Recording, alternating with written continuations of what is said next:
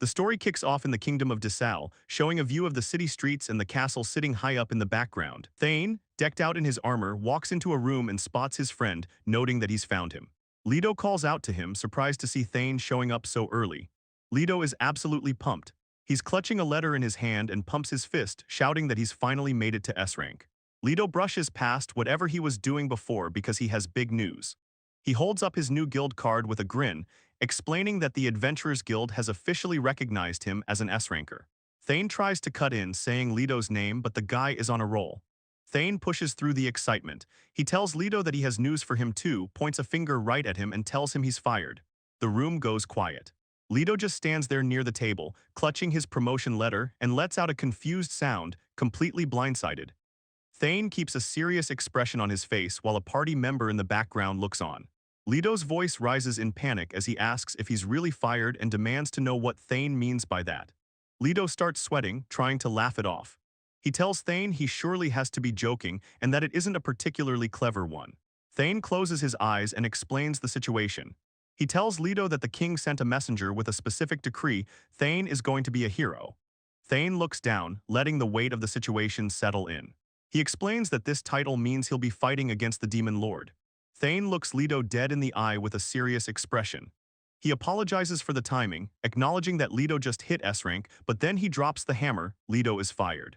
Thane gestures with his thumb to someone behind him, explaining that this new guy is going to take Leto's spot in the Holy Wolf Dragon Party. A massive figure in full plate armor with a bucket helmet steps up. He introduces himself loudly as Gust of the Night. Leto is sweating, looking completely confused. He stammers, asking Thane to wait and demanding to know what he's talking about. Thane starts listing off the reasons without holding back. He compares Leto to their healer, Elena, telling him that he can't help the party as much as she can because his recovery magic is just second-rate. He keeps going, pointing out their mage Dill. Thane says Leto's offensive magic isn't as good as Dill's, and to top it off, he's not as good at melee combat as Thane is either. Back at the table, Thane delivers the harsh truth.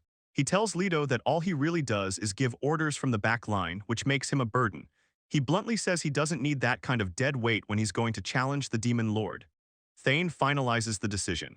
He explains that to fill the roster, he's bringing in Gustav, noting that the guy is a former Knight of the Kingdom with actual solid skills. Leto starts panicking. He tries to stop Thane, insisting that this isn't right and that Thane is wrong, bringing up his new S-rank status again as a defense. Leto is desperate now, clutching his book. He starts bargaining, promising that he'll be more strategic when he gives out orders and trying to list other things he can do, but he's scrambling. Thane loses his patience completely. He shouts for Leto to shut up, emphasizing the point by slamming his heavy metal gauntlet onto the table with a loud clank. He gets right in Leto's face, looking furious. Thane snaps at him, demanding that he just stop his mouth from moving already. Thane continues his rant, leaning in aggressively. He asks Leto if he has any clue how long he's been fighting on the front lines, all while Leto has been leisurely sitting back and barking orders from a safe distance.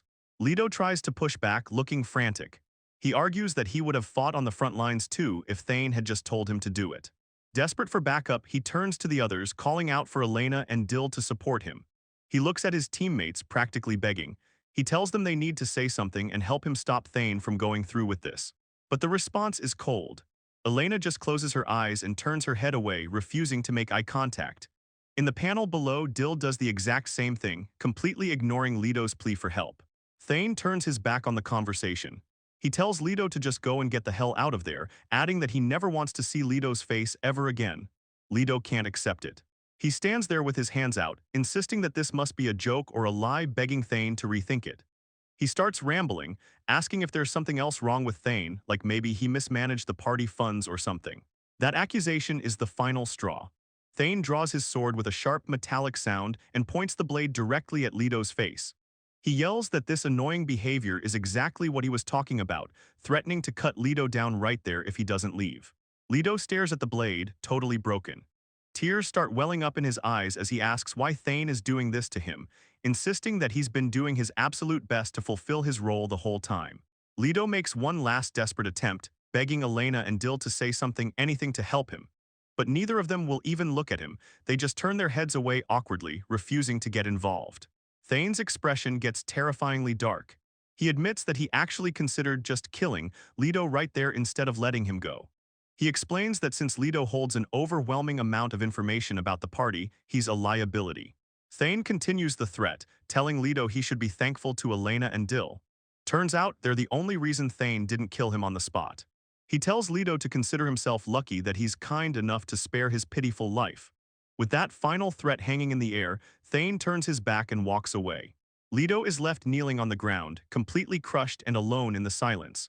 Before leaving, Gustav, the new guy in the bucket helmet, decides to offer some twisted encouragement. He cheerfully tells Leto not to be discouraged, adding that Leto will surely be comforted when he hears about all their future heroic exploits. Hold up. Smash like and subscribe for more hidden manga gems. Now, I dare you to comment, I'm loving it. I bet most of you won't do it. Alright, let's continue. Defeated, Leto walks through the town streets alone while bystanders watch him pass. And just like that, Leto is officially expelled from the hero's party. The story notes that after this event, he completely disappears from the city. Moving on, the scene shifts to a tavern. Leto is sitting at a table by himself, slumped over a mug while other adventurers eat and drink around him. A waitress approaches his table, looking pretty concerned. She calls out his name and warns him that if he keeps drinking like this every single day, his body is going to break down eventually. Leto doesn't want to hear it. He lays his head on the table, face flushed from alcohol, and tells her to shut up. He mutters that he simply doesn't give a shit anymore. Someone in the bar shouts that you can't drink water at a bar, which sets Leto off. He slams his fist on the counter and screams that he said he wanted another beer. Emmy immediately shuts him down, telling him that for a drunkard like him, they are officially sold out. Just then, a customer in armor waves his hand and calls out to Emmy for a beer. Emmy's attitude does a complete 180 as she puts on a cheerful smile and rushes over to serve him. Leto, completely ignored, faceplants onto the wooden table. He groans for everyone to shut up and then whines that he doesn't want to be an adventurer anymore. Emmy walks away to attend to other customers, leaving Leto slumping alone at the counter. But she stops and glances back with a worried look. She calls out to Leto and tells him he really needs to start taking requests from the guild and get back to work. Moving on, the scene shifts to a different table where a girl with short hair and a headband is sitting. She looks incredibly nervous, her heart audibly pounding in her chest. She frantically looks left and right, trying to work up the courage to say something. As Emmy walks past with a tray, the girl stammers to get her attention. Emmy stops and asks what she wants. The girl finds herself staring right at Emmy's chest, causing her to blush and fidget awkwardly. She manages to squeeze out an order for a beer. Emmy chirps that it'll be 350 dim. The girl's jaw drops and she panics, completely shocked by the price. The nervous girl stammers out an awkward agreement to the price, clearly overwhelmed. Emmy yells out for her to wait a moment while she gets the drink, leaving Leto just slumping there in the background. Leto, still face down on the counter, opens one eye. He decides to actually take a look at what's going on with this new girl. He starts analyzing her from afar. He notes that just by the way she moves, it's obvious she has zero combat experience. Then again, he admits to himself that he doesn't exactly know enough women to be an expert on the subject. He keeps observing her, noticing that compared to Emmy, she has a pretty thin build. But looking closer, he realizes there's more to her than that. He spots that her legs actually have solid muscle with a decent core, and her arms are muscular too. He wonders if maybe she used to work as a farmer or something before coming here. Suddenly, the girl is talking to someone. She answers a question, stating that she came here from Merca village. Two guys have walked up to her table. The leader, a big guy with a headband and a scar on his face, asks if she happens to be a newbie adventurer. He follows up by asking if she's registered at the guild yet. The girl looks pretty intimidated by them and quietly admits that no, she hasn't done that yet. The guy takes the lead and introduces himself and his partner. He tells her they are the Quicksand Hawk party and mentions they are currently looking for new members. He looks her dead in the eye and tells her that she looks like she's got potential, so he decided he wants to recruit her right then and there. The nervous girl asks if he's really talking about her, sounding unsure. The headband warrior smiles and confirms it, telling her that if she wants, maybe they can even be friends. Leto watches the whole interaction silently from his spot at the counter, resting his chin on his hand. Suddenly, a wooden mug slams onto the table right in front of him. Emmy serves his drink with some serious force, startling him. She just stands there staring at him with her arms crossed. Leto looks confused and asks what this is about, mentioning he thought she said they were sold out. Emmy ignores the question and hits him with some advice instead. She tells him that staying on the sidelines can make a person just as guilty as the culprit, and she's sure he knows exactly what she means. She walks off saying she hopes he gets it, leaving Leto to sip his drink in silence. Over by the table, the headband warrior decides it's time to move and tells his group to get out of there. His partner agrees and starts walking, but the nervous girl is panicking, asking them to wait. Leto finally speaks up. He calls out to them, confirming that the girl isn't registered with the guild yet. He reminds them that she can't officially take on any requests until she's actually registered. The headband warrior turns around annoyed and asks who the hell this old man is. Leto visibly twitches at the insult. Leto calmly finishes his thought, noting that what he said is just basic knowledge. The headband warrior isn't having it, though. He tells the old man to shut the hell up and stop interfering with other people's business, warning him to back off if he knows what's good for him. Then he escalates things immediately. The headband warrior draws a knife and says that since it doesn't look like Leto is going to back down, he's going to have a taste of his blade. Leto stares the guy down and tells him it's actually really simple. All he has to do is get the girl registered. He asks if the guy was honestly planning on doing something else instead. His expression gets deadly serious as he asks the headband warrior if he's really willing to die just to avoid taking a simple trip to the guild registry. The headband warrior snaps completely. He screams at Leto to shut up and die, swinging his knife with everything he's got. Leto doesn't even dodge. He brings his wooden beer mug up and catches the knife blade right in the wood. The mug cracks under the force, but it stops the blade cold. With the knife still stuck in his mug, Leto calmly chants a spell, Fireball. A massive explosion blasts out from the point of impact, knocking the headband warrior backward in a cloud of smoke and debris. Leto moves instantly. Before the smoke even clears, he has his sword drawn and the blade pressed against the ponytail guy's gut, freezing the second man in his tracks while the leader recovers from the blast. The nervous girl watches from the sidelines, completely blown away by how fast he moved. On the floor, the headband warrior panics, realizing this guy is a high-level swordsman. Leto corrects him though, saying that swordsman isn't quite the right label. Leto rests his sword on his shoulder and grins, explaining that he's more of a jack of all trades. But he makes sure they understand one thing clearly: he is an ex-adventurer. The nervous girl is totally starstruck now. Her eyes sparkle as she tells Uncle Leto that what he just did was really, really cool. The girl awkwardly calls him ex-adventurer uncle, but Leto shuts that down immediately. He tells her first off he's not her uncle, but then he asks for her name. Shifting gears, Leto addresses the situation they just dealt with. He gives her a serious warning. She should never, ever help with someone's request until she is officially registered as an adventurer. Back to the introductions, the girl bows politely and says her name is Sheath from Merca Village. Leto decides to keep things simple and introduces himself using an alias. He tells her to just remember him as Red. Leto starts breaking down how the system works. He explains that the guild basically acts like an agency, providing things like safety insurance for adventurers. Sheath looks a bit confused by the administrative talk and simply asks why that matters. Leto lays out a grim hypothetical. He says if she were to kick the bucket, which he hopes doesn't happen soon, the guild would look into whether foul play was involved. They act as a shield to protect members from getting betrayed. The reality sinks in for Sheath. She realizes that if she isn't registered and gets killed in a worst-case scenario, the guild won't even bother investigating it. Leto confirms that she's pretty much got it right. He explains the logic behind the cold policy. If someone gets killed during a quest and they aren't registered, for all the guild knows, that person could be a criminal. It's not worth their time investigating outsiders. It saves them resources so they don't waste time on random crimes that have nothing to do with their business. Sheath is visibly shaken by how close she came to danger and tells him she had no idea, thanking him profusely for saving her life. Leto casually lights up and tells the kid she's got the wrong guy. He points out a red-headed girl across the room and says that's who she should really be thanking. Leto redirects the gratitude immediately. He points a thumb over his shoulder and tells Sheath that the waitress is the one who actually told him to save her. He instructs the kid to make sure she properly thanks the waitress instead of him. The information goes right in one ear and out the other.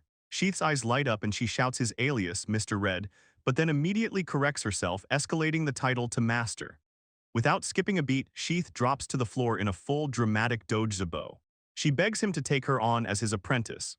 She pleads her case desperately, claiming she's really quick with her body and can learn so much from him, practically shouting for him to teach her how to live as an adventurer. Leto panics and tries to shut this down. He stammers, telling her to wait a minute because he has absolutely no desire for any apprentices. He grabs her arm and tries to physically haul her up from the floor, insisting he was just helping out and that she needs to keep her head up. It's too late, the damage is done. The tavern patrons start whispering among themselves, questioning if they just heard the word apprentice. Leto hears the chatter starting up and realizes he's in trouble. The mood in the room turns against him fast. The crowd starts judging him, murmuring about how he won't even help a girl who's begging on her knees. Leto looks over and sees Emmy the waitress giving him a cold, judgmental glare. He mentally freaks out, wondering why that woman is just watching him struggle instead of helping. Leto tries again to force Sheath to stand up, commanding her to raise her head. Sheath completely refuses, slamming her head back onto the floorboards. She screams that she doesn't want to and won't move a single inch until Master Red agrees to make her his apprentice. Unable to handle the public embarrassment any longer, Leto cracks. He shouts that he gets it, fine, he'll do it. He just desperately begs her to stop this childish behavior because the entire tavern is watching them. Sheath is absolutely beaming now. She cheerfully thanks her new master, clearly thrilled that he finally caved in. Leto, on the other hand, is questioning his entire existence. He holds his head in his hand, wondering aloud how this even happened. Down at the table, Emmy just gives him a playful wink, knowing she successfully trapped him into this. Leto grumbles about that woman under his breath. Emmy just drops off a plate of sausages and whistles a happy tune as she walks away, leaving him to deal with the situation she helped create. Time to get practical. Leto asks Sheath strictly how much money she has on her. Sheath answers between bites of food that she has just a little over 1,000 dims. Leto starts breaking down the costs. He explains that the guild charges a 500 dim registration fee right off the bat. He does the math and points out that leaves them with only 500 dims. He moves on to the next important question and asks what kind of equipment she currently has. Sheath puts a single weapon on the table. She apologizes to her master, admitting that this dagger is the only thing she owns. Leto asks to see it. He takes the weapon and tells her to just go ahead and eat while he inspects the dagger, needing a moment to concentrate on it. He unsheathes the blade and takes a close look. He notices the engraving looks like a flying dragon, which he finds interesting. But then he freezes. He realizes the blade might actually be made of mithril. Sheath pipes up with some backstory. She explains that a hunter back in her village taught her self-defense and gave her that knife as a goodbye gift. She adds that if there's a problem with it, she's totally fine with selling it, as long as she gets a replacement weapon in return. Leto gets dead serious and tells Sheath to listen closely to what he's about to say. He instructs her that she has to keep that item on her at all times, no matter what. He lays down some strict ground rules. He tells her never to leave it with anyone, not even him, and to avoid showing it off around strangers. Most importantly, he warns her to never, ever even think about selling it. Sheath quickly agrees to his orders, calling him master, but she can't help checking. She asks if the weapon is really that big of a deal. Leto explains that just looking at the engravings proves the weapon is first-rate. He points out that only a master craftsman could possibly carve something that detailed onto a weapon. Sheath acknowledges the info, but she has a follow-up question. She asks if a dagger like this can actually be used to kill demons or similar monsters. Leto hesitates, admitting he's not sure if a standard dagger would be enough to take down a demon. He notes that daggers are usually meant for self-defense, especially for people who can't handle swinging large swords around. But before he gets too deep into that, he switches gears. He asks Sheath what kind of work her family did back home. While she thinks, he finishes his thought on the weapon. He clarifies that this dagger is a special case. It's sharp enough that she could easily pierce through high-grade armor with it. Sheath answers his earlier question enthusiastically. She reveals that her father was a lumberjack, and he actually taught her how to swing an axe so she could help him out in the woods. Hearing that gives Leto something to work with. He looks at his new student and announces that it's time for advice number 1. Leto gives her the most important piece of advice first. She needs to choose a weapon that makes her feel the most at ease when holding it. Sheath looks a bit confused and asks if he really means finding the right weapon based on feeling. Leto confirms, explaining that everyone has their own personal preferences for what they use in battle. However, he points out a reality of the trade. Hardly anyone would ever claim a dagger is their primary weapon. He breaks it down for her, explaining that short blades like daggers are usually just for self-defense because of their lack of reach, unless the user happens to be a specialized assassin. Sheath gets the logic, realizing that a longsword would normally be the better option.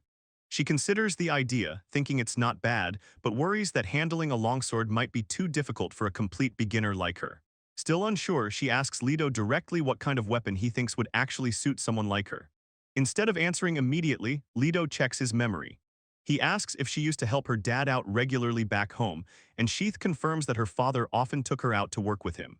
Leto asks for a reminder on exactly what her dad's occupation was, recalling she mentioned it once before. Sheath happily replies that her dad works as a lumberjack. That seals it for Leto.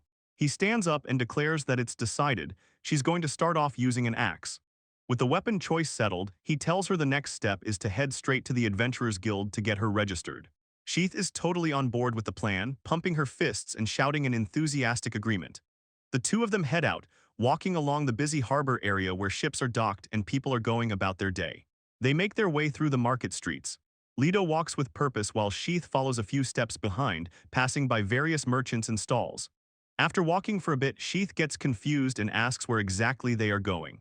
Leto doesn't even turn around, just telling her to stop asking so many questions and quietly follow him.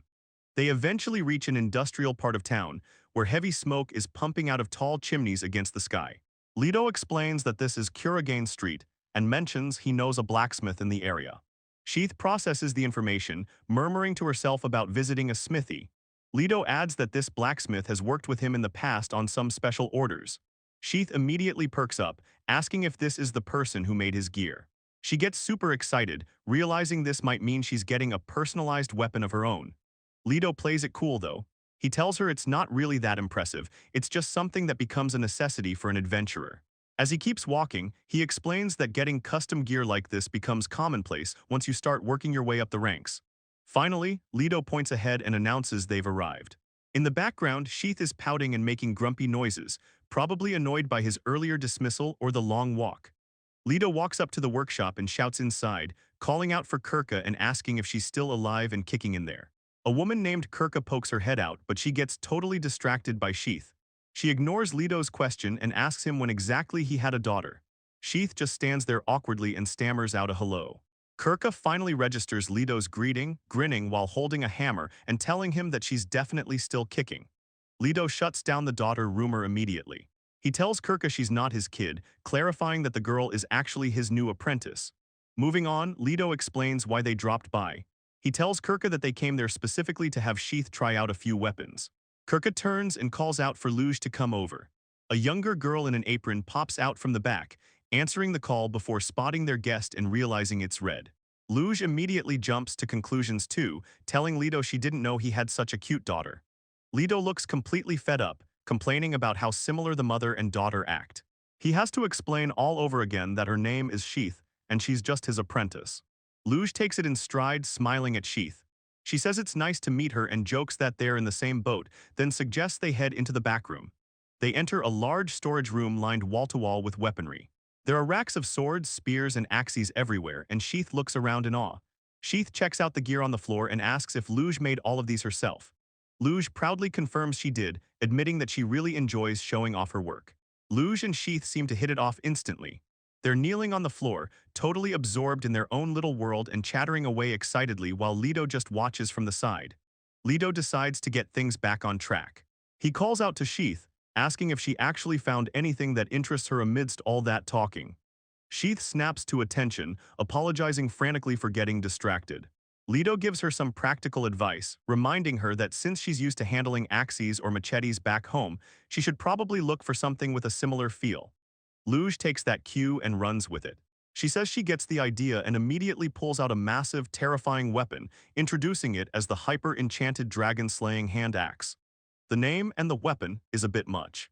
Leto and Sheath both just stand there with blank expressions, letting out a confused noise in perfect sync.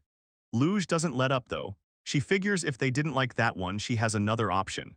She pulls out something even crazier called the Extreme Flaming Murder Hatchet. Sheath looks absolutely terrified and asks what is going on, while Leto just sweats silently in the corner. Leto decides he better step in before Luge pulls out a world-ending guillotine or something. His eyes scan the room and catch something leaning against the wall. He points it out, asking Luge about that specific weapon over there and checking if she made that one as well. It's a heavy-duty piece of gear, a black and silver axe with a unique, almost mechanical design that looks much more practical than the murder hatchet.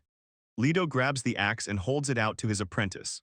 He tells Sheath to go ahead and try holding this one for a bit. Sheath gives the new axe a test run and is immediately impressed by how nicely it swings. She notes that despite its heavy, rugged appearance, it handles just like the lumberjack axes she's used to back home. The weapon isn't just a simple axe though. As she handles it, a mechanism clicks into place and the weapon shifts forms with a sharp swishing sound. Luge watches them, pointing out that swinging isn't the only thing this weapon can do. She tells them there's actually a secret function built into it that she wants to demonstrate. She activates the mechanism, extending the weapon's reach significantly. Sheath is completely blown away by the transformation and yells out that it's the coolest thing she's ever seen. That seals the deal.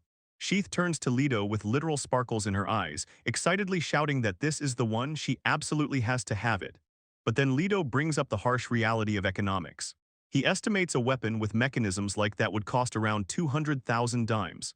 Sheath freezes up, stammering in shock at the massive price tag. The excitement instantly drains out of her as she admits she only has 500 dimes to her name. Leto steps up to save the day, telling her to cheer up because he's willing to lend her the money she needs. However, Luge throws them a curveball. She cheerfully announces that 500 dimes is actually fine by her, explaining that she considers this specific product a failure. Leto is momentarily stunned, wondering if she's serious, but he quickly clears his throat and accepts the deal before she can reconsider. Just then Kirka, Luge's mother and the shop owner, makes an appearance, having overheard the exchange. Kirka explains that letting the weapon go for cheap is part of Luge's training to build up her own clientele. She then instructs her daughter to perform some final maintenance on the axe before handing it over, and Luge snaps to attention, agreeing immediately. Sheath looks down at her new gear, inspecting the fit. She mentions the armor, deciding that for now, she's happy enough just having the lower half of her body outfitted properly. Kirka gives her a big thumbs up, telling her to come back for the upper half once she's actually earned some more money. Sheath happily thanks her for the help. As they leave the shop, Sheath is full of energy, telling Leto she was asked to get started immediately. Leto, walking ahead of her, just dismissively mutters that it's useless. He holds up 2 fingers to get her attention. He announces advice number 2 and tells her flat out to party up with others who are at the same level as her. Sheath completely ignores the practical advice and spirals into a fantasy, yelling about friends, overcoming death, fostering trust, friendship, and love. Leto immediately cuts in, telling her not to get any weird illusions about how this works. He holds up 4 fingers this time. He explains that as a basic rule, a party consists of 4 people. He emphasizes the number 4 again, noting that it's a standard guild regulation in case she was wondering. Leto says they need to find the other 3 members. Sheath pauses, looking confused. She asks if he means her and Master plus 2 more, assuming Leto is part of the count. Leto makes her repeat the previous advice. Form a party with other people of the same level. Sheath finally connects the dots, realizing that since their levels are different, he isn't joining her party. Leto explains the logic using a diagram. He says that if party members have different abilities or levels, it's just a recipe for trouble down the line. The diagram shows a level 40 warrior carrying 2 nervous low-level newbies. Leto mocks the common mindset where beginners think it would be nice to have at least one person with experience to carry them, showing how the high-level guy ends up doing all the work. Sheath stares intently at the back of Leto's head, giving him a piercing look.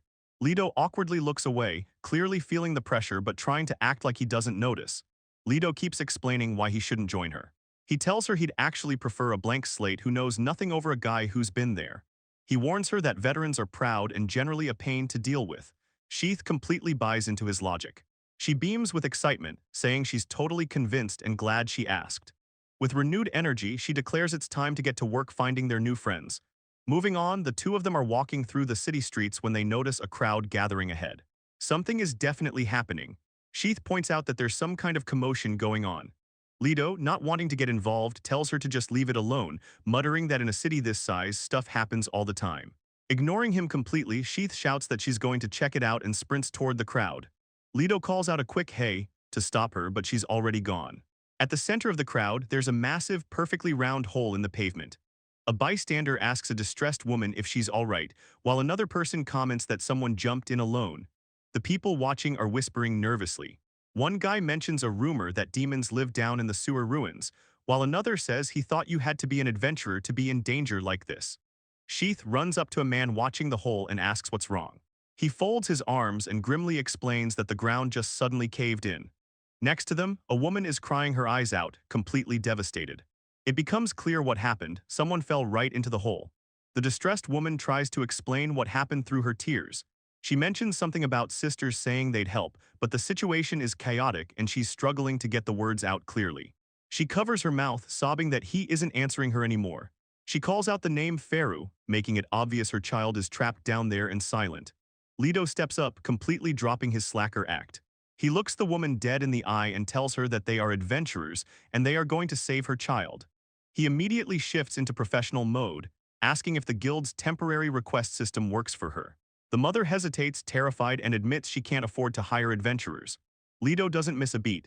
He lies smoothly, telling her that since they are just starting out as a team, this will cost her less than 2,000 dimes, a dirt cheap price. The mother looks at him, stunned by the offer. He turns to Sheath and orders her to get her guild card out. Sheath snaps to attention and grabs it immediately. Leto holds the card out for the mother, instructing her to press her finger on it to seal the contract, adding that she can pay the fee later. She agrees, trembling as she authorizes the request. With the formalities done, Leto declares that they're good to go on their first job. He tells Sheath he's making a special exception to help her out this time, and she pumps her fist, ready for action. Leto turns his attention to the bystanders. He orders the crowd to back away from the unstable ground and asks for a volunteer to run to the water department to explain the situation. Without wasting another second, Leto jumps straight into the dark hole. As he falls, he tells Sheath to get a move on and follow him down. She acknowledges and prepares to jump in after him. The scene shifts to the dark, damp interior of the sewers, where water flows through the brick tunnels. Sheath is covering her mouth and nose, clearly struggling with the stench. Leto tells her she'll get used to the smell eventually, but right now she needs to focus. He warns her to pull out her axe sword since there's a chance they'll run into sewer rats or goblins down here. As she draws her weapon, Leto coaches her on how to handle the fight. He instructs her to listen, aim for the head, and never hesitate. He adds that the only way to truly learn is to get used to it out in the field. Leto casts a spell called Light Floating Ball, creating a glowing orb to illuminate the darkness around them. With the light guiding them, Leto signals that they're moving out, and the two of them start walking deeper into the sewer.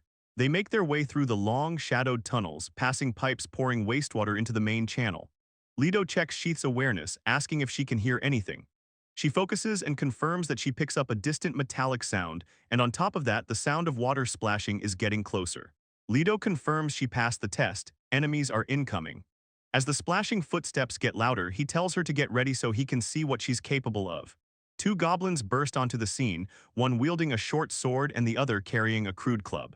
Leto quickly analyzes the threats, calling out that they have swords and long-handled weapons. He tells Sheath that she can handle this fight on her own, and she shouts back a confirmation, ready to engage. The training wheels are off. Two goblins appear in the tunnel, screeching as they spot the intruders. Leto is coaching her in real time. He yells at her not to just charge in blindly, instructing her to bounce back from the attack first. He adds that she should only take an opening when she actually sees one, and Sheath shouts back a confirmation. The goblin swings, and Sheath manages to get her axe sword up in time to block the hit. She lets out a heavy breath, relieved she didn't just get taken out. She follows up with a solid kick that knocks the creature back, but immediately after doing something cool, she grabs her head and starts freaking out. She swings her weapon down hard, crushing the goblin. Sheath immediately starts celebrating, yelling that she did it, but Leto cuts in sharp and fast, telling her to stay alert because the fight isn't over. Sheath is completely losing her composure, spinning around with swirly eyes and screaming in confusion. Leto just facepalms, looking at her like this is exactly what he expected would happen. The second goblin lunges with a thrusting attack. Sheath is still scrambling and barely manages to deflect the wooden spear with the haft of her weapon, grunting under the pressure. She's wobbling on her feet, totally shaken, so Leto steps up right behind her and brutally tells her to get her head out of her ass. He leans in close, keeping his voice steady. He explains that she can avoid a thrust attack if she actually watches the movement. He tells her she can do this and that she should be able to see it coming. That snaps her back into reality. Sheath shouts that she understands, gripping her weapon tight and staring down the remaining goblin. The training session ends abruptly as the goblin hits the floor, defeated. Sheath is standing there panting heavily, completely winded from the fight. Leto doesn't give her a break though, he tells her they need to keep moving immediately. They start running through the damp dungeon tunnels, their boots splashing in the water. Sheath calls out to her master, alerting him that she hears a sound coming from nearby. Leto confirms he hears it too, telling her the source is just up ahead. They round the corner and run straight into a nightmare scenario. The area is packed wall-to-wall with goblins. It's not just a small group, it's a legitimate horde swarming the ruins. Sheath spots someone in the middle of the chaos and points her out to Leto. Standing amidst the ruins is a woman holding a staff, looks like a healer or a mage, and she's visibly exhausted. Leto calls out to her, checking that she's still safe. The healer woman tries to put on a brave face, saying it's okay, but then immediately admits the reality of the situation. There are way too many enemies for her to handle alone, and things have spiraled out of control. Leto takes charge instantly. He shouts for Sheath to move out, giving her specific orders to take the enemies down one by one and to make sure they stay down. Sheath doesn't hesitate and shouts back a confirmation. Leto doesn't wait around. He dashes straight into the fray, his blade clashing with the first goblin that gets in his way as he cuts a path forward. He pulls back his weapon, eyes locked on the swarm. He decides he's not going to waste time picking them off slowly. He tells himself he's going to wipe the whole group out in one move. Leto raises his weapon and chants an incantation, calling for the many-flowing rain. He unleashes a skill called Rain Arrow, and dozens of energy projectiles pour down from above, slamming into the goblin horde. The goblins don't stand a chance. They start dropping left and right as the magic arrows pierce through them. The healer woman sees the tide turning and shouts that this is their chance, while Sheath just watches the devastation, looking a bit surprised by the firepower. With the horde defeated, Leto surveys the room and confirms they're in full control of the situation. He turns his attention to the healer woman standing near the wall and notes that she doesn't look injured. He decides to keep things simple with introductions.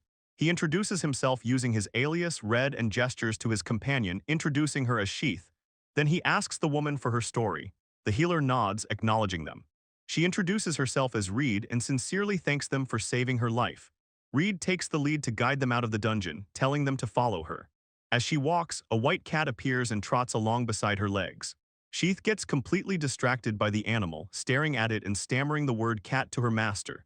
Leto ignores the fascination and just tells her it's time to head back. Later on, the scene shifts to a tavern. Huge wooden mugs clash together as the group shares a toast. Sheath is busy doing math on her fingers, calculating their earnings. She figures that with one goblin worth 550 dims, 27 bodies brings the total to 14,850 dims. Leto places a stack of bills on the table. He explains the breakdown, mentioning the commission deduction, and hands over roughly 15,000 dimes. The table is absolutely loaded with roast chicken, fish, soup, and bread. Leto looks over the spread and tells everyone to dig in. Reed looks at the food and the money, clearly overwhelmed. She tears up and asks if this is really okay, seemingly confused about why she is receiving money or such good treatment when she was the one who needed saving. Sheath raises her mug high, looking super happy with herself. She tells the group that Reed said the feast is totally fine since they accomplished the request as a team. Leto takes a swig from his drink and agrees that Sheath has a point. He adds that Reed should at least make use of the temporary request system to keep things official. Reed quietly apologizes for the trouble, but Leto isn't having it. He bonks Sheath on the head while telling them that helping people is exactly what adventurers are supposed to do. Sheath yells out in pain from the hit. Leto calls Sheath a dumbass while she rubs her sore head. He turns his attention back to Reed and gets serious, telling her that the adventurer dispatch system is the cornerstone of the guild, and since she's an adventurer herself, she shouldn't try to deny her place in it. Reed looks down and admits that Mr. Leto is right. She explains that she wants to take responsibility for her own work, but since she can't offer money as compensation, she finds the situation difficult. Then something clicks for her. She looks up sharply and asks how he figured out she was a member of the Golden Church. Leto notes that, as expected, the Sisters of the Golden Church really are different from regular folks. He explains his reasoning, pointing out the specific embroidery on her dress. He recognized the symbol of the sickle on the wheat, identifying it as the mark of the state religion from the Cirrus festival out in the west. Reed's expression softens into a gentle smile at the mention of her home. She agrees, describing it as a nice place that's peaceful, calm, and cheerful. She confirms his deduction, stating that she is indeed from Syracuse. Sheath, busy stuffing her face with food, chimes in to say she's never been to Sirith. Leto takes a moment to ask Reed why exactly she decided to become an adventurer in this country, while Sheath just happily munches on her food next to him. Reed explains that being an adventurer makes the most sense for her. It makes traveling easier, helps her gather information, and lets her earn money all at the same time. She reveals the main reason for all this is that she's actually looking for someone. She figured the most populated area in the city would be the best place to start her search. Reed adds that she's lucky to have a talent for light magic, specifically the golden variety, and mentions she's actually used to wielding a scythe on a daily basis. Leto brings up the fight at the old sewer site, verifying that despite her skills, that was actually the first time she'd ever been in real combat. Reed confirms that's true. She says that once she figured out she could just cut off the enemy's legs, it got easy, though she admits it was a pretty close call overall. Sheath gets curious and asks if the golden formula of light magic is different from the ordinary kind. Reed clarifies that basically they're almost exactly the same.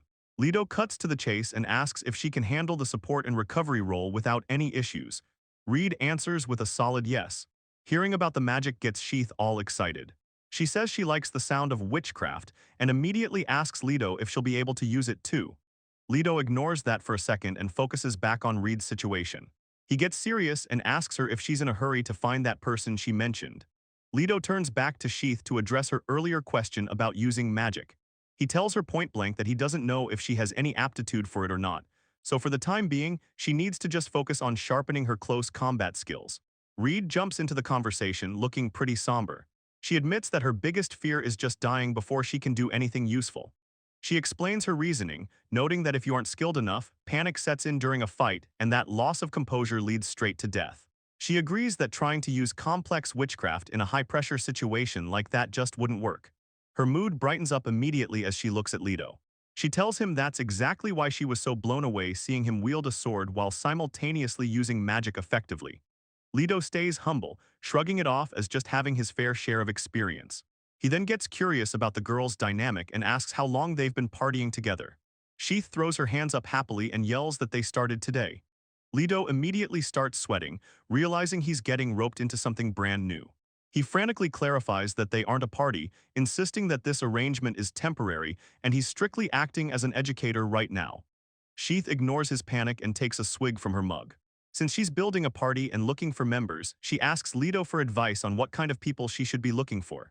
She starts brainstorming out loud, wondering if she should grab a magician or maybe a clergyman to round things out. Leto offers some practical advice, suggesting she pick someone who can handle themselves in close quarters. He explains that having frontline fighters increases the survival rate of the entire party. Sheath nods, agreeing that makes sense. Leto elaborates on the perfect synergy. He describes a fighter who can handle melee combat but also use magic, basically describing himself, and points out that if Reed can support that person with recovery magic, she'd be the perfect fit for the job. Sheath looks at Leto with a puzzled expression. After hearing his description of the perfect hybrid fighter, she asks him how she's supposed to actually find someone like that. Reed speaks up from the side, smiling awkwardly. She admits that she's been thinking about forming or joining a party as well, but simply didn't know how to go about it. Reed adds that she has the same problem finding teammates. While she's talking, Leto decides Sheath is being too dense, so he delivers a sharp kick to her shins under the table, making her yelp in pain. Leto stares Sheath down, looking annoyed at her lack of awareness. He tells her plainly that her best potential party member is sitting right in front of her. Sheath connects the dots. She reasons that since Leto already made it clear he didn't want to join the party, he must be talking about the girl sitting next to him. It finally clicks for her that he means Reed. Reed smiles, confirming the dynamic. She notes that since Leto can handle both magic and close combat on his own, her specific skill set is a good match for the group. Sheath stands there puffing her cheeks out in a pout, looking a little salty about the situation or perhaps just embarrassed that she needed the hint. Reed's expression brightens into a genuine smile. She admits she can be a bit of a loose cannon, but she tells them she's looking forward to working together. Sheath's mood flips instantly and she eagerly grabs Reed's hand. She begs Reed to join the party, selling it by saying that joining means Reed can also get training from her master. Leto, hearing this from the sidelines, tells Sheath to stop talking about him like he's a free bonus gift included with the purchase. Sheath ignores the complaint and raises her mug for a toast, cheering to Leto that this makes 2 more members. Leto immediately brings her back to Earth, warning her that she isn't going to find anyone else as good as Reed easily. Sheath's excitement vanishes, and she asks him what she's supposed to do then. Answering her question about finding teammates, Leto holds up 3 fingers and drops his third tip. They need to start accepting joint requests. He tells her the key is to work with all different kinds of parties. The scene shifts to illustrate the concept, showing adventurers gathering around the quest board to look for work. Leto explains the catch first. Since the commission is divided by the number of parties involved, they'll lose a chunk of the reward money. But he insists there are benefits that make it worth the pay cut. He breaks it down further, explaining that a joint commission is basically a way to fill in for missing party members. It allows a single request to be accepted by more than one group so they can combine forces. Reed catches on quickly. She realizes that by teaming up this way, she'd be able to take on much more difficult requests than she could handle on her own. Leto points a finger up, confirming she's got it. He agrees that in terms of efficiency, it's way better to have 4 people ready on the spot to tackle a request as a single unit. But then he throws a question back at them, asking why they think people don't just do that from the start. Sheath looks surprised as the answer clicks in her head. She asks if it's because they're vetting the members, just like they're doing now. Leto confirms she's correct. He points out that not just anyone can be a permanent member of a team. He elaborates that by working with temporary allies, you get to see exactly what they're capable of in a real fight. The strategy is to rinse and repeat the joint request process with the best performers until they form a solid party. Sheath is completely sold. She praises her master for the brilliant plan, clenched fist raised in excitement. Wasting no time, she declares that they need to go look at the joint request proposals right away. Leto wraps up his lesson on joint requests. He explains to Reed that by working alongside a variety of other parties, they'll be able to clearly see their own team's weaknesses and where they're lacking. Reed absorbs the advice, seeing the logic in his plan. Theory time is over, so the group moves to the quest board to put it into practice. They stand there scanning the messy wall of papers, humming and hawing as they look for a good match. Sheath spots the first potential candidate. She points out a group called Yumahari no Tsuki, the Moon of Bowstring, and reads that their request involves exterminating undead in an abandoned cemetery. She quickly finds a second option and asks her master for his opinion. This one is from a party called Oracle Beads, and they're looking for help hunting giant mushrooms in the woods. Leto weighs the options in his head. He notes that the Moon group is a rank E duo, which is pretty low level. On the other hand, Oracle is rank C. He grimaces, realizing that if he joins a rank C party while posing as a newbie, he's definitely going to get looked down on. He decides to avoid that headache. They decide to go with the Moon of Bowstring. At the reception counter, the staff member informs them that the other party will be there tomorrow at 10 o'clock a.m. Sheath cheerfully agrees to the time slot. But the moment the logistics are settled, Sheath's happy demeanor vanishes. She freezes up, sweat running down her face as a harsh reality sets in. Walking away from the counter, Sheath looks totally defeated, muttering that she knew this would happen. Leto tries to comfort her, pointing out that even the cheapest adventure hotels aren't actually that expensive if you use them regularly, but it's clear she's completely broke. Reed catches on to the conversation and looks shocked, asking if they're seriously planning to sleep outside in the fields. Leto realizes the difference in their situations. Reed has funds and stays at the inn, while Sheath is essentially homeless. Leto isn't about to let his apprentice sleep on the streets alone. He points a thumb at himself and assures Sheath that he'll stay out in the field with her for the meantime. Sheath completely short-circuits at Leto's offer, asking if he really means he's going to be sleeping right there with her. Reed is just as flustered, covering her mouth in total shock at the indecency of it all. Leto immediately takes their reaction the wrong way. He gets defensive, asking what the hell their problem is and if they don't want to be around him. Sheath panics, waving her hands and frantically trying to explain that's not what she meant at all. Reed recovers and makes a decision. She tells them she's in too. She figures if Leto is there, Sheath will be safe, so she thanks him for the protection. Leto double-checks if the healer is really okay with sleeping in the dirt, but she insists she's used to it. He shrugs it off and tells them to follow him, leading the group down to a spot under a bridge by the canal. Once they're under the stone archway, Leto turns it into a lesson. He explains that this specific spot protects them from being attacked from behind or above. Sheath immediately switches into student mode, noting the tactical advice. Leto whips out a large sheet and snaps it open to create a makeshift resting area on the pavement while Sheath watches. Leto offers to take the first watch so the girls can get some sleep, but they both shut him down instantly. They yell that this is also a training exercise, refusing to take the easy way out. Leto settles down on the ground, listening as Sheath starts getting sentimental. She admits she feels like she's dreaming. Just yesterday she didn't even know if she could be an adventurer, but now, thanks to her mentor, everything has changed. Sheath lists off everything that went down today, buying her own weapons, following Leto's instructions, and meeting Reed. It's a lot for her to process all at once. Reed smiles, holding onto her staff. She agrees with the vibe, wondering out loud if she's stuck in a dream too. Leto lies awake, staring up at the underside of the bridge. He starts getting philosophical, thinking that while anyone can technically become an adventurer, staying one is the actual hard part.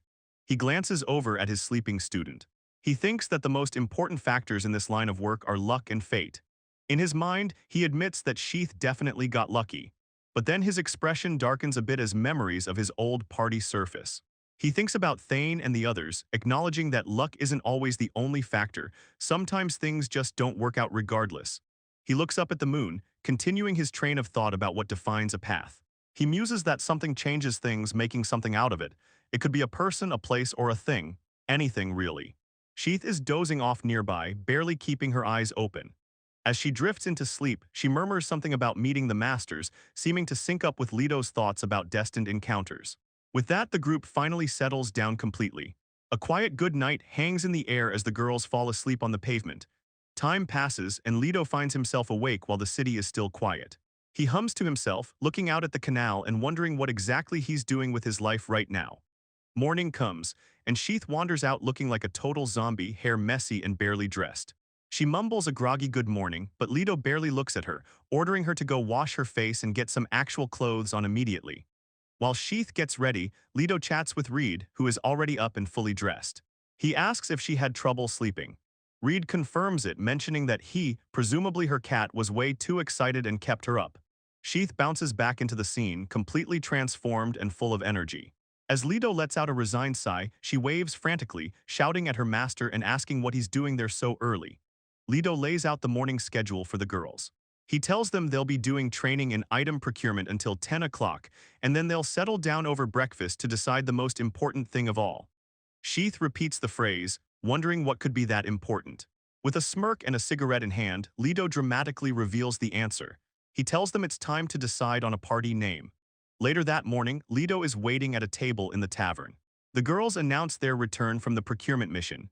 Sheath presents her haul first. She lists off potions, antidotes, and holy water, proudly stating that the total cost came to 32 dimes. Leto doesn't react much to her, immediately turning to ask how Reed did with her shopping list. Reed reveals her results. She managed to get everything for a total of 29.50 dimes, and she even secured a magic potion as a free bonus. The results are clear. Leto declares Reed the winner of the challenge. Reed smiles shyly at the praise, while Sheath slumps over, muttering about losing.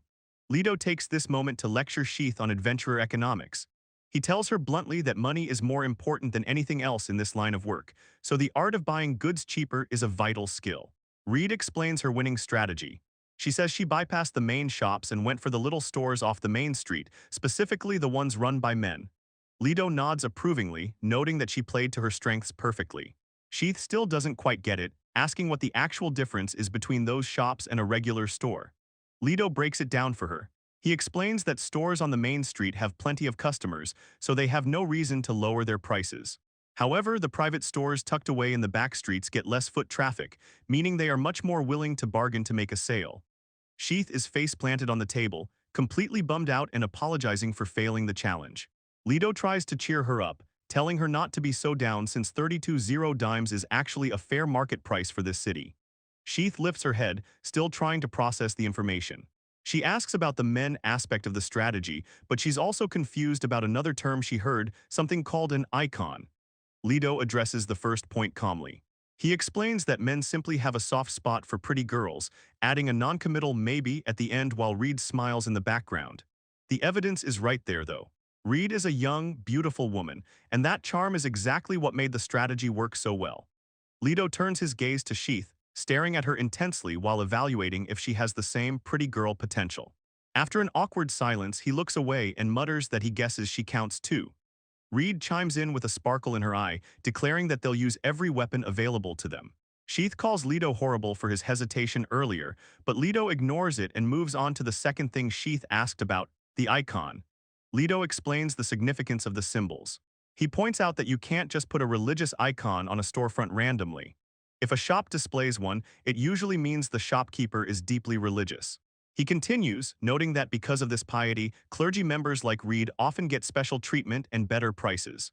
Reed confirms this is true, remembering how her own father used to sell firewood to priests at a discount back home. Leto gives her a casual salute, telling her she did a great job exploiting that advantage. Reed gets flustered by the praise, blushing as she clutches her chest.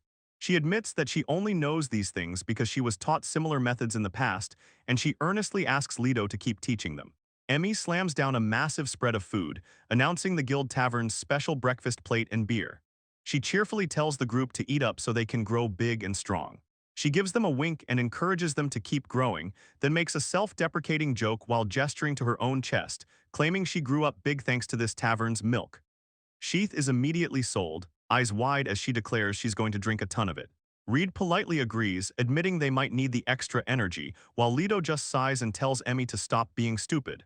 With breakfast sorted, Leto decides it's time to get down to business. They need to name the party.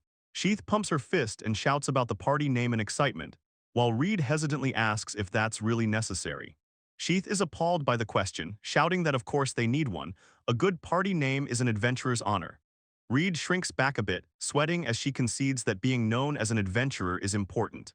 Leto explains the logic, telling them that the party name is actually the only thing they get to decide for themselves. He points out that once you hit higher ranks, people start giving you nicknames and titles without asking for permission. Sheath is already tuned out, stuffing her face with bread and chewing happily.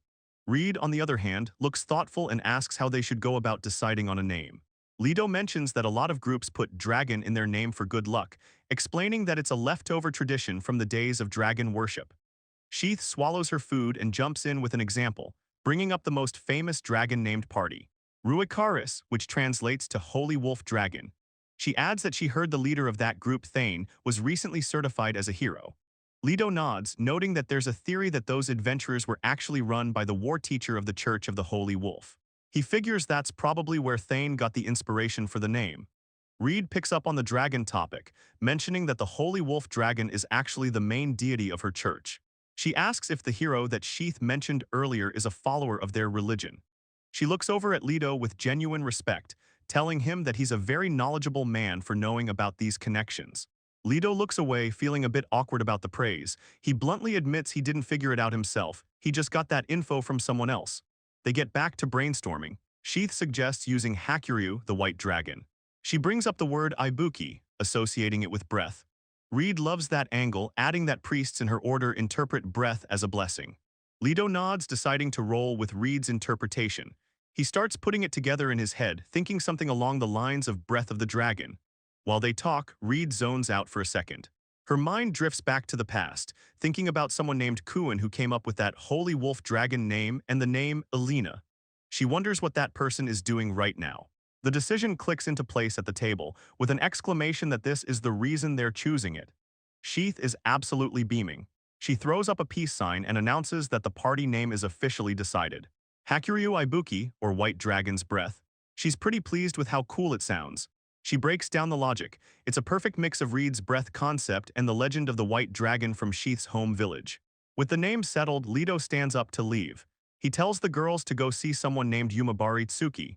Sheath looks up from the bench, confused, and asks if her master isn't coming with them. Leto takes a drag from his cigarette and gets serious for a moment. He explains that things get complicated when someone who isn't an official member of the party gets involved. He reminds the group that he's already run through the necessary precautions with them. With the briefing done, the mood shifts instantly. Sheath throws her hand up in the air with a big smile, announcing that she's heading out. She makes sure to specifically tell Leto that she's taking off, but just as they're dealing with the request, they run into another duo. A male warrior looks at the paperwork, noting it's a joint request. Beside him stands a woman in revealing bikini armor who reads their party name, Breath of the White Dragon, with total skepticism. She doesn't waste a second before insulting them, saying she hopes this new group won't drag them down. The armored woman Irene keeps the insults coming. She complains about being partnered up with what she calls a spineless brat and a bitter nun. In the background, Sheath is completely panicked with swirling eyes, crying out to Leto that this hostility is definitely not what she expected. Reed takes the insults with a cold, annoyed look. She comments that she always seems to find herself in the wrong place at the wrong time, even mentally. Meanwhile, Sheath is still in the background, totally freaking out about the confrontation. Leto, observing from the side, spots the emblem on the new duo's gear. He recognizes it as the Moon of Bowstring. He notes that they are Velites, which strikes him as pretty unusual for this area. The argument heats up fast. Irene snaps her head around, offended that someone called her vulgar. She fires back a personal shot at Reed, telling the healer she should stay as modest as her small chest. Reed doesn't back down. She calmly retorts that breast size, big or small, doesn't matter, but points out that Irene doesn't have a single shred of decency. That hits a nerve and Irene screams at her to shut up. Before fists start flying, the male warrior steps in. He crosses his arms and sternly tells his partner, identifying her as Irene, to let it go and end the argument there. The tension is still thick though. Reed turns to Sheath with a deadly serious expression, declaring that women like Irene are their natural enemy and they need to reap what they sow. Off-screen, Irene gets the last word in, scoffing that she won't lose to a hick like Sheath. The verbal sparring continues. Reed isn't taking the insults lying down, she fires back, asking if Irene is the one from the sandy countryside. That hits a nerve and Irene snaps back defensively, yelling that her homeland isn't just some country. Before things get physical, the male warrior steps in firmly, ordering Irene to stop. Sheath is sweating bullets next to them, nervously grabbing Reed and suggesting they just move on before this gets worse. The tension breaks, but barely. Irene crosses her arms and looks away, grumbling that she'll drop it, but only because her brother said so. Meanwhile, Reed puts on a show of being the victim, closing her eyes and claiming she's distraught by the whole thing. Trying to reset the mood, Sheath introduces herself using the alias Cease and introduces Reed. She admits they don't have a ton of experience either, but makes sure to highlight that Reed can use light magic, which is a big deal for this kind of work. The male warrior introduces himself as Elios and confirms that the loud girl Irene is actually his sister. Irene chimes in, explaining that she's a spearman from Vale. She drops the attitude for a second to admit that, to be honest, she doesn't actually have much real-world combat experience. The truce is shaky at best. Irene immediately scoffs, asking what's so great about a little light magic. Sheath politely says nice to meet you, and Elios returns the greeting, but Reed is floating in the background, muttering that Irene is seriously just a child. Moving on to the actual job, the request is to clear out the undead infesting an abandoned cemetery over in the eastern forest. It's a classic zombie cleanup mission. Elios explains his strategy while they look over the infested graveyard. He figured that rather than just relying on weapons, it would be way faster to recruit a party that actually had a clergyman or healer to deal with the undead properly. Inside the structure, Sheath turns to Reed, looking a bit worried, and asks if she thinks she can handle it. Reed remains calm, assuring her that as long as she's given enough time to chant her spells, it'll be fine. Irene, however, isn't impressed with the caution. She complains that her magic archery is plenty strong enough to handle this on its own, grumbling that her brother is just being way too careful about the whole thing. Elios steps in to check his sister's attitude. He tells Irene not to talk like that, pointing out the hard truth. They have no way to heal themselves except for potions, and risking a dungeon run on just limited supplies is dangerous. He starts doing an inventory check, mentioning that he's got holy water and antidotes, then asks the new recruits what they're packing. Once they confirm they have both items available, Elios nods and decides they can head out immediately. Sheath tries to force some positivity into the group, smiling and yelling that they should get going. It's a tough sell though. Elios looks visibly stressed while Irene and Reed are busy glaring daggers at each other in the background. Trying to keep her own spirits up, Sheath tells herself to go for it. She flashes back to Leto for a second, picturing him giving her a thumbs up, which helps her find the courage to move forward. They arrive at the forest path and someone mutters that the place is creepy. Irene immediately jumps on the comment, sneering that if anyone is scared, they can just go home. Reed doesn't back down, firing back instantly that she isn't afraid. Elios ignores the bickering and focuses on the mission. He explains that according to his info, the keys to the main gate are stored in a shed off to the side, so he's going to go secure those first. Sheath nods, agreeing to the plan. Irene takes it upon herself to set the formation. She states flatly that if a battle breaks out, she and Elios will take the vanguard, relegating Sheath and Reed to the rear guard positions. Elios adds a specific caveat to his role. He tells Sheath to think of him as a shield, but admits he's strictly a one-on-one kind of fighter. Sheath reacts with a yikes, seeming a bit concerned by that specific limitation. Suddenly, the toughness evaporates. Irene ends up on the ground, screaming her head off in a panic. Turns out, a tiny rabbit just hopped near her leg and she's completely losing it. Reed looks down at her with pure judgment, asking how exactly she expects to defeat undead monsters if she's reacting like this to a small animal. Irene, trying to recover her dignity while still terrified, yells back a nonsensical defense about not being afraid of magic users. Sheath notices Elios looking at her a little too intently while they walk. She calls him out on it, asking if she's just imagining things or if he's actually staring.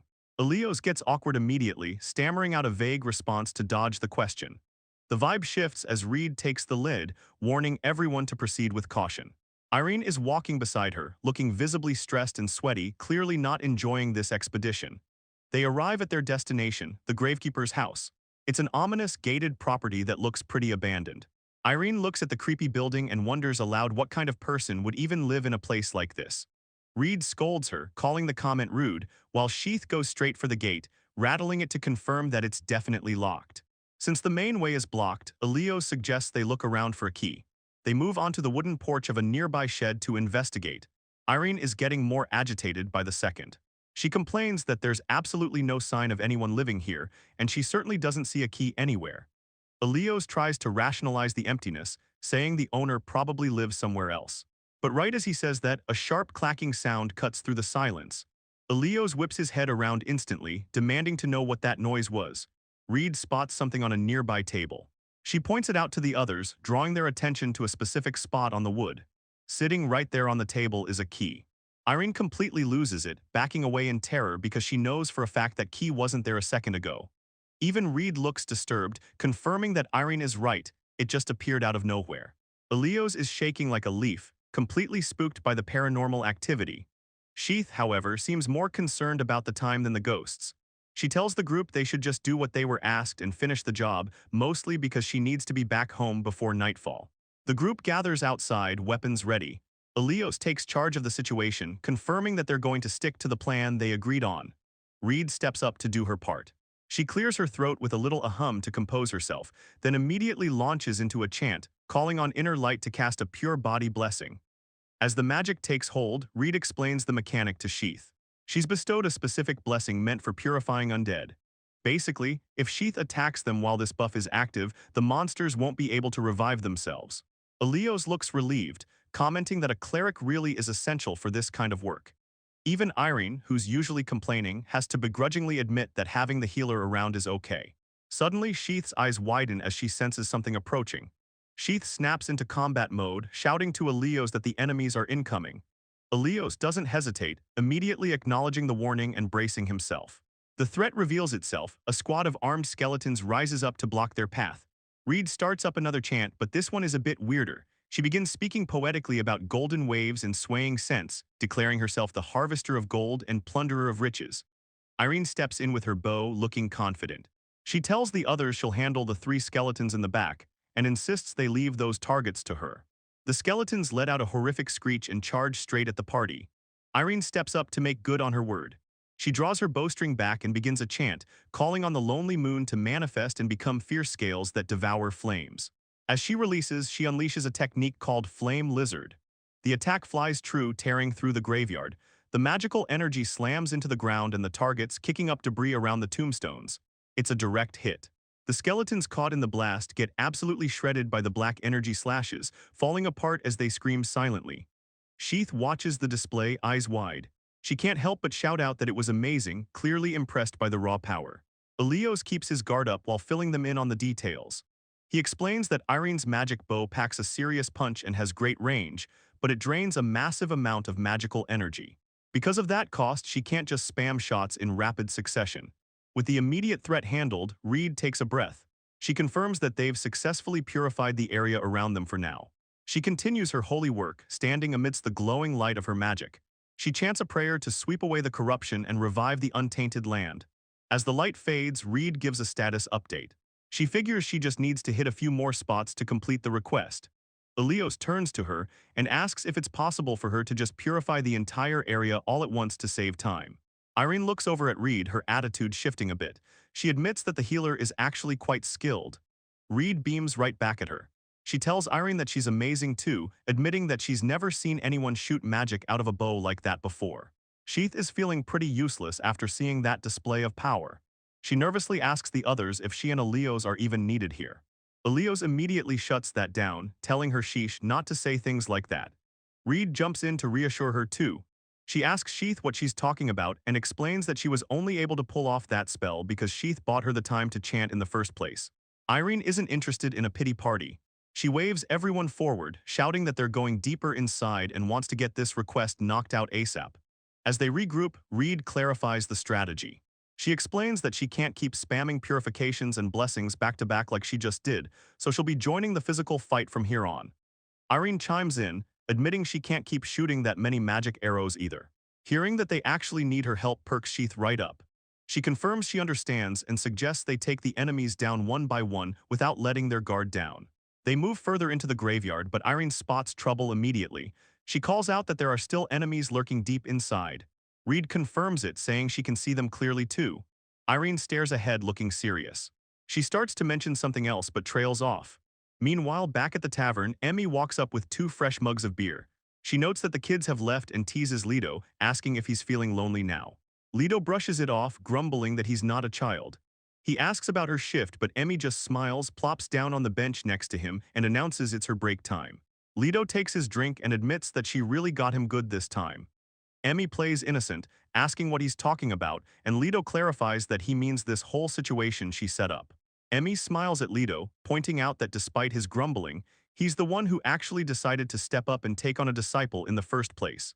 She asks where he's getting his information from, and Leto admits he actually poked around and did some investigating last night. Leto gets serious, narrowing his eyes. He changes the subject, noting that the mortality rate for rookie adventurers has been creeping up lately.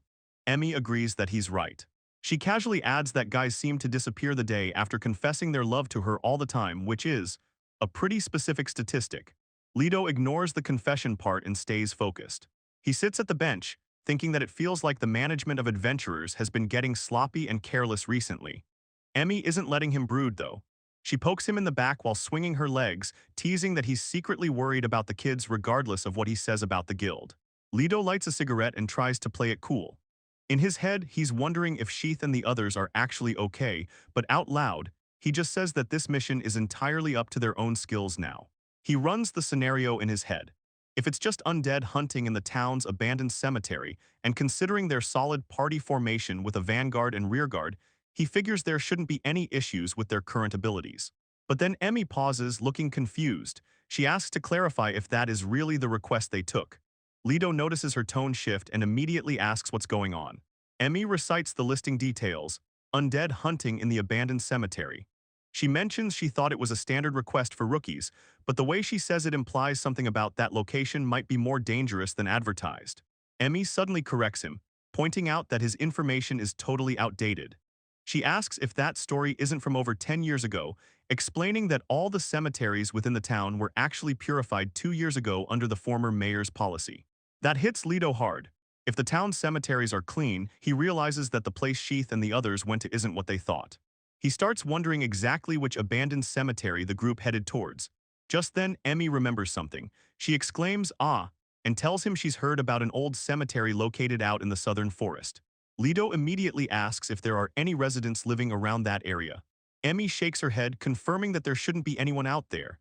Leto narrows his eyes, smoke drifting from his cigarette. The math doesn't add up. He asks the obvious question. If nobody lives there, who requested an undead hunt at a completely abandoned cemetery? He tries to rationalize it through guild procedures. Normally, the guild conducts its own investigations on the details before assigning a rank to a quest. He tells himself there shouldn't be a mistake in the paperwork.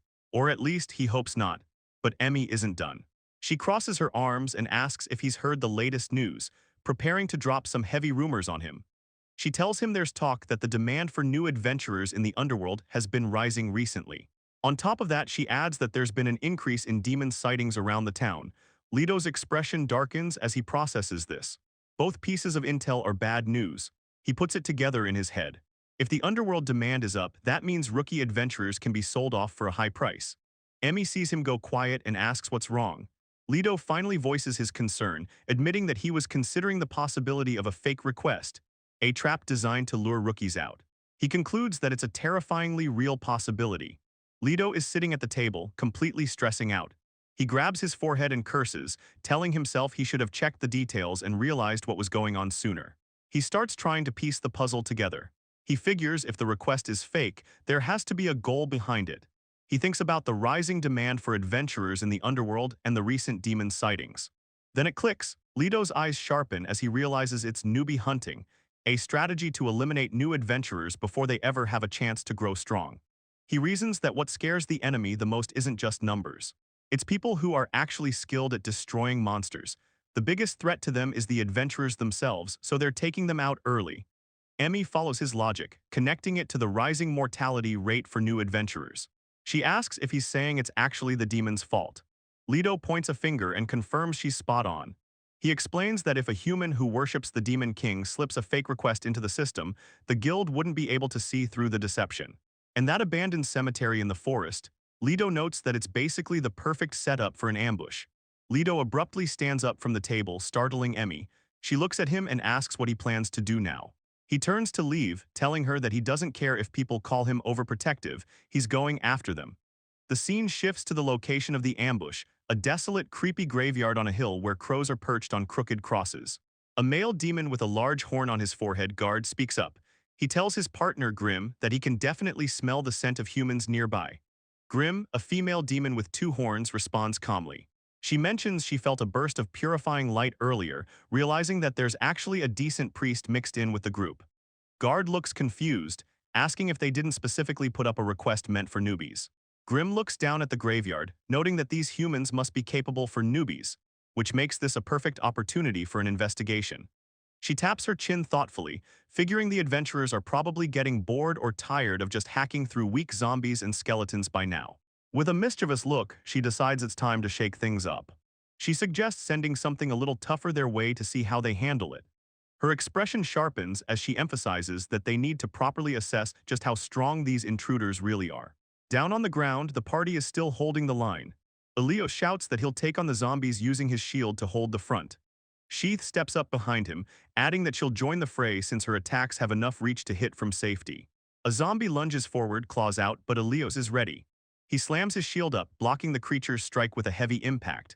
He doesn't waste a second. Using the opening, Elios thrusts his weapon forward, skewering the zombie through the chest in one clean motion. Back in the graveyard, Reed stands her ground as the undead horde closes in. While the fighters are busy, she's watching the enemies approach with a surprisingly calm look on her face. She isn't just watching, though. Reed steps up and thrusts her staff forward, blasting a zombie right in the face with a burst of magic that sends blood, or whatever that black stuff is, flying. Meanwhile, Sheath and Irene are arguing over who gets to kill what. Sheath shouts that the skeletons are hers, but Irene immediately snaps back, telling her not to get in the way or hold her back.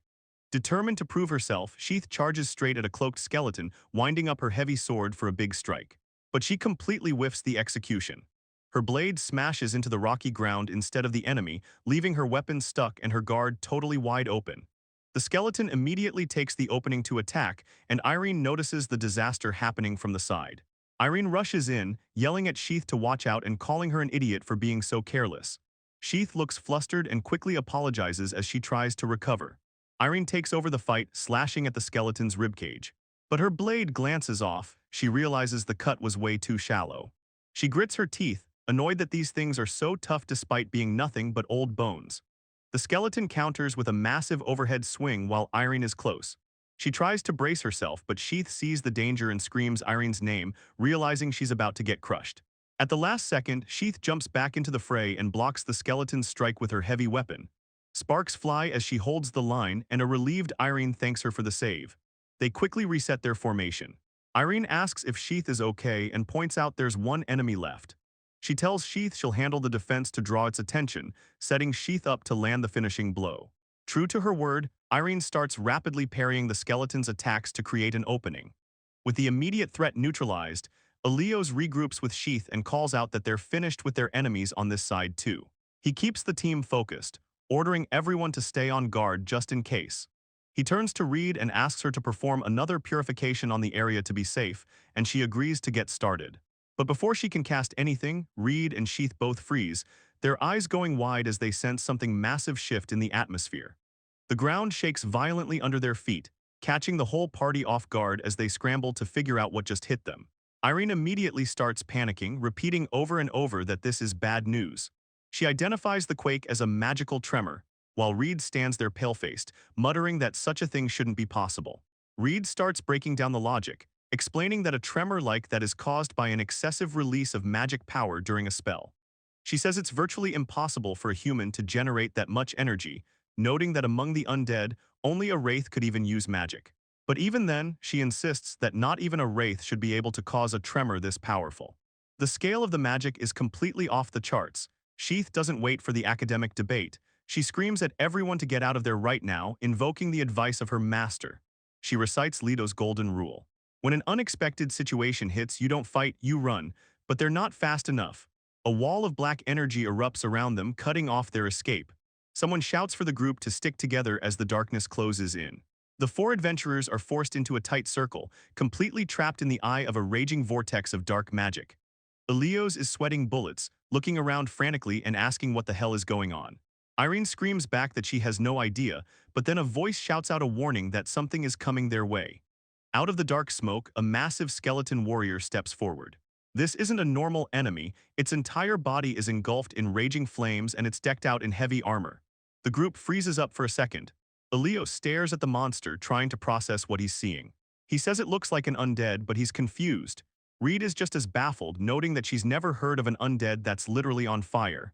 Irene snaps out of it first. She yells that she doesn't care what the thing is. She draws her sword, declaring that since they're trapped with no escape, their only option is to take this thing down. Elio steps up to take the front line.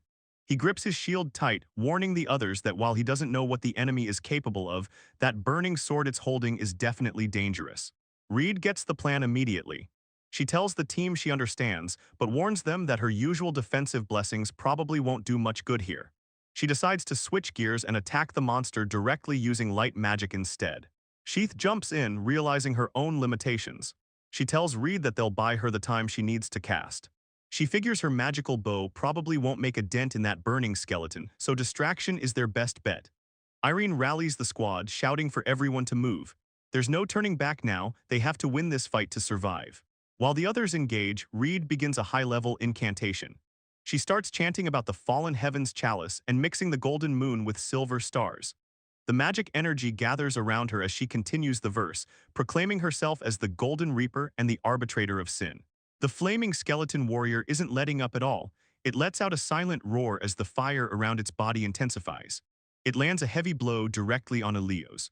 He grunts under the strain as his shield actually cracks from the impact. The monster follows up immediately with a massive horizontal swing, the sheer force and heat of the blade cutting through the air in front of Sheath and Elio's. Sheath calls out that the enemy has an incredibly long reach, and Elio's adds that the heat coming off the thing is becoming a real problem. Even Irene is having a hard time finding an opening. She jumps back to dodge a strike, sweating as she admits to herself that this guy is tough. Elios tries to reassure the team, stepping forward with his damaged shield and declaring that he'll handle the front line somehow. But Sheath is starting to panic. Standing in the back, she's shaking with fear, thinking that they're all going to die if this continues. All she wants to do is run away and escape the heat. She squeezes her eyes shut, trying to push the fear down by focusing on a specific memory of her master. In a flashback, Leto is casually smoking while giving her a lesson. He tells her not to be obsessed with her specific weapon because it's just a tool for killing enemies, nothing more. He advises her to use her head, and if her weapon isn't working on a specific enemy, she needs to be ready to discard it. Back in reality, Leto's voice lingers in her mind.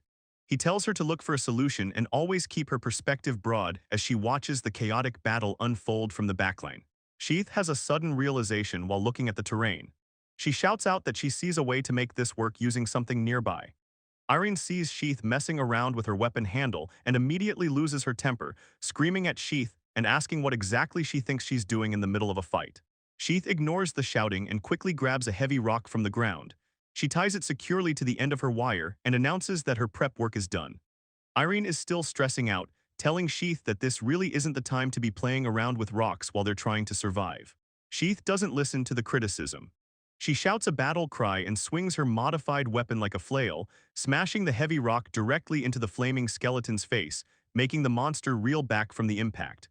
Sheath looks at her handiwork and cheers that she actually pulled it off. Irene is completely stunned by the effective improvisation and admits that Sheath is actually pretty impressive. Taking advantage of the opening Sheath created, Elio steps up. He screams at the skeleton to keep its eyes on him, drawing the aggro back to the tank. He follows up the taunt with action, slamming the edge of his shield hard into the distracted skeleton's body. Suddenly, projectiles of light start piercing through the skeleton's armor. Elio sees the tide turning and shouts that they can actually do this. It's Reed's turn to shine. She raises her scythe staff high and chants an incantation about rings of light destroying evil, unleashing a magic spell she calls Funeral Spear. The magic spell hits home. Reed shouts for the team to act now as her funeral spear slams directly into the armored skeleton, blasting it with light. The impact is heavy. Elios takes the brunt of the shockwave on his shield, yelling out as he struggles to hold his ground against the force of the blast. Sheath doesn't waste the opening. She charges in and leaps high into the air, screaming a battle cry as she brings her improvised weapon down for a finishing strike. She puts her entire body weight into the attack, screaming at the top of her lungs. The axe flail smashes through the armor, and the skeleton lets out a final groan before crumbling into dust. The dust settles and the group realizes they won. Irene throws her hands in the air, cheering that they actually did it. Elios is just as hyped, telling the team that was amazing work and they pulled it off, but Reed isn't celebrating yet. Her expression turns serious as she senses something nearby. She says there's still something else out there and asks if someone is fighting. Reed asks Sheath what she's reacting to, but Sheath doesn't wait to explain. She sprints away from the group toward the new threat, leaving Reed calling out her name in confusion. Sheath arrives at the scene and completely freezes. She yells out "Master" in shock. It's Leto. He's locked in a fierce blade clash with the female demon Grim. Sheath can barely get the words out, stammering as she processes what she's seeing. We cut back to a few moments before Sheath arrived. Grim stands amidst the grave markers, watching her flaming night puppet do its work from a distance. Her partner, the one-horned demon guard, appears with a warning. He tells Grim that they are coming, alerting her that her position isn't safe anymore. The fight between Leto and the demons is getting intense. The horned demon guard takes a massive swing, forcing Leto to scramble back. Leto clicks his tongue in annoyance as he regains his footing, realizing this isn't going to be easy. Grim, the female demon, looks over toward where Sheath and Reed are hiding. She seems genuinely surprised, mentioning she didn't notice any allies nearby until just now. Guard, keeping his eyes on the fight, warns her not to let her guard down. Grim starts analyzing the situation. She figures it must be concealment magic that kept the others hidden, noting that it's usually a pretty difficult spell for humans to pull off. Guard focuses his attention entirely on Leto. He glares at him and demands to know if he's actually alone or if there are more surprises waiting. Leto knows he needs to keep the heat off Sheath and Reed. He puts on a confident smirk and lies straight to the demon's face, stating clearly that he doesn't have any allies. Grim doesn't seem to care about Leto's answer. She waves cheerfully and tells Guard she's leaving Leto to him. She's decided she'd rather go play with the cute ones she just spotted over there. Before Leto can stop her, Guard attacks. The massive demon brings his sword down with crushing force, and Leto has to dive desperately to the side to avoid being flattened. Leto recovers instantly and goes on the offensive to stop them. He grips his blade and chants, commanding a white pillar to bare its fangs as he unleashes a spell called Frost Bite. He drives his sword into the ground, and a trail of jagged ice spikes erupts from the earth, racing violently toward the demons. Grim watches the attack coming and her eyes light up with excitement. She calls it amazing, looking totally impressed, but then she just holds out her hand and whispers "Extinguish." Instantly, the powerful ice magic vanishes into thin air like it was nothing. Leto doesn't let the failure of his ice magic slow him down. He immediately shifts gears, closing the distance with his sword drawn, ready to strike Grim directly while she's still reacting. Grim's eyes widen as she realizes exactly where he's looking. He isn't just swinging blindly, he's aiming specifically for the jewel embedded in her chest. Leto commits to the strike, thrusting his blade forward with a technique he calls the last nail, trying to pierce her core in one shot. But he doesn't get to connect. Guard steps in with a heavy grunt, swinging his massive stone sword to intercept Leto and crush him. Leto barely manages to jump back to avoid the blow.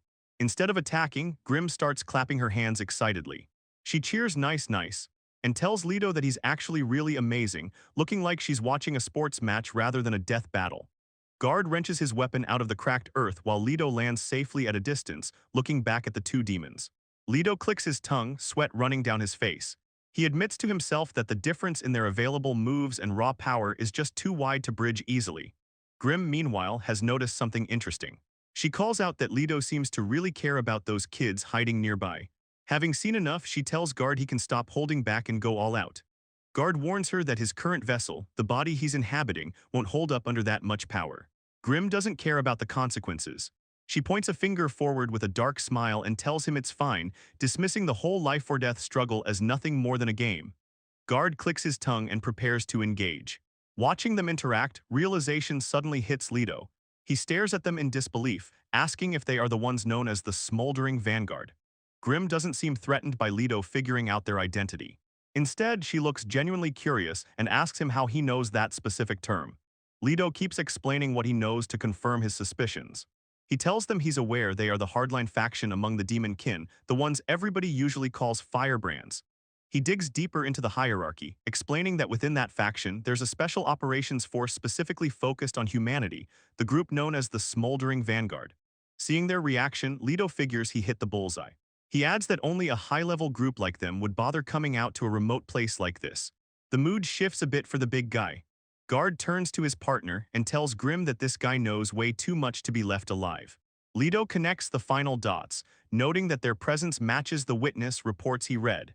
He accuses them of being the ones who put in the fake request to lure adventurers into a trap. Grim looks him over, clearly interested now.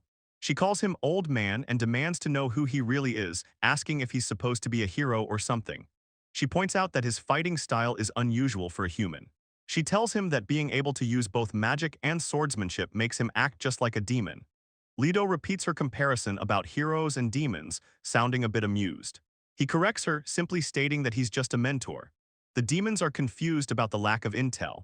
Grim starts wondering what the Arachne unit is actually doing, while Guard admits he never heard a single thing about a human capable of fighting like this. Grim asks if Arachne is the name of the intelligence unit Leto mentioned. Leto replies that it's actually his first time facing demons directly, but since they're chatting, he asks if she could tell him their objective too. Grim plays coy, repeating the word objective and acting like she doesn't really know. She starts explaining their logic, noting that experienced adventurers are a huge threat, and fighting them usually causes demon casualties since they form parties. She figures if they take out the rookies early, there will be fewer injuries on their side. Grim confirms that's exactly the objective of the smoldering vanguard. She claps her hands cheerfully, calling it cost-effective and saying it's best to nip the threat in the bud before it grows. Leto isn't amused by her logic. He scoffs and tells her flat out that he won't let them do that. Grim looks at him with a smirk, standing next to Guard. She asks him if he really thinks he can win a 2-on-1 fight against them. Leto draws his sword and asks them a question of his own. He wants to know if they realized why he was taking his time leisurely talking to them. Suddenly, Leto shouts back to his team, telling them to focus on providing support. Grim and Guard both look shocked, realizing too late that he was stalling for his allies to get ready. Leto immediately goes on the offensive. He chants for the white pillar to let the blade run and carve an arc, unleashing a technique he calls Full Moon. Leto comes crashing down from the sky, completing the attack he charged up and slamming his sword into the ground with massive force. Grim sees right through the attack immediately. She points and yells to Guard that it's just a bluff, and the big demon acknowledges the warning instantly. Leto lands on his feet facing them, and Guard doesn't waste a second. He swings his giant sword horizontally with a roar, trying to take Leto's head off. Leto stays completely focused in the face of the attack. He activates a skill called Attract to make sure the demons stay focused solely on him. The weapons clash with a heavy impact. Leto manages to block the giant blade with his smaller sword, which actually catches Guard off guard. Leto holds his ground against the massive weight of the demon's weapon. Guard looks at the human holding him back and has to admit it's impressive. Grim is watching from the side and puts the pieces together. She comments that Leto must have known the flame core was the weak point all along. She doesn't just watch though, she fires a massive black spike at him. Leto reacts fast, dodging the projectile just as it smashes into the ground where he was standing. While keeping the demons busy, Leto shouts over his shoulder to his party. He tells them to hurry up and finish the battle while he's distracting the enemy. Grim seems to be enjoying herself though. She floats up and decides to ramp up the pressure, announcing that she'll try bringing out 4 spikes this time as she unleashes a technique called Last Nail. Grim isn't having any of it though. She stares them down and announces that she won't fall for the same trick twice. Irene tries to catch her off guard with a ranged attack, but Grim just casually swats the projectile away with her hand. Irene is completely shocked that her arrow got deflected so easily, while Sheath screams out for her master in panic. Grim doesn't let up. She launches a massive black construct at them, and someone starts to stammer in confusion at the sheer size of the attack. Leto steps up to tank the hit, gritting his teeth and yelling that he'll block it. But Grim just smiles and decides to pile on the pressure, announcing that she's sending one more shot his way. That's when Reed steps in. She moves forward with a determined look on her face, declaring that she won't let the demon do whatever she wants. Grim actually pauses, looking genuinely impressed. She remarks that she never thought they could defeat Flame Iron, and she has to admit that this party is pretty good. Irene is still standing, looking ragged and angry. She snaps at the enemy, complaining that thanks to them, she's covered in burns now. Reed proves her worth by deploying a magical barrier, successfully deflecting the dark spikes and protecting the team from the follow-up attack. Leto sees the opening he needs. He shouts over to Sheath that this is the finale, ordering her to aim directly for the gem on the enemy's chest. Grim sees the writing on the wall, or maybe she just loses interest. She sighs, saying she wanted to play a little longer, but decides that this is it for now as she prepares to withdraw. Sheath doesn't hesitate for a second. Following Leto's order, she raises her axe high and brings it down with a massive yell, aiming straight for the gem on Grim's chest. But the attack hits nothing but air. Just as the blade is about to connect, Grim smiles smugly and fades away, letting the axe swing harmlessly through her disappearing body. Grim's face dissolves into black mist, and she leaves them with a final message, saying she wants to meet them again. Then she's gone completely, leaving Sheath standing alone in the settling dust. Sheath looks back at Leto, calling him master in a panic, but Leto is just staring at the empty space. He asks what exactly just happened, looking confused by the demon's strange exit. The battle is finally over. The whole party, Leto, Sheath, Reed, Irene, and Elios, stands there silently in the aftermath, silhouetted against the sky. Meanwhile, somewhere else entirely, Guard is back in what looks like a library. He's thinking over the fight, saying he can't believe they were defeated by mere humans, even if they were only using their astral forms. He admits he'd love to face them directly someday. Looking at the black void portals they used to communicate, Guard questions if they really lost. Grim corrects him though, telling him that it was actually a great harvest. Grim is looking pretty happy about the whole thing. She tells Guard that this is exactly what she's been saying all along, humans are amazing. Her mind goes back to the fight, specifically focusing on Leto. She notes that he used magic effective against demons without any hesitation. She continues praising him, pointing out that his swordsmanship was good enough to deflect attacks from both her and Guard at the same time. She concludes that the human is genuinely strong. Back in the demon library, Guard is starting to panic. He asks what the firebrands will say if they find out about the failed mission, muttering that as long as he stays silent he might be okay, but he's worried about his father. The pressure is getting to him.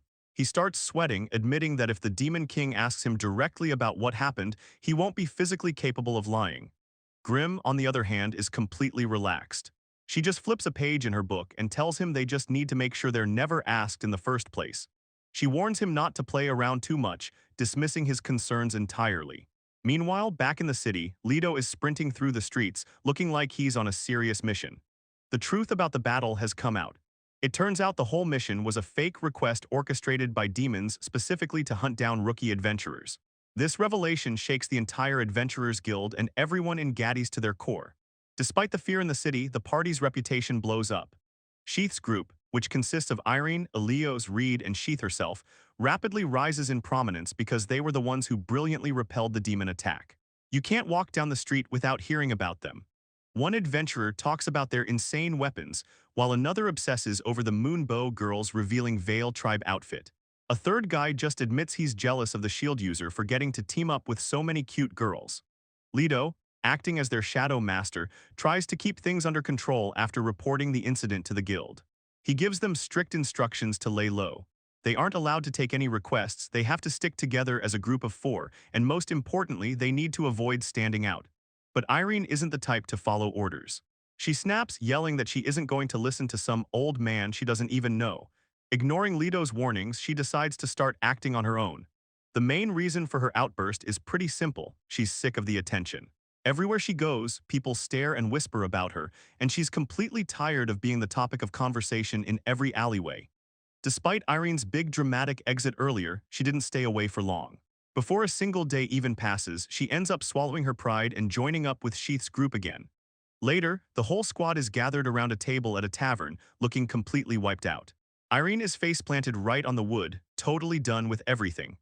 Irene complains from her slumped position that the moment they group up, people won't stop bothering them with invites. Reed backs her up looking just as tired and mentions they got hit up by other parties at least 10 times just today. Sheath is feeling heavy about something else though. She lets out a sigh and admits to the table that their big victory wasn't even really their achievement to begin with, knowing Leto did the heavy lifting. Elios tries to keep morale up. He points out to Sheath that she shouldn't discredit herself, reminding her that she was the one who delivered the finishing blow to one of the demons. Sheath admits he's right, but her mind instantly wanders somewhere else. She looks up and wonders out loud where her master disappeared to. Reed tells her that Leto is likely doing something necessary, so they have no choice but to trust him and wait it out. Sheath says she understands, but she's getting restless and really just wants to take on a request. Suddenly, Irene snaps back to life and shoots up from the table.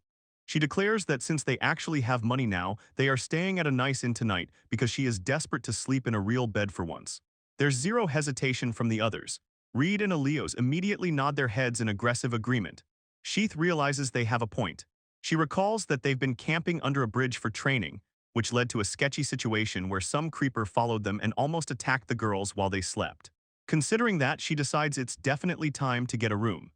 Just as they are making plans, a guild staff member wearing glasses and a crisp uniform approaches their table.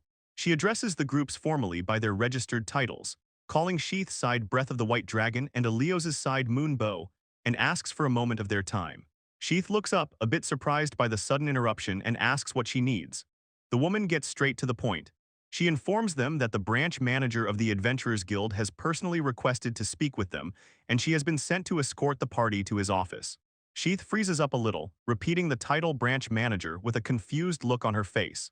Since she's from the boonies, Sheath genuinely has no clue who that is and asks if he's actually an important person. One of the others has to explain that he's basically the top boss of the guild in this town. Realizing this is serious, Sheath asks what exactly is the matter. The staff member politely sidesteps the question, simply saying that it would be best if they hear the details directly from the man himself. She gestures for them to follow her. The group realizes they don't exactly have a choice here. Someone points out they can't refuse a summons like this, and Aleos agrees. The staff member adds that she'll need to hold onto their weapons for the duration of the meeting. Accepting that this is just how it works, the group gets up to follow her. They are led out of the tavern area and into the administrative side of the guild, passing through a room filled with filing cabinets and busy clerks. Walking down the corridor, Sheath looks around with interest, noting that this is her first time seeing the inner operations of the guild. Seeing all the files, someone comments on just how much paperwork is involved in running the place. The guide directs them toward the stairs. Finally, the staff member stops in front of a heavy wooden door at the end of the hall, signaling they have arrived. The guild secretary opens the heavy wooden door for the group, gesturing for them to go in since the branch manager is waiting. The group acknowledges her instruction. One of them turns the knob, and they announce themselves as they step into the office. As they walk in, Reed suddenly recalls a piece of advice she was given to trust her master. But the moment she looks inside, her eyes go wide with surprise.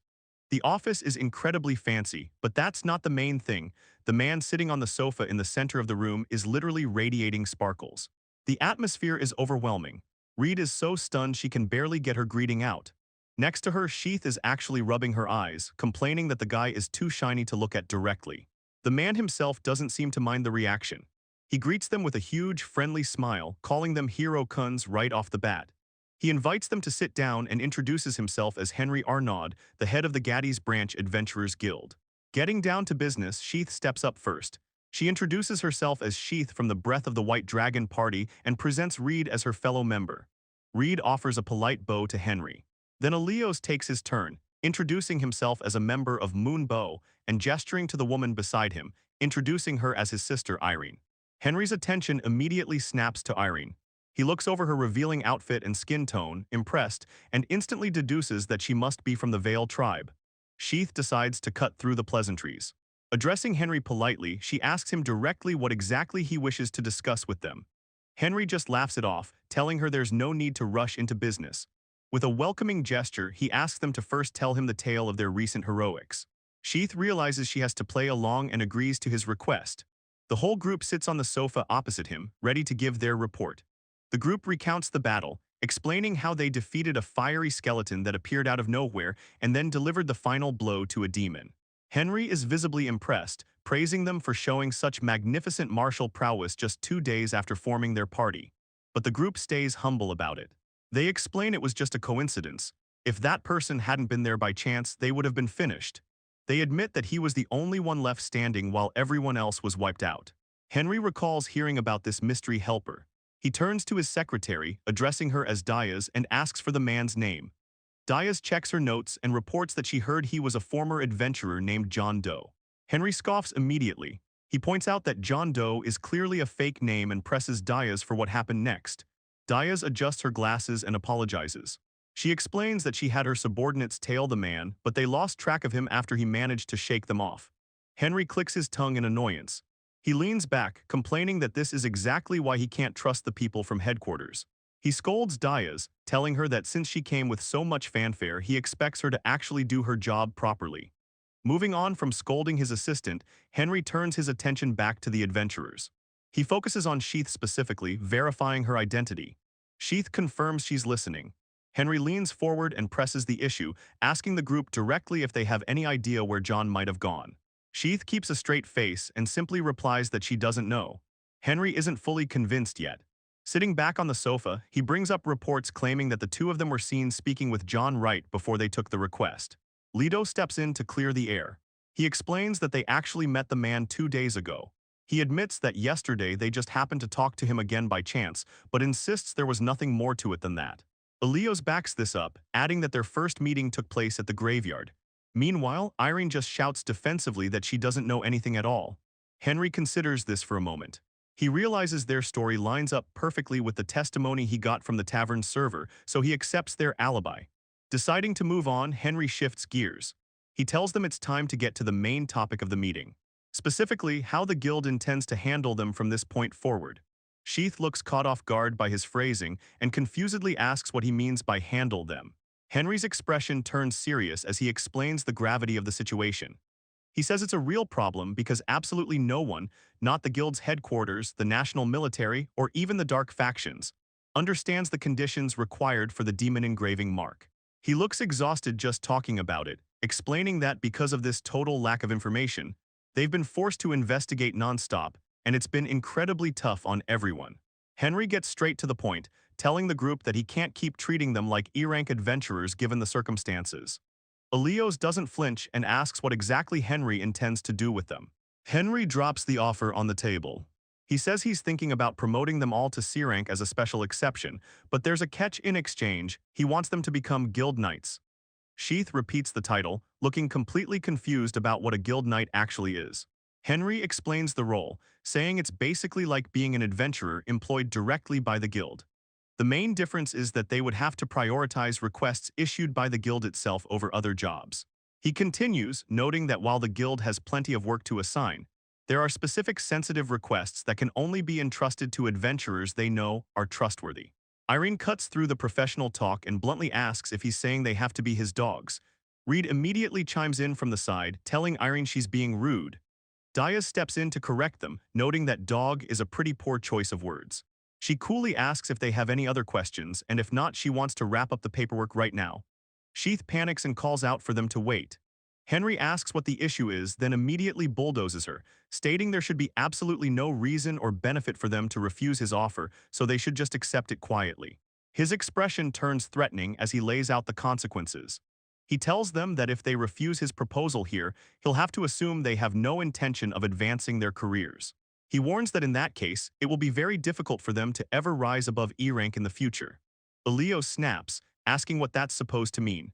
He realizes the truth and calls Henry out on it, pointing out that the manager never had any intention of letting them refuse this offer from the very start. Henry doesn't even deny it.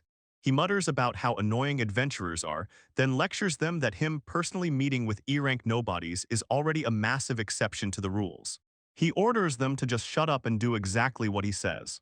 Sheath just stands there, completely intimidated and sweating under the pressure. Reed tries to handle things diplomatically. She tells Henry that this is all moving too fast and they can't make a decision right this second, pleading with him to give them just a little time to think it over.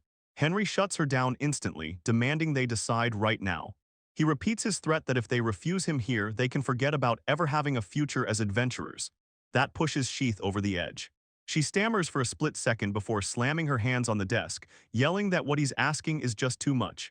Henry isn't fazed at all. He questions her outburst, reminding her that he's the branch chief of the entire guild.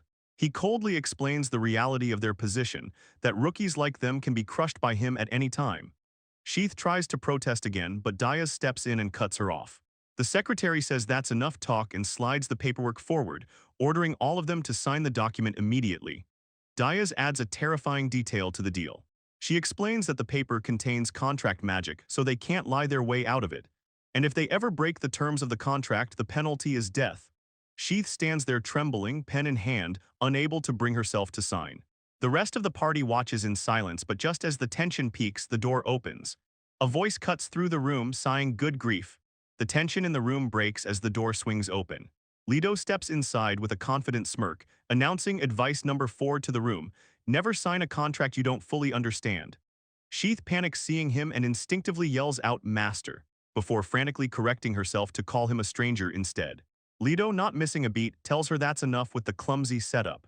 Dropping the axe slightly, Sheath rushes over to him, pleading with her master to listen to the situation.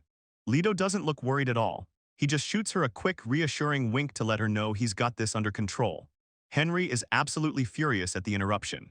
He points an accusing finger at the intruder, stammering as he demands to know who this bastard is and who he thinks he's dealing with. Leto casually lines back, greeting Henry as the former branch manager, a deliberate insult.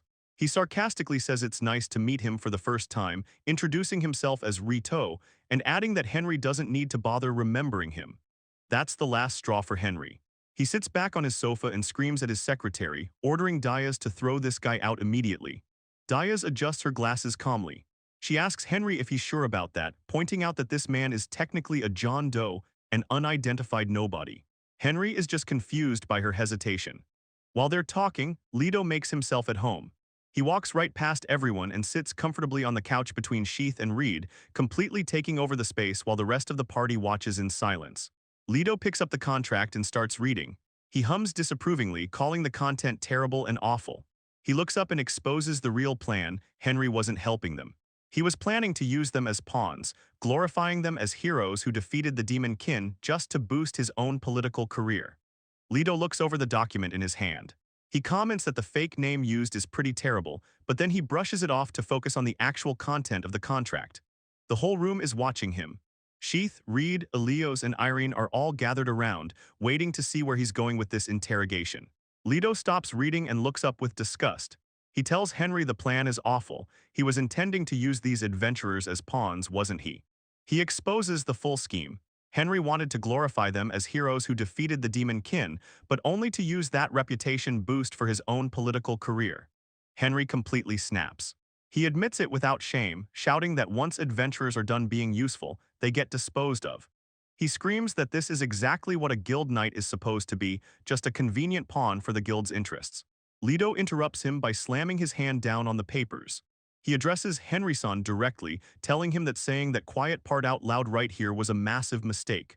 Without hesitation, Leto activates his magic. His hand bursts into flames, instantly torching the contract he's holding. Henry loses it, jumping back and screaming at Leto, demanding to know what the hell he thinks he's doing destroying the document. Leto stays calm, watching the ashes. He notes that the counter magic isn't activating at all, which confirms his suspicion. The binding magic on the contract was fake and doesn't actually work. With the fake contract dealt with, Leto tosses a scroll tube across the room.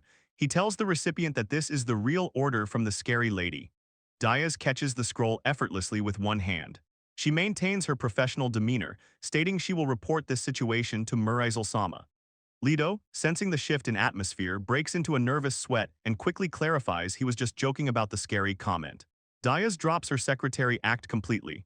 She looks cold and sharp as she tells Henry that he should be careful because he's talking way too much. Henry tries to regain control, shouting at everyone not to go making decisions without listening to him first. But then he freezes mid-sentence as the name Leto mentioned earlier sinks in. He stammers out the name Murizel. Terror washes over Henry's face.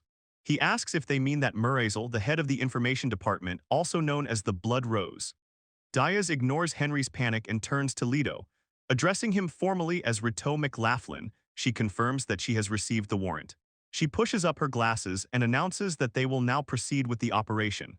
Henry realizes he's done for and makes a break for it, cursing repeatedly as he scrambles away.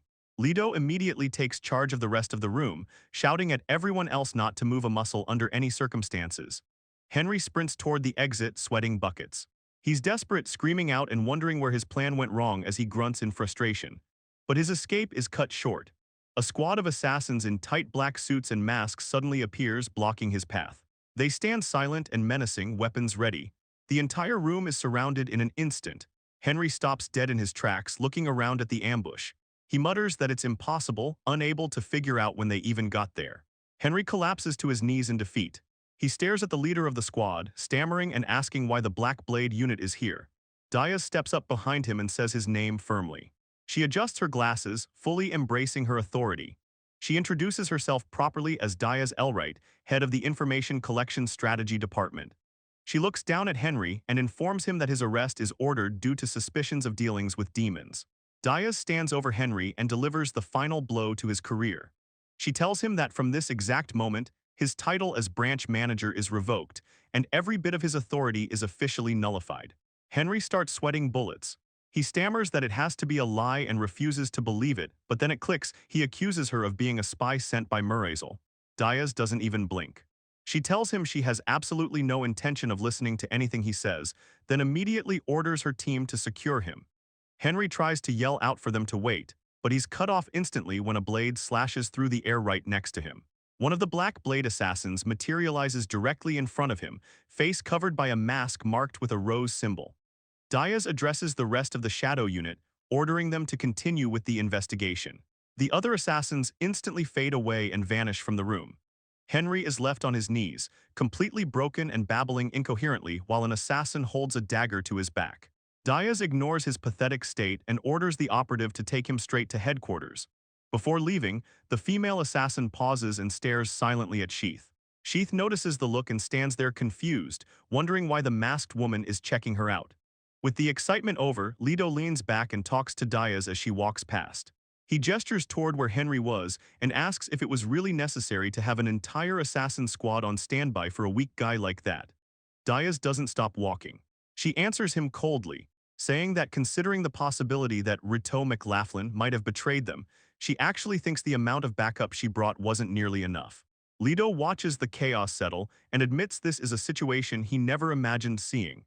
He turns his attention to the woman in charge and casually mentions that it's been a while since they last crossed paths. Diaz agrees with a simple yes.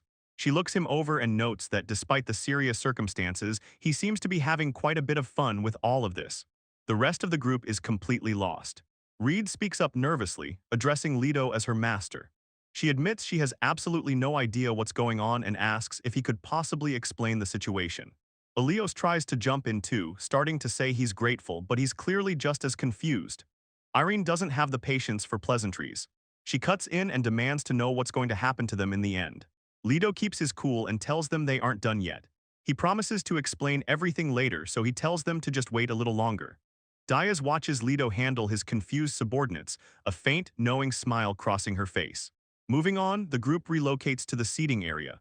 Leto makes himself comfortable on the couch and gets back to business. He asks Diaz directly what happens to this place now that they've hauled that scoundrel Henry away. Diaz sits across from him, all business. She states that they can't simply halt operations, so for the time being she'll be taking command of the branch. Leto clarifies if that means she's officially the branch chief now. Diaz confirms it with a single word. Her expression sharpens and she leans in. She tells him that first she wants to hear his story. She demands to know exactly how he managed to negotiate with Murazel at the Royal Capital's headquarters in just 3 days. Leto starts explaining the logistics of his trip. He points out that standard travel is impossible for that timeline. Even if they used a fast dragon carriage from this town, a one-way trip alone would take half a month. He pauses, realizing they probably aren't familiar with his techniques. He notes that normal people wouldn't use this method, then reveals exactly how he did it. He used a portal. Diaz immediately catches on and asks with disbelief if he actually delved into the ruined flame temple. Leto shrugs it off, claiming that passing through it is easy, even if reaching the deepest section takes about half a day. He pulls out a map to break it down properly. He explains that from the ruined flame temple, you can jump directly to the giant's prison sphere, which houses a transfer circle right near the royal capital. From there, he just surfaced, explained the situation to Murazel, got the order signed, and came back the same way. Diaz accepts the explanation with a simple nod, but she has another question. She asks him point-blank how he figured out Henry was connected to the demons in the first place. Leto leans back confidently, bragging that his travel method only took 3 days, and seeing Murazel's shocked face made the whole trip worth it. Diaz ignores his bragging and mutters that leaving Rito McLaughlin unchecked is genuinely dangerous. Leto brushes off the compliment or threat and answers her question about Henry. He admits he didn't have it all figured out beforehand. He only managed to deduce the connection on the actual day of the incident. He continues, adding that as for who the real mastermind behind the scenes is, that's a whole other issue. He states bluntly that he doesn't really care about that part. Diaz looks at him, resigning herself to his attitude. She remarks that he's always been that kind of guy. The scene shifts focus to Reed, who is trembling nervously. Leto explains that fighting demons wasn't his main concern. He stepped in because it was obvious that Reed and the others were about to get caught up in something terrible. Leto explains his strategy, noting that the most important part was spotting the Black Blade unit making their move. He just threw out some bogus information in the area to manipulate the situation and got Murrayzel to sign off on the paperwork. He recounts how he played it, telling them it wasn't surprising to find a unit like theirs in such a remote place. He correctly guessed that they were there investigating a scandal involving a branch manager. Diaz looks at him with total exasperation, telling him that he's literally the only person who would have the guts to pull a negotiation stunt like that with Murrayzel. Leto drops the subject of his own exploits, saying that story doesn't matter, and asks Diaz what she plans to do with the rest of the group. Diaz explains that standard policy for anyone involved in a demon case is to take them into custody immediately. She admits she finds it hard to believe a rookie party could defeat a demon anyway. However, she offers a compromise. If they claim they merely witnessed the demon, she can treat them respectfully as information providers instead of suspects. Leto shuts that down immediately, saying that just being witnesses isn't good enough. He insists that the official story needs to be that they drove the demon away. Otherwise, given the previous reports, the new guys will look like liars. He points out that Diaz bears responsibility too since she let the info leak that the demon was already defeated. Diaz accepts the logic but demands a trade. She wants the combat data from the fight. She asks if he fought as well, and Leto responds by dropping a bag on the table, asking if that counts. Sheath immediately recognizes the bag, realizing it's the ash Leto was collecting earlier. Leto confirms it to her, then turns his attention back to Diaz, challenging her to make the next move. Diaz realizes she's been outmaneuvered. She folds her arms and tells him to just state his wish. Leto looks at the group and says his terms are simple. He just wants to make sure these guys can keep working as adventurers. Leto makes his stance clear to Diaz.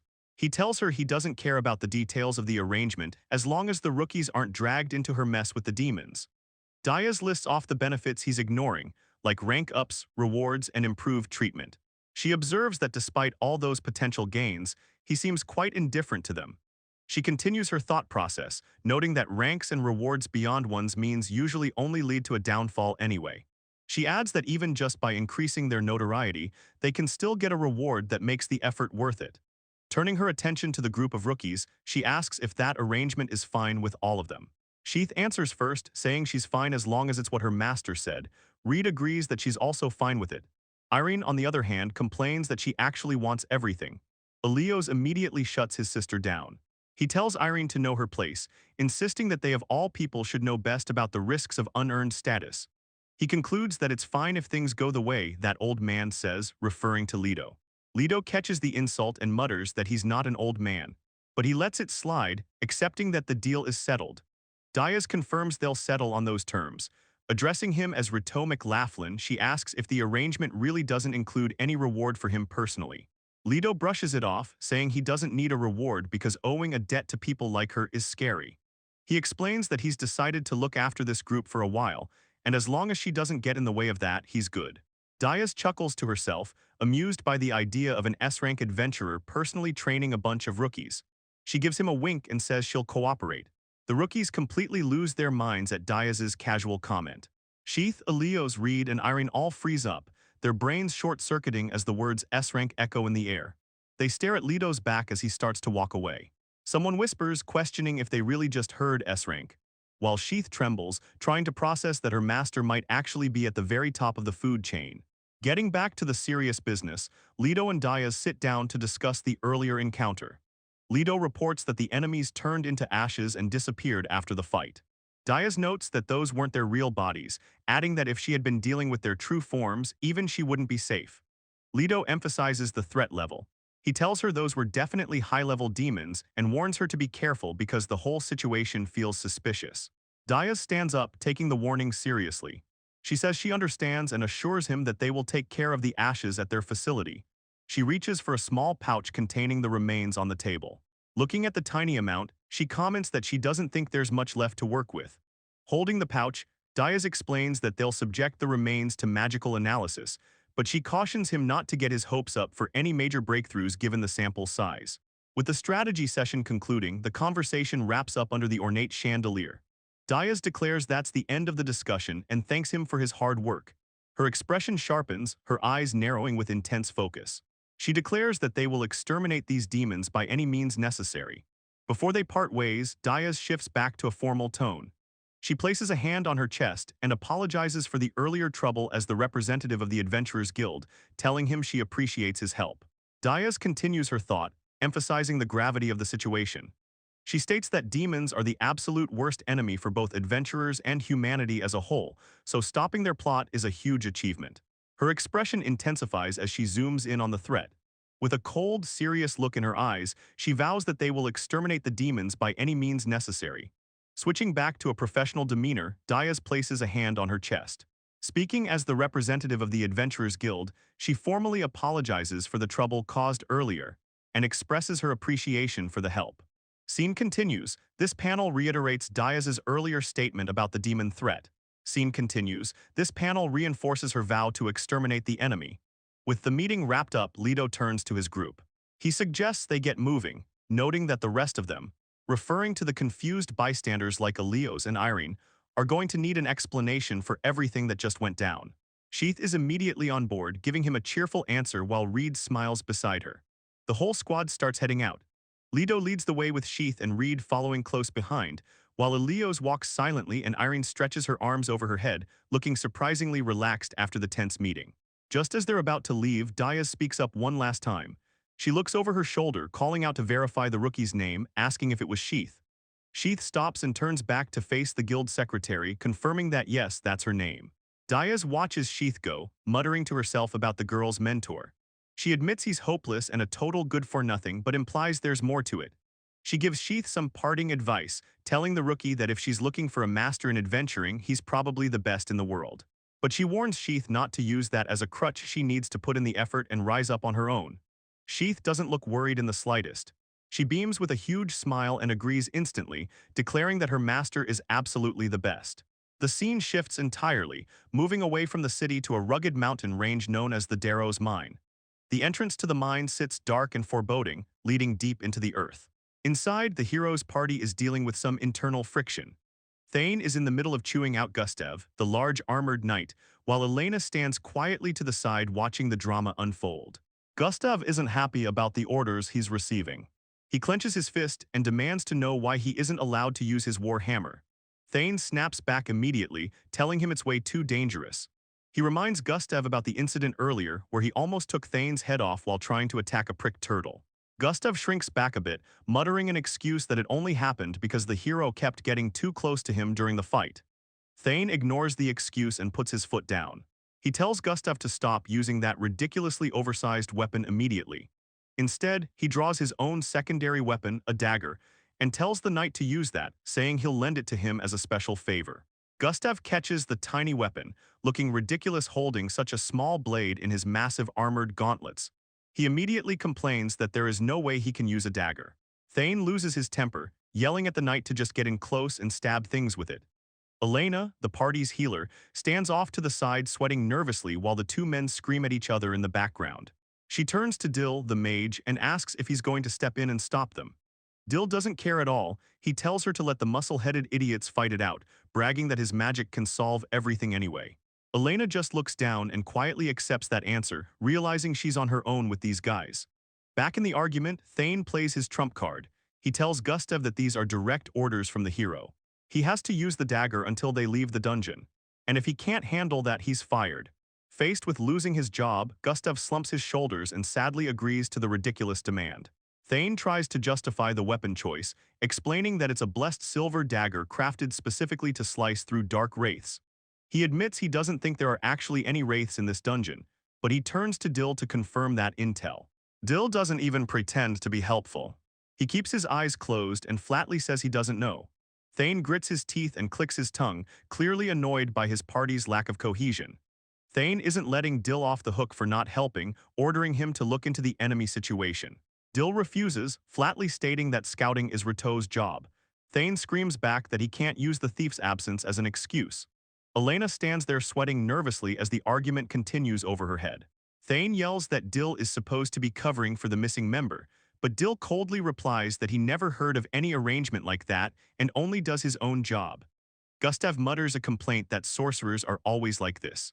He turns to Thane and tries to get things moving, telling the brave hero to proceed ahead. Dill immediately snaps back, asking what the musclehead idiot just said. Gustav doesn't back down, threatening to crush the mage with his hammer. Elena finally steps in to break it up, shouting that this isn't the time for them to be fighting. She warns them that she senses something nearby. Heavy footsteps stomp across the dungeon floor, and three armed warriors from the Tortoise tribe suddenly appear, blocking their path. Thane clicks his tongue, clearly caught off guard. He admits he didn't know there were Tortoise tribe members in this dungeon. He orders the party to hurry up and engage the enemy. Dill steps forward, arrogantly announcing that he'll use his magic to take them all out in one go. The Tortoise warriors don't wait around. They let out a roar and charge straight at the party with their weapons raised. Thane doesn't wait for Dill's magic. He lunges forward and slashes through the first enemy with a powerful sword strike. The battle is barely underway and Gustav is already falling apart. He's standing there trembling, complaining that his massive weapon is too hard for him to actually use. While he's struggling with his own gear, the Tortoise warrior doesn't wait. The enemy launches an attack, and Gustav barely manages to defend himself, completely losing control of the front line. With the tank failing, the enemies push past him. Elena spots the danger and screams for Dill to watch out, but the mage is too busy yelling at the others to hurry up and handle the enemy to notice the blade coming right at him. The formation completely breaks. The Tortoise warriors are now swinging their heavy weapons directly at the healer and the mage, forcing the support team to scramble for their lives. It goes south fast. Elena can't get away in time. She lets out a scream as she gets knocked down during the chaos. Thane hears the scream and whips his head around. Seeing his healer down, he yells out her name in panic. The hero is furious. He curses loudly, demanding to know what the hell Gustav is doing while the backline is getting slaughtered. Turns out Gustav is in even worse shape than expected. He's surrounded by the turtle warriors and has switched to a tiny dagger, which is completely useless against their heavy armor. He can't fight properly at all. Desperate to save the situation, Thane turns his attention to his offensive power. He yells at Dill to hurry up and cast some magic to clear the enemies, but Dill just snaps back. He's standing there completely exposed and surrounded, yelling that this exact mess is the reason they're in trouble. He can't cast a thing with enemies right in his face. Gustav is still trying to fight, but it's painful to watch. He grunts and strains with every movement, complaining loudly that his attacks are just way too slow to hit anything. The enemy doesn't give him a break either. A Tortoise warrior winds up and slams a massive punch right into the struggling knight, knocking him sideways. Thane watches his tank fail miserably and snaps. He yells out, calling Gustav an idiot as the knight stumbles from the impact. The situation gets critical fast. Dill yells out to Thane that the enemies are still coming. There's an entire army of turtle warriors marching toward them, completely unchecked. Thane freezes, sweat dripping down his face. He looks from the overwhelming enemy force to his useless bucket-helmeted knight, realizing the formation has collapsed. The reality of the situation hits him hard.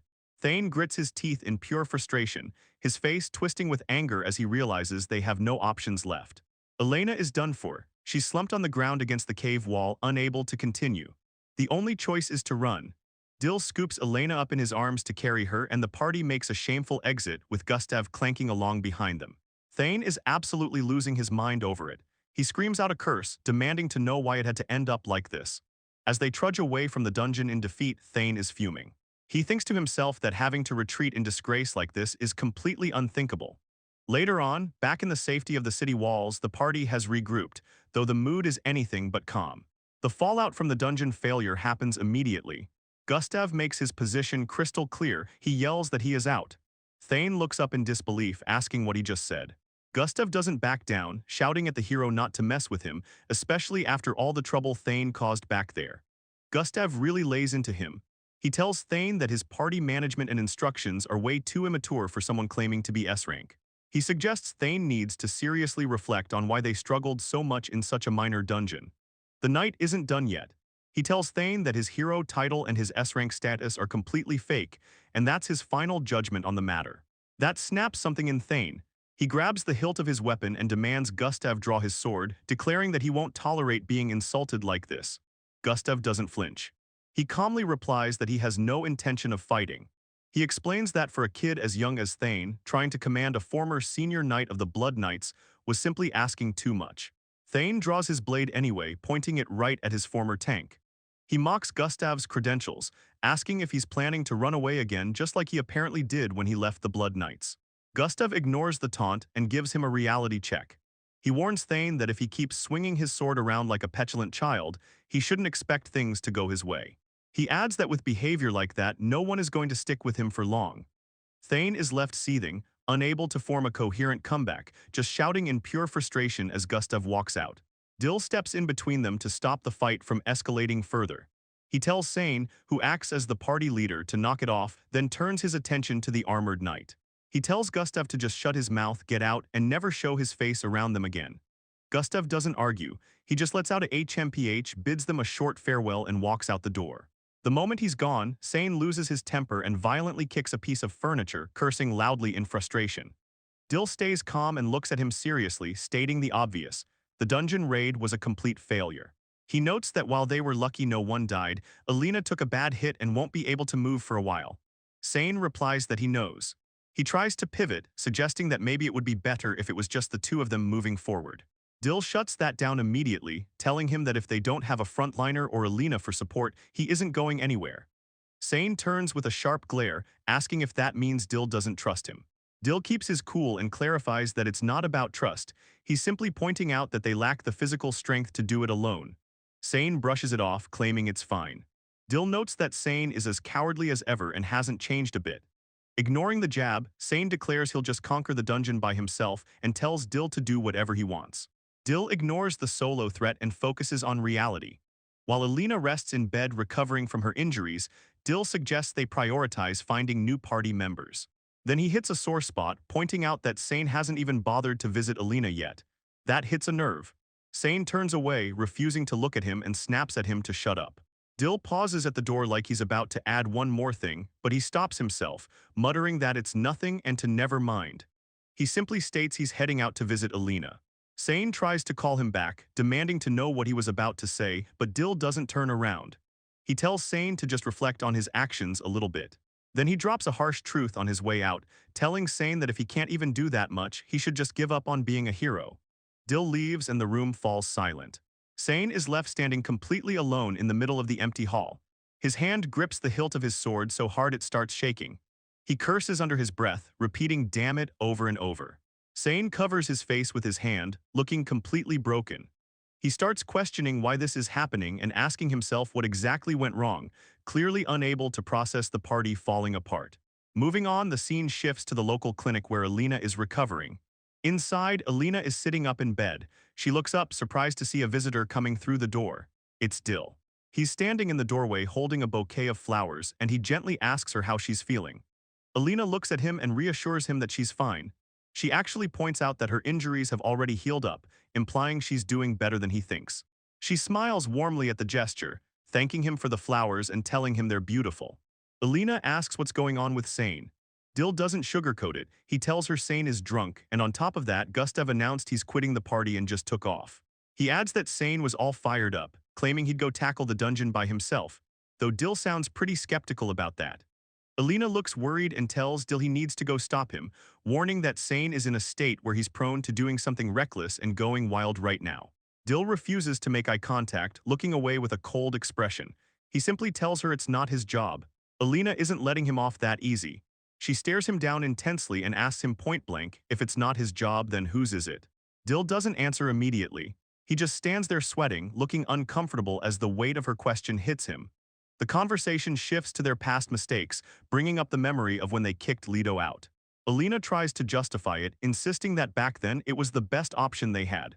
But Dill throws it right back in her face, reminding her that he actually opposed that decision, but she and Sain didn't listen to a single word he said. Dill snaps, shouting no, to shut down the debate. He tells her it's pointless to argue about it because it's way too late to say things like that now.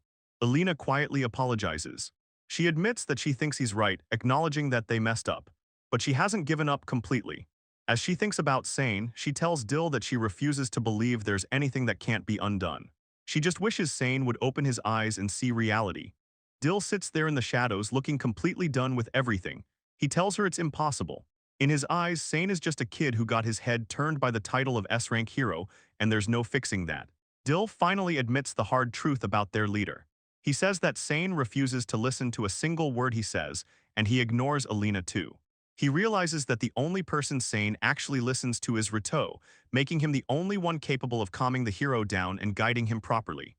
Alina agrees from her bed, admitting that everything good that happened to them was thanks to Rito. She acknowledges that Rito is the entire reason Sain was able to become a hero in the first place. She keeps going, pouring out her regrets. Alina says Rito was the reason they managed to rank up to S-rank status. She sadly points out that they only realized how critical he was after he was already gone, and without him, they don't have the right to call themselves S-rank anymore. The reality of the situation crushes her confidence completely. She grips her bedsheets and confesses that she can't go on an adventure in their current state. She tells Dill plainly that defeating the Demon King is now impossible for them. Alina asks Dill to deliver that harsh message to Sain directly. Dill looks away, his expression heavy, but he agrees to tell him. As the view pulls back to the outside of the clinic, Dill is left wondering what exactly is going to happen to their broken party now. The scene shifts over to Lido, who is having a much more relaxed time. He's holding a drink and tells the group that as for his side of things, he pretty much explained the whole situation to Diaz earlier. Lido is sitting at a large table with his new crew, Irene, Sheath, Reed, and Elios, hanging out and chatting. Irene isn't following the conversation at all. She yells that she doesn't understand a thing and demands to know who Lido actually is. Elios, on the other hand, is putting the pieces together. He rubs his chin and mentions that the term S-rank adventurer rings a bell like he's been told about this before. Lido doesn't rush to answer. He just sits there silently, looking calm while holding his cigarette. Lido scratches his head with his eyes closed, looking like he realizes there's no way out of this conversation. He knows he has to come clean. He apologizes to the group, explaining that he wasn't intentionally trying to hide his identity, but things just sort of happened that way. Sheath immediately jumps to his defense, clenching her fists and insisting there must have been a good reason for his secrecy. Reed, on the other hand, just smiles and says she's actually perfectly fine with the explanation now. Lido scratches his neck awkwardly and finally drops the truth. He admits to them that he was indeed an S-rank adventurer, or to be more accurate, he used to be one. Hearing that, Sheath's eyes light up with excitement. She leans in and eagerly asks which party he belonged to. Lido shuts that line of questioning down instantly, telling her with a flat expression not to ask about that part. Sheath instantly deflates, looking totally crushed as she quietly accepts his refusal. Seeing her look so sad, Lido feels a bit bad, so he pats her on the head and apologizes for shutting her down so hard. Irene watches this exchange but stays focused on business. She rests her chin on her hands and says she doesn't care about the S-rank thing. She moves the conversation back to the mission, asking what the deal was with that specific request about the abandoned cemetery. She looks at him sharply and asks the big question. She wants to know if the former branch chief who got arrested was actually working in league with the demons. Lido confirms it. He explains that the man was purely after money and was receiving funding directly from the Demon King's followers. In return for the payout, the chief rigged the system to make sure any investigation into that specific request was kept lenient and superficial. The scene shows a silhouette of the corrupt dealings.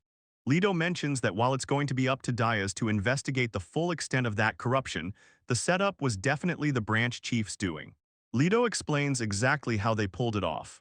He reveals that they managed to hide a fake request by shuffling it in among all the normal paperwork, making it nearly impossible to spot without looking closely. Lido explains the mechanics of the scheme, pointing out that by accepting these manipulated requests, the guild was indirectly handing adventurers straight over to the demons. He continues describing the grim reality of it, noting that this method allowed rookie adventurers to just quietly disappear, leaving their fates completely shrouded in mystery. Sheath connects the dots, realizing that the undead hunting job they took at the abandoned cemetery was exactly one of those trap requests. Lido confirms she's right. He looks regretful and admits that if he had known the request was that suspicious or dangerous, he never would have let them accept it in the first place. Irene interrupts, looking guilty, and asks him not to bring that up. Lido continues his thought process, explaining that at the time, he never suspected it was fake since it was a request they had originally accepted through official channels. Lido reflects on the logic of it all, noting that when he actually thought about it carefully, the whole thing was unnatural. It didn't make sense for someone to suddenly request the purification of a completely abandoned cemetery. He says that's exactly when it clicked for him. Lido explains that once he realized something was off, he immediately went out to follow Sheath and the others. He mentions that he managed to catch up to them just before they reached the cemetery, but it turns out he wasn't as stealthy as he thought. Reed noticed him. Reed beams and confirms this, saying she definitely knew someone was trailing them, though she admits she was surprised to find out it was Rito. Lido shifts the tone, pointing out that their exploration skills were slacking since they should have found the key he left right away. Sheath has a moment of realization, finally understanding that he was the one who placed that key on the table for them. Leto finally comes clean. He admits it was him the whole time, explaining that he purposely made noise and placed the key in a spot where they missed it just to nudge them in the right direction. Reed chimes in with a clarification, noting that she probably wouldn't have noticed him at all if he hadn't physically reacted to Irene's scream earlier. Leto looks pretty embarrassed hearing that, realizing that he, of all people, let his presence slip because he got startled. Elios takes this information seriously. While Irene is just internally relieved that their stalker wasn't a ghost, Elios points out the grim reality. If Rito had actually been an enemy, they would have been defenseless. He tells the group bluntly that they all could have died. Leto waves off the concern, telling them not to worry about it since it doesn't matter now. He adds casually that there aren't many people who can notice his tailing anyway, but then he shifts the subject. He reveals that while he was following them, he was watching how they fought. He starts his evaluation with a smile, telling them well done. He acknowledges that each of them made some good moves during the scuffle. He singles out Reed first. Leto tells her that her magic was the right choice for the situation. Instead of trying to be a hero and rushing in with offensive spells, she placed a protective blessing on her allies, and he praises that decision as good judgment. Moving down the line, Leto evaluates the guys. He comments that Elios is passable as a frontliner. As for Sheath, he notes that she's currently a mixed bag, having both good and bad points in equal measure. Then he turns his attention to the loud one, bringing up Irene. She immediately snaps back, getting defensive and demanding to know what he implies by that tone. But Leto actually has high praise for her. He tells her she's a step ahead of the others, noting her technique with the bow and magic. He adds that he watched her movement as a frontliner and confirms that she is definitely operating at an intermediate adventure level. Irene's attitude does a complete 180.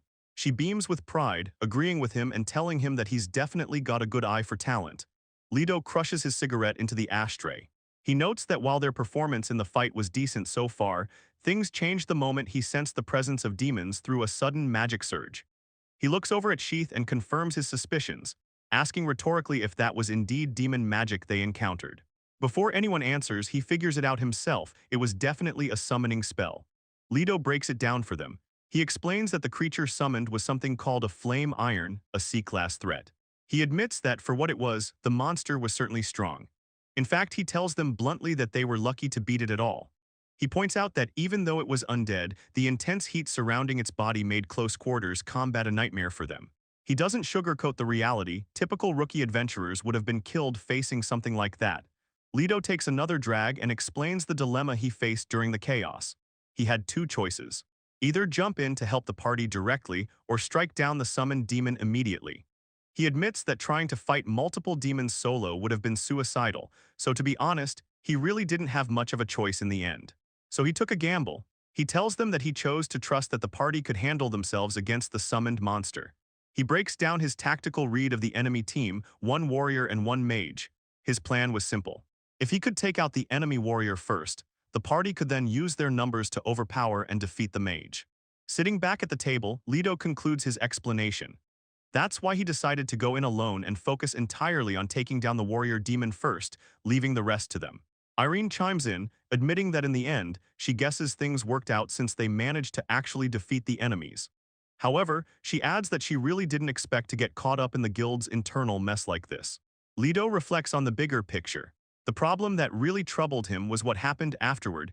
He knew that the Black Blade unit was involved, and he suspected the branch chief was pulling the strings.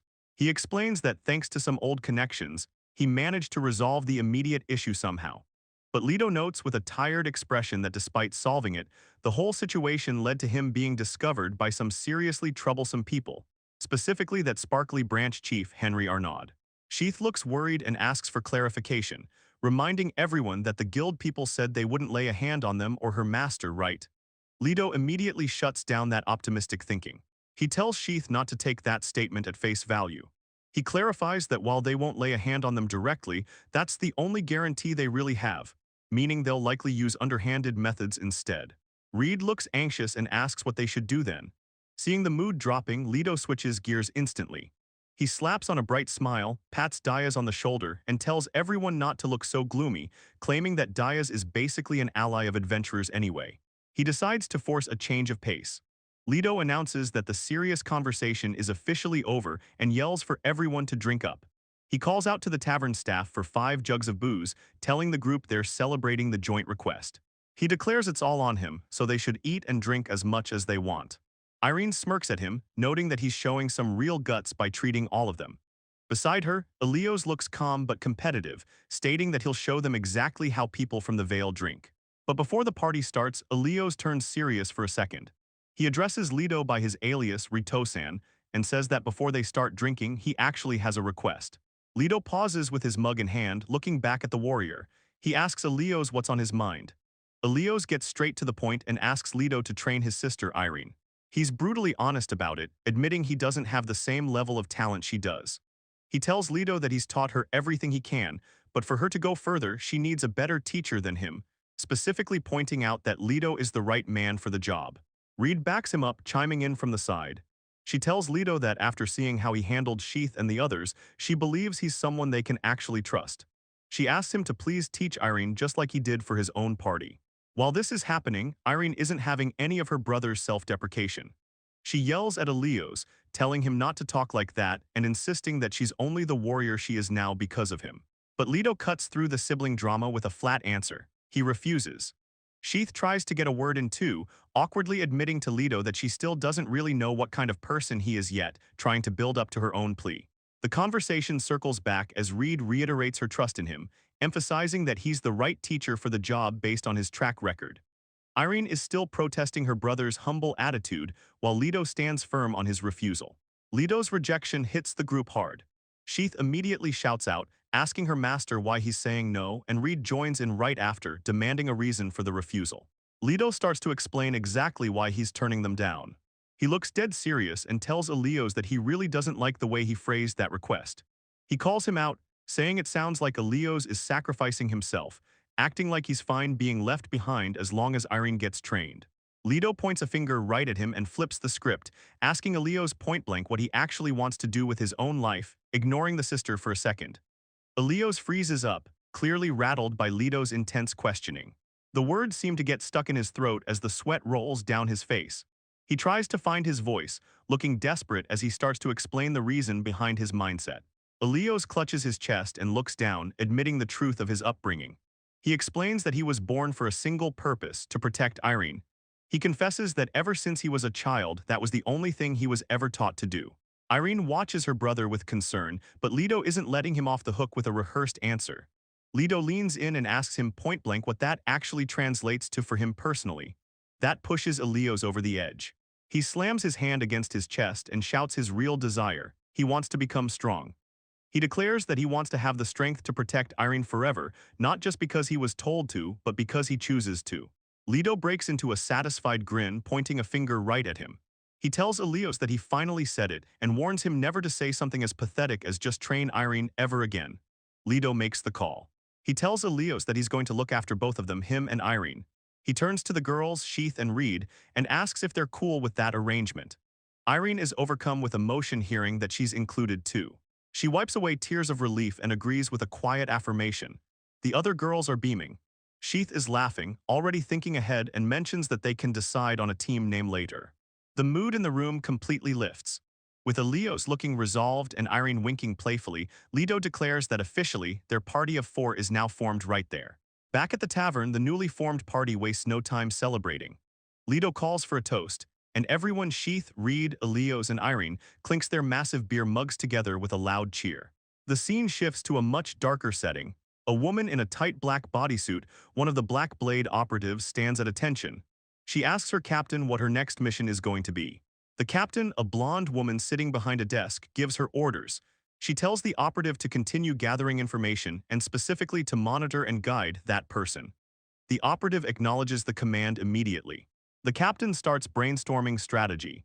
She considers that person's skills, since he's proficient in both swordsmanship and magic. She thinks he'd be perfect to train their new recruits. She muses that they could even give him a title like versatile instructor. Looking out over her office, she reasons that having him as an instructor would be ideal, but there's a catch. It only works as long as the recruits stay under their control. She admits that if he ends up creating a bunch of disciples just as powerful and independent as he is, it would actually become a huge problem for them. The operative agrees with the captain's assessment, but adds a crucial detail. She tells the captain that she believes the target has already realized her true identity. She explains that this is likely how he was able to confirm that the Black Blade unit was on the move in the first place. The captain realizes what happened. She points out that the operative actually made him aware on purpose, didn't she? But she concedes that since it helped thwart the demon's plan, it worked out in the end. She decides to pivot, saying that if she had known he would figure it out, she wouldn't have exposed the operative like that, but now they can use that connection to help with the monitoring.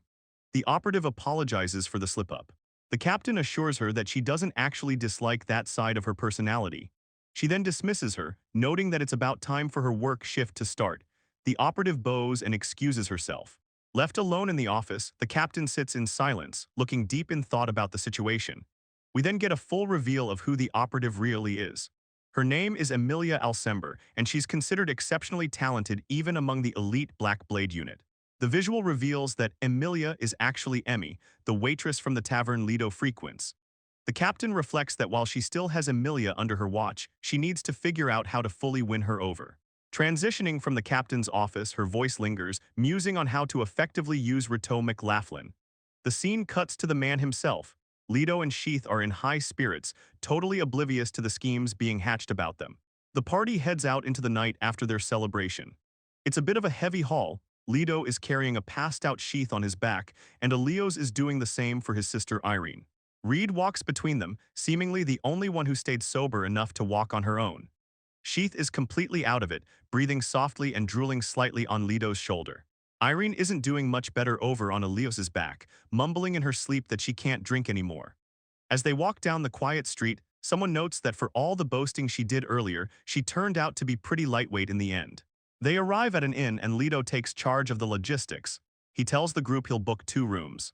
He decides to put Irene in Reed's care for the night, while implying that he'll take the other room and look after Sheath himself. Reed immediately freaks out, yelling at him that he absolutely can't do that, leaving Lido stammering out a confused "Why?"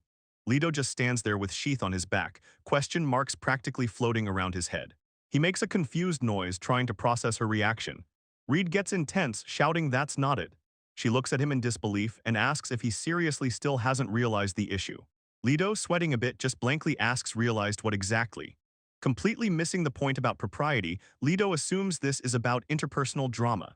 He asks Reed if she's still not getting along with Irene, pointing out that it didn't look that way when they were drinking earlier. Reed snaps at Lido, yelling that he's completely missing the point. She looks at him with pure frustration and asks if he seriously still hasn't realized the obvious. Lido just stares back with a confused, innocent look, asking what exactly he's supposed to be realizing. With Sheath passed out on Lido's back, Reed finally spells it out, shouting that this entire issue is about Sheath. Lido still doesn't get it. He glances back at the sleeping adventurer on his shoulder and innocently asks what's up with him. Seeing Lido's density in action, Elios, who is walking nearby, asks Reed if this guy is actually okay in the head. Reed looks awkward and admits that while there's absolutely no doubt about Lido's combat abilities, his common sense is a different story. Lido adjusts his grip on Sheath, wondering what everyone is making a fuss about. But as he shifts the weight, he feels something distinct pressing against his back, a softness that definitely shouldn't be there if Sheath were a guy. He makes a confused noise as the tactile evidence registers. Lido freezes dead in his tracks. He starts stammering, telling everyone to wait a second as his brain finally catches up. Reed sighs, looking exhausted, and confirms that, yes, he really didn't notice until just now. Reed finishes the thought for him, stating clearly that Sheath is, in fact, a girl. Lido's mind goes completely blank. He stands there with a vacant expression while the universe expands behind him, his entire worldview shattering in silence. His brain starts rewinding the tape. He realizes there were actually plenty of clues he missed. He justifies his mistake by thinking that when he first saw Sheath, he just automatically assumed she was a boy because of her clothes and her athletic build. Continuing his internal defense, he figures that even a girl could develop that kind of muscle definition if she spent her life helping her father with heavy labor like blacksmithing. Lido's brain goes into overdrive trying to process the information. He starts analyzing her physique in his head, telling himself that considering her age, she's probably just still in her growth period. He continues the forensic analysis, noting that her shoulder width is narrow and her fingers are definitely thinner than a boy's would be. The signs were there all along. Memories start clicking into place. Lido recalls how incredibly nervous Sheath acted when they first met Emmy and Reed. He realizes now that it wasn't just general social anxiety. It was specifically because there weren't many young women back in her village. He remembers Sheath saying she had gotten better at socializing after spending time with the group. But looking back at it now, Leto realizes that even with that practice, Sheath still gets a little nervous specifically around other young women. The weight of his stupidity finally crashes down on him. Leto slaps a hand over his face, completely defeated, and admits to himself that he messed up big time. He glances back at Sheath, who is still fast asleep on his back. Trying to salvage his conscience, he figures that she probably doesn't mind the mistake too much. Or rather, knowing her, he doubts she even notices how she's being treated. Leto imagines that a normal girl would be frustrated about not being treated like a girl. But for Sheath, he can practically hear her voice declaring that things like gender don't matter for a disciple of the sword. Reed, watching Leto spiral, decides to offer some pragmatic advice. She agrees that, given Sheath's personality, it's probably better for Leto to just continue treating her the same way he has been so far. Reed turns to walk away, but she leaves him with one important condition. She tells him that while he should act normal, he absolutely needs to treat Sheath like a woman when the situation actually calls for it. Leto stands there staring at his boots, feeling the full crushing weight of his density. He calls himself a failure of a mentor, unable to believe he missed something so incredibly obvious for so long. Elios chimes in on the comfort session while carrying his sleeping sister. He tells Leto that it's actually fine, pointing out that they're all going to make plenty of mistakes in the future. Reed agrees, adding that because of that, it's perfectly okay if Leto messes up sometimes too. Elios admits to Leto that he finally feels a sense of familiarity with him now. He notes that seeing Leto spiral over a mistake proves that even S-rank adventurers are human after all. Meanwhile, Irene is mumbling in her sleep on Elios's back, complaining about being treated like a monster. Leto, carrying the sleeping Sheath, looks genuinely relieved by their support. He thanks them, admitting that he's just glad he realized his mistake before he did something actually fatal. The group walks through the quiet streets, agreeing to call it a night. They arrive at their lodging, a large multi-story and standing silent in the moonlight. Inside the girls' room, Sheath and Irene are tucked into their beds. Elios apologizes to Reed for dumping the responsibility on her, saying he'll leave the two girls in her care. Reed accepts the duty, telling him to leave it to her. Outside under the night sky, the guys part ways. Someone calls out that they'll see everyone tomorrow, and they exchange good nights before heading to sleep. The next morning is a rude awakening for Sheath. She wakes up in a cold sweat, screaming an apology to her master for drinking herself into a stupor the previous day. She immediately panics, desperate to know if she said anything strange while she was wasted. Leto decides to have a little fun with her hangover anxiety. He puts on a serious face and lies, telling her that she stood up and declared she would defeat the demon lord. Sheath completely loses it, holding her head in shame and groaning about saying something so embarrassing. Later, the whole squad gathers around a table for breakfast. Leto brings up business, asking if the party name is still going to be Breath of the White Dragon for their upcoming operation. Irene chimes in regarding the party name, telling Leto that they aren't picky about what they're called. Elios backs her up immediately, confirming that both he and his sister are satisfied with the choice. Leto takes a drink, accepting their approval with a nod. Since they're cool with it, the matter is settled. He keeps the momentum going while he eats, moving straight to the next topic by asking what their actual plan should be from here on out. Leto answers his own question, laying out the schedule. He tells the group that for now, they need to focus on training and completing requests. He specifies that mornings will be reserved for combat training tailored specifically to each of them. For the afternoons, he wants them hitting the request board hard. He instructs them to take as many jobs as they can without being picky, emphasizing that variety is key. He figures it's much faster for them to learn from actual experience than for him to just lecture them on theory. Sheath is busy stuffing her face with bread, but she's listening. She agrees that his logic is probably sound, then asks if he means they should be doing monster exterminations. Leto pulls on his gloves, telling her that monster hunting is fine, but he wants them to cast a wider net. It's better if they take on all kinds of different requests if possible. He emphasizes one point in particular: it's a really good idea to actively look for requests coming from other guilds. Reed pauses with her drink, looking a bit confused by the instruction. She asks what he means by other guilds. Leto breaks it down for them, listing off the Merchant Guild, Mage Guild, and Blacksmith Guild. He explains that they should be looking for requests that come through these major local organizations. Leto explains the logic behind targeting specific guilds. He tells them that as they increase their rank, requests for joint operations with those specific guilds will naturally increase, so it pays to build those relationships early. Sheath listens intently and confirms she understands the strategy. With the strategy set, Leto shifts gears to the daily schedule. He announces that he's going to drill all of them on their movements as frontliners immediately. He lays out the plan. They'll do the drills, break for lunch, and then get to work on the actual requests. He adds that he'll head to the guild first to pick up the jobs while they get ready. The group starts eating, but Irene seems a bit overwhelmed by the pace. She comments that everyone else eats incredibly quickly compared to her. Leto gives her a pass for now, telling her she can take it easy today. However, he warns her that she needs to get used to eating quickly, since time is a luxury adventurers don't always have. Before they wrap up, Leto reaches into his jacket. He tells the group he has something for them. He places a set of jewelry on the table, a ring and 3 necklaces, each set with a distinctive stone. The girls immediately react to the gifts. Irene recognizes the stone and asks if it's aquamarine, while Reed and Sheath just marvel at how beautiful and pretty they are. Leto explains the significance, telling them it serves as both a good luck charm and a token of their apprenticeship. He adds a practical detail: the gem holds light, which demons hate, so it might actually be useful in a pinch. Irene holds the necklace up to the light, inspecting it with a practiced eye. She admits that for a simple charm, it's actually a surprisingly high-quality item. Reed puts hers on immediately, her face flushing a bit. She thanks Rateau, admitting that this is the first time she has ever received a gift like this in her life. Sheath takes it to another level entirely. Tears streaming down her face, she thanks her master and dramatically declares that she is never taking it off until the day she dies. Sheath is still overwhelmed with emotion over her gift, so Leto teases her that she's being a bit dramatic.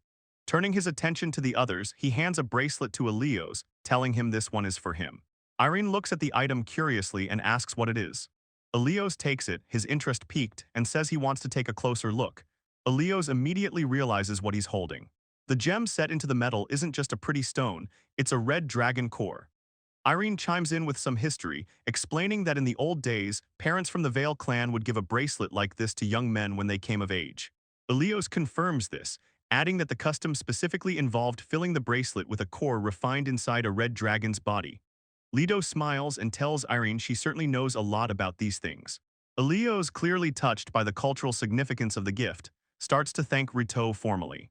Leto cuts him off before he can get too serious, telling him not to worry about the formalities right now and that he'll listen to the full history lesson some other time. Leto waves his hand dismissively, claiming it's just a simple gift and he shouldn't overthink it. Elios nods, saying he understands, but makes it clear he intends to cherish it anyway. With the gifts distributed, Leto calls out to the group that it's time to get moving. But as they start walking, Irene pauses, her hand drifting up to the necklace Leto just gave her. She realizes something about the specific gem he chose. The stone is aquamarine. Legend says it has special powers to protect women, which is why it's traditionally a gift men give only to their daughters, wives, or lovers. Irene looks ahead at Leto walking with Sheath and Reed. Considering the romantic or familial implications of the stone, she glances at Sheath and decides it's probably best to just keep treating her the way she always has rather than reading too deeply into it. She tells herself it's fine and hurries to catch up with the party. Leto and Sheath are walking together outside. Sheath, full of energy, asks her master what exactly they're going to be doing for training. Leto answers that first, he needs to see everyone's skills before they do anything else. They arrive at their destination, a large building that serves as the local hub. As Leto opens the door, he's immediately greeted by Emmy, the waitress. She spots him instantly, calling out his name and exclaiming that she's been waiting for him. Despite her smile, Leto senses a dangerous vibe radiating from her. He nervously asks what's wrong. Emmy keeps that strained smile plastered on her face and insists that nothing is wrong at all, though her tone suggests otherwise. She drops the act and points aggressively at the bulletin board. She complains that it smells like water, implying he's treating them like strangers by being so distant, and tells him he really should have told them from the start if he was planning to do something like this. Leto and Sheath stare blankly at the board, with Sheath confusedly echoing Emmy's words. The room is buzzing with activity. The quest board is completely plastered with notices, drawing the attention of everyone in the room. Leto notices 2 other adventurers standing nearby, whispering and gossiping about the state of the board while glancing in his direction. Emmy turns back to him with a mix of exhaustion and accusation. She claims he made them stay up all night yesterday dealing with this mess, or rather, she corrects herself, it seems like he made the staff handle it. Leto starts sweating, realizing the implication. He immediately tries to deny responsibility, stating there is no way he had anything to do with it. Sheath notices something strange on the bulletin board and points it out to her master, looking pretty confused. It's a huge flyer. The thing is advertising a special beginner's hall, hosted by none other than S-rank adventurer, Rito McLaughlin, Lito's alias. It claims he'll be teaching secret tips and tricks for an entry fee of 1,000 dimes, directing everyone to the reception desk. Leto and Sheath both just stare at it, completely horrified. Leto realizes exactly who set him up. The building shakes as Leto screams at the top of his lungs, demanding to know what the hell is going on. He storms right up to the reception window where Diaz is sitting. He yells her name and demands an explanation for the unauthorized ad. Diaz stays totally calm while Leto fumes. She explains that she wanted him to help the newbies out, at least regarding knowledge, and casually adds that she'll offer compensation for it. She adjusts her hair, looking unbothered. She reminds him that she promised to cooperate with him earlier, so she decided to provide the venue as her contribution. Leto isn't buying it. He argues that he never agreed to this, and more importantly, he's busy training his own guys starting right now. Diaz's expression sharpens. She leans in and lowers her voice, telling him this is just between them, but there's suspicion floating around regarding his involvement in that demon incident from the other day. Leto freezes, the threat landing exactly as she intended. Diaz mentions the name Murizel, letting him know she sees the connection. Leto admits he figured she would notice that eventually. Diaz gets straight to the point. Addressing him as Rito, she brings up the fact that he wants to keep his involvement with the demons a secret. While Leto sweats nervously, she lays out the terms. She says she'll help him with the cover-up, but in return she wants him to be the instructor. She crosses her arms and tells him flatly that's just how it is. Leto clicks his tongue, clearly annoyed that he's been cornered. Next to him, Sheath just stands there with a question mark over her head, totally lost. Leto tries to set some boundaries. He tells Diaz that he's prioritizing training his own guys right now and plans to focus on them in the mornings, so he can't be taking care of all the newbies. Diaz remains perfectly pleasant. She says that's fine, he can just come in any time during the afternoon and give a lecture for a bit. Realizing he has no choice, Leto grumbles that he'll be on his way and turns to leave. Sheath, completely missing the blackmail subtext, has stars in her eyes. She excitedly says it's amazing that he's going to be a guild-certified instructor. She continues to sparkle with admiration, while Leto just looks at her, stressed out and sweating from the encounter. Leto decides he needs some space, so he waves Sheath off, telling her to forget about him for now and go find her own requests. Sheath heads over to the quest board, humming to herself as she tries to decide which job to pick. Beside her, Irene is also scanning the board, pointing out potential jobs for her own party. Moving on, Leto runs into Emmy, or rather, Emilia the Black Blade operative. He comments that this whole situation with the guild somehow turned into a huge ordeal. Emmy smiles and corrects him, saying it didn't just turn into a big deal on its own. Leto accuses her of setting him up, but she just feigns innocence, asking what he's talking about. Leto gives up on the argument and walks away, muttering that he has to get to work. Left alone with his thoughts, Leto starts considering his new forced role at the beginner's hall. He starts rationalizing the job, telling himself that improving the skills of novice adventurers isn't a bad thing, and it's actually important to give them the right knowledge early on. He begins planning his curriculum, deciding that the first thing he should cover is the basics of weapons and armor. Sitting on a bench, a thought strikes him regarding his own student. He realizes he needs to tell Sheath to get some proper upper body armor, but his train of thought gets cut off when Sheath yells "Master" from across the room.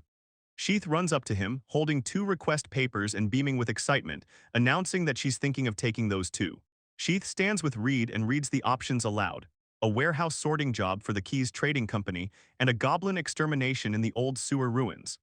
Leto nods, saying that sounds good, but he immediately advises her to take the warehouse sorting quest first. Sheath marches off with high energy, yelling that she understands the plan. Meanwhile, Irene turns to Leto and gets to the practical details, asking exactly where they're going to do this combat training. Leto replies that he knows just the place. They arrive at the gates of a large, fortified castle structure. A handsome man in a clean military uniform steps out to meet them. He immediately recognizes Leto, calling him by his alias Rito, and exclaims that it's been a long time. Leto greets him as Harold and jokes that the guy doesn't seem to age at all. As they clasp hands, Harold tells Rito that if he was back in town, he should have at least come by to show his face. Harold gestures toward the rest of the group and asks who the kids are. Leto starts the introductions, presenting Sheath as his apprentice. Moving down the line, Leto points out Reed the sister, then introduces Irene and Elios. Harold latches onto the word apprentice. He remarks that if Rito has an apprentice, it must mean he's finally on their side. He then formally introduces himself to the trainees as Harold, the commander of the training unit for the Kyla Defense Force's 3rd Garrison. Leto clarifies things for Sheath, explaining that Harold is an old friend he used to be in a party with back in the day. Sheath looks totally impressed that this commander used to adventure with her master. Harold confirms it's true. He tries to address Sheath but gets tripped up on which honorific to use, fumbling between Sheath-kun and Sheath-chan. Sheath just smiles and tells him calling her Sheath is totally fine. The reunion pleasantries settle down for a second, and Harold notes that he genuinely didn't know Rito had returned to this town.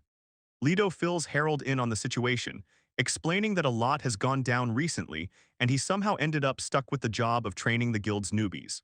Harold listens to the explanation and realizes that's exactly why his old friend showed up at his gate. But Leto isn't just asking nicely, he corners Harold with his own logic. He points a finger at the commander and asks if he's really going to refuse, reminding Harold that he's the specific person who advised integrating adventurer know-how into military operations in the first place. Harold caves immediately under the pressure of his own policy, throwing his hands up and yelling that he gets it.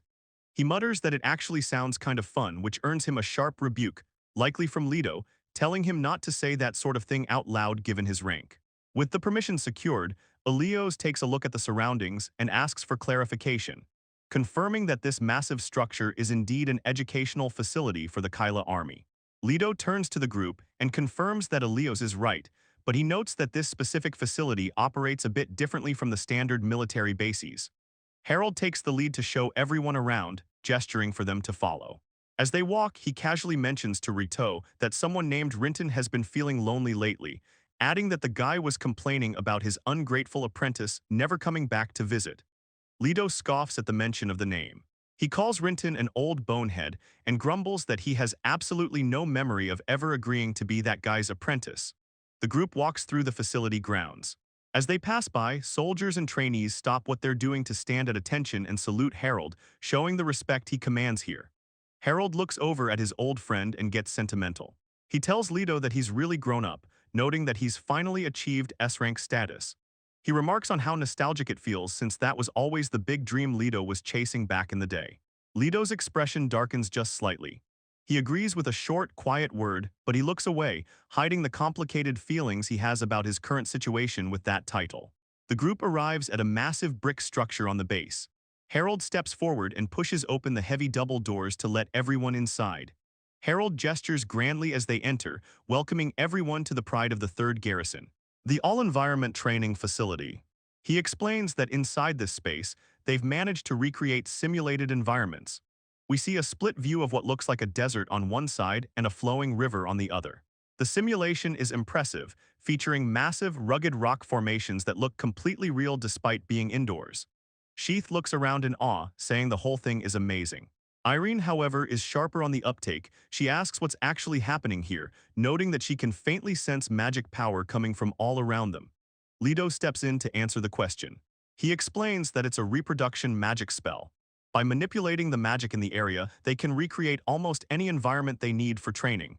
To demonstrate, Leto says he'll give them an example. He snaps his fingers sharply and casts a spell called Dream Reproduction. Instantly, the empty floor in front of the group transforms. Wooden tables and benches pop into existence with a magical flash, leaving the party members looking surprised. Reed walks up to one of the new tables and runs her gloved hand along the surface. She's stunned by the detail, realizing it's an exact copy of the table they sit at in their usual tavern. Leto explains the catch, though. He notes that the conjuration can only hold together for about 3 hours. As he says this, he dismisses the magic with the phrase "end of the dream." Harold continues his explanation, gesturing to the simulated forest around them. He tells the group that they use this environment to carry out their combat training and education. Reed isn't just accepting the visual spectacle, though. She's stuck on the logistics. She starts talking about the reproduction magic, pointing out that it clearly deviates from current magical theories. She asks how on earth they're maintaining such a massive amount of magic power to keep it running. Harold waves off the technical deep dive, saying he won't go into the detailed principles right now. He admits it's the result of a certain necromancer's work combined with their own efforts. Hearing this, Sheath immediately jumps in and asks if her master is involved in this too.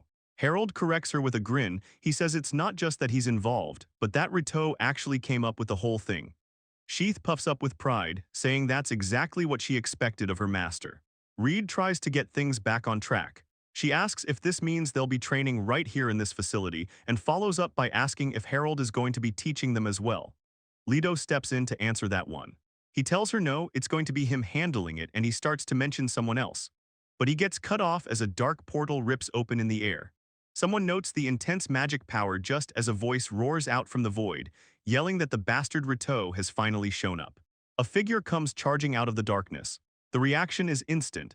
Irene yells out as she recognizes what's happening while Sheath screams, asking what that thing is doing here. The rest of the party is just confused.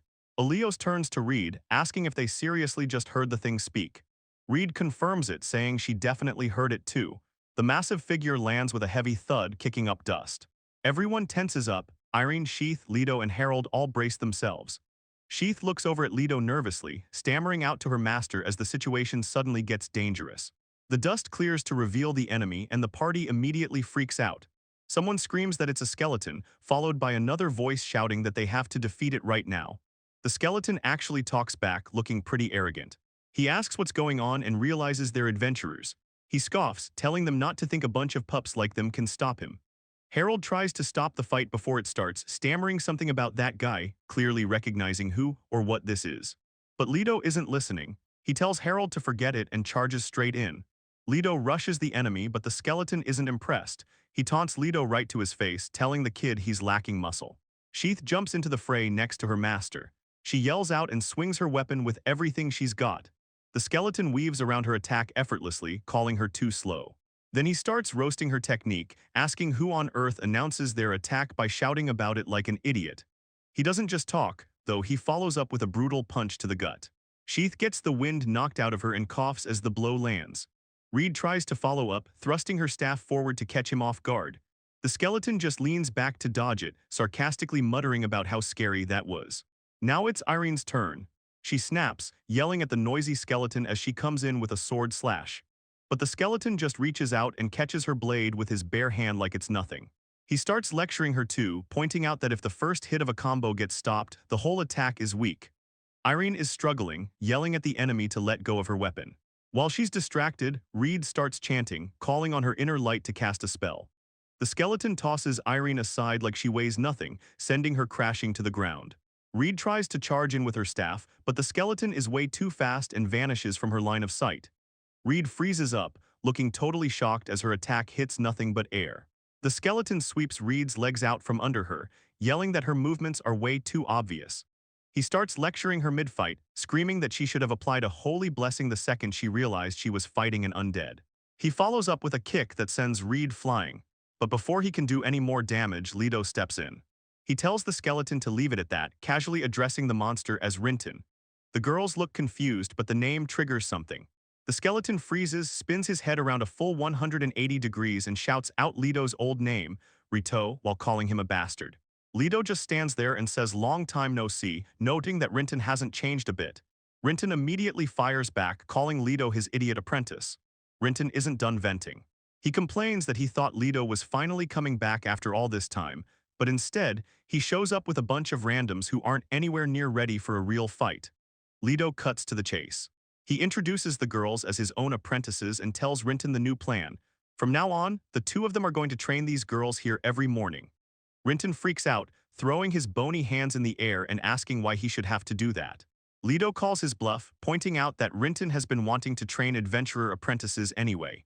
Leto pitches the group to his old mentor, admitting that while they are total newbies, they definitely have potential. Rinton just grunts, looking grumpy about the whole setup. Rinton looks over Reed and Sheath, assessing them with a critical eye. He notes that they are still lacking in skills, but he has to admit there is definitely potential there to nurture.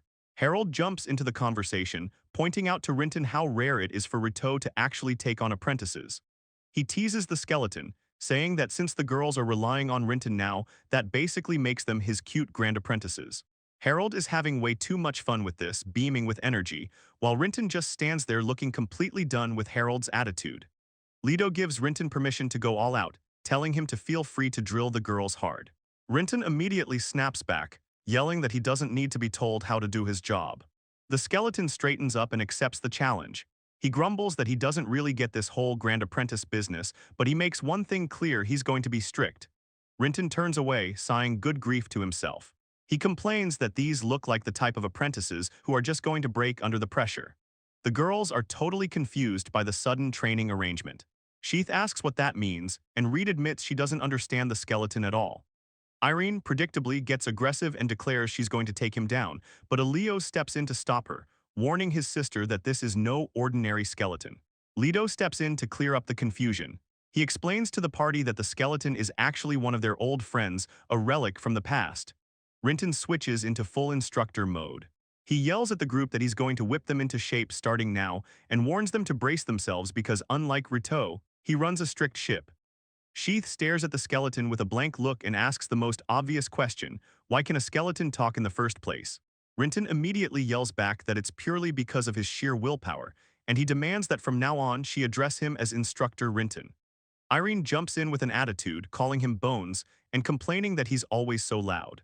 Rinton snaps back at her, asking what calling a skeleton Bones is even supposed to accomplish, pointing out that it doesn't even work as an insult. Watching the chaotic scene unfold, Harold turns to his old friend and asks Rito if this feels nostalgic. Leto agrees that it definitely does. Leto closes his eyes, letting his mind drift back to the past. He recalls the days when they were all younger. He lists out the old squad, Harold, the necromancer Migaji, and the archer Gora. And of course, there was Migaji's partner Rinton. Leto narrates that the four of them formed a party and worked as adventurers right in this town. Back then, to get stronger, they would constantly hone their skills by sparring against Rinton. Young Leto is shown deep in thought. He recalls that they used to always wonder if there was a more efficient way to train than just standard practice. Leto explains that it was Migaji who eventually cracked the code, coming up with the idea of reproduction magic to solve their problem. Thanks to that innovation, Rinton's training became drastically more effective at drilling frontline combat skills into the team. Leto notes that because of this system, the four of them were able to rank up at a speed that was unheard of for rookies. Leto reflects on how things were when they were just starting out. It was tough back then, but they were naive enough to believe things would stay that way forever. He feels like somewhere deep down, he's still walking the continuation of that path, even though Migaji and Gora have disappeared without a trace. He admits that part of him is still dreaming of those old days. He calls it a bitter dream to wake up from. But even so, he acknowledges that being able to reunite like this actually means something to him. Back in the memory, Harold decides it's time to head out, mentioning that the town has been getting pretty noisy lately. Harold tells Rito that he and Rinton are going to borrow the training spot for a while. Rito gives him the go-ahead. Harold suggests they grab a drink later at the guild tavern. He mentions he's figured out a way to squeeze some money and information out of the guild. With a grin, Harold brings up their old hustles, recalling how they used to make and sell stuff back in the day. He points out that Rito was always pretty good at that kind of business. Rito gets defensive about his work. He corrects Harold, insisting it wasn't just stuff, it was a proper guidebook and instruction manual. Harold teases him, warning him not to overdo it or the guild might start watching him closely. Rito snaps back that Harold should be grateful since that's exactly how they managed to scrape together their funds in the first place. Harold's expression suddenly turns serious.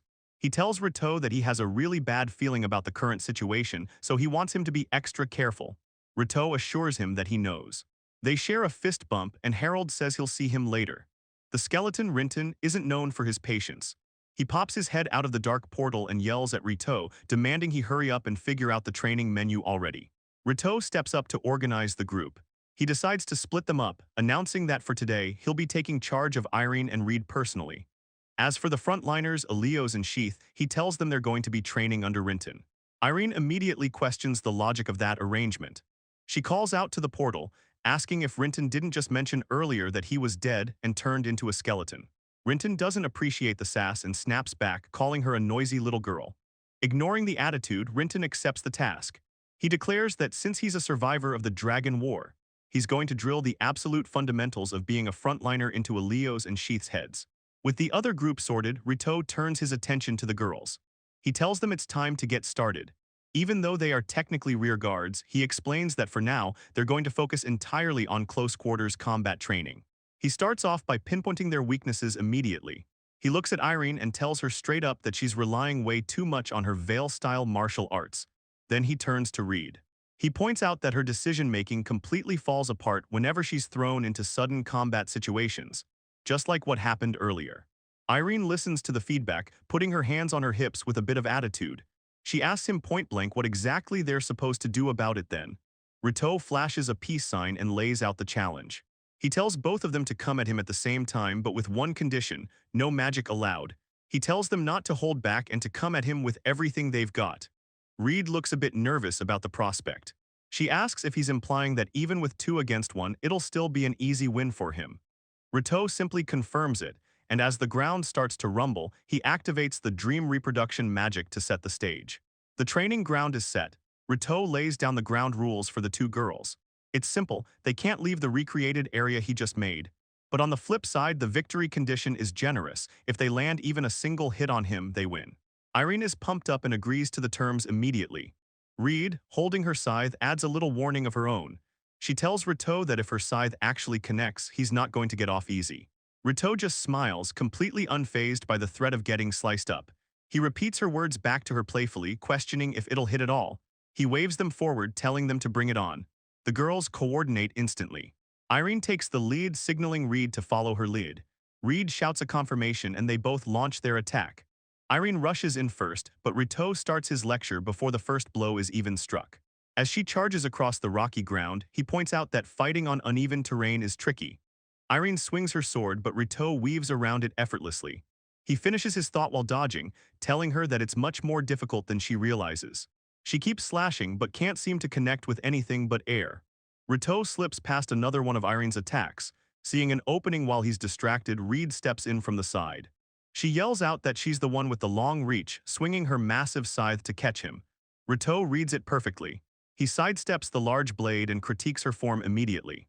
He tells her that while her reach is indeed long, her movements are way too big, which makes her attacks incredibly easy to predict. He keeps coaching her right in the middle of the fight. He explains that she needs to incorporate a pullback motion into her swing, otherwise she won't be able to land a proper cut. Then he closes the distance in a flash, jamming his weapon against the shaft of her scythe to stop the momentum. He tells her the hard truth. In reality, her effective reach isn't nearly as long as she thinks it is. The spar continues without a break. Rito keeps lecturing Reed while blocking her strikes. He tells her that a defensive stance should be her foundation, and it's a solid strategy to attack anyone who enters her range. But he immediately adds a caveat. He warns her that if she focuses too much on defense, she's going to miss her windows of opportunity to actually land a hit. He drills the point home, telling Reed she needs to change her mindset. She needs to be proactive and take the initiative instead of just waiting. Reed shouts a confirmation, taking the advice to heart. She immediately picks up the pace, clashing with him near the rocky walls. Suddenly, Irene sees her opening and jumps back into the fray. She screams out that she's right there, launching a bold strike at Rito while he's engaged with Reed. Rito handles the interruption smoothly. He tells Irene that her boldness is definitely her greatest weapon, but warns her not to get too cocky about it. He effortlessly sidesteps her thrust, letting her momentum carry her right past him. As she flies by, he tells her bluntly that a direct approach like that simply won't work against a stronger opponent. Irene stumbles forward, missing completely, but Rito isn't looking at her anymore. He shouts out approval, seeing Reed making her move exactly as instructed. Reed capitalizes on the distraction Irene created. She comes flying in with an overhead swing. Rito watches her form and smiles, confirming that this is exactly what he wanted to see. Reed lands and executes the technique Rito taught her earlier. Instead of just a wide swing, she pulls the scythe back in a sharp hooking motion, forcing Rito to actively block the tricky angle. The spar comes to a halt as Reed's weapon is stopped cold against the rocky terrain. The sound of metal hitting stone echoes, marking the end of the exchange. Rito looks at Reed and calls it, stating that the match is decided and asking if she agrees. Reed, looking down and realizing she's been beaten, quietly confirms that yes, it's over. She looks completely drained. Reed admits she doesn't even know how to put it into words. She just feels like she has absolutely zero chance of ever winning against him. Rito doesn't let her get too down about it though. He explains that things might be different if they were fighting on flat ground, but he reminds her that real battles rarely happen in perfect conditions. He lays out the roadmap for her. For now, they're going to keep training in practical, real-world environments like this. He promises that once her skills reach a certain level, they'll move on to magic training. Reed nods along. Meanwhile, Irene is sitting on the ground looking a bit pouty. She grudgingly admits to herself that even though it's frustrating to hear, Rito's critique was actually right on the money. Rito catches her mood and offers some reassurance. He tells Irene not to worry about it, they'll train specifically to overcome her weaknesses. With the mood settled, he suggests they start reviewing the fight. Over with the other group, the skeleton instructor is wrapping things up. He dismisses his students, telling Sheath and Elios to come back tomorrow. The two of them are weirdly pumped up, shouting their thanks and acknowledging the instructor with way too much enthusiasm. Reed and Irene watch them from the side, both looking exhausted. They can't help but wonder where those guys are getting all that energy from. Turning back to his own team, Rito tells them they did well too. He orders them to go get some food and rest because they need to be ready for the afternoon session. Reed acknowledges the order, ready for a break. The group starts to split up after the training session. Rito turns to head off in one direction while Sheath, Irene, Reed, Elios, and the skeleton instructor gather to go the other way. Sheath realizes Rito isn't coming with them. She looks over at him and asks about his plans, wondering if he isn't going to join them for lunch. Rito explains that he has other business to attend to. He tells her he's heading back to the guild right now to discuss the arrangements for the upcoming lectures. Sheath understands and tells him they'll head back to the guild too once they finish their request.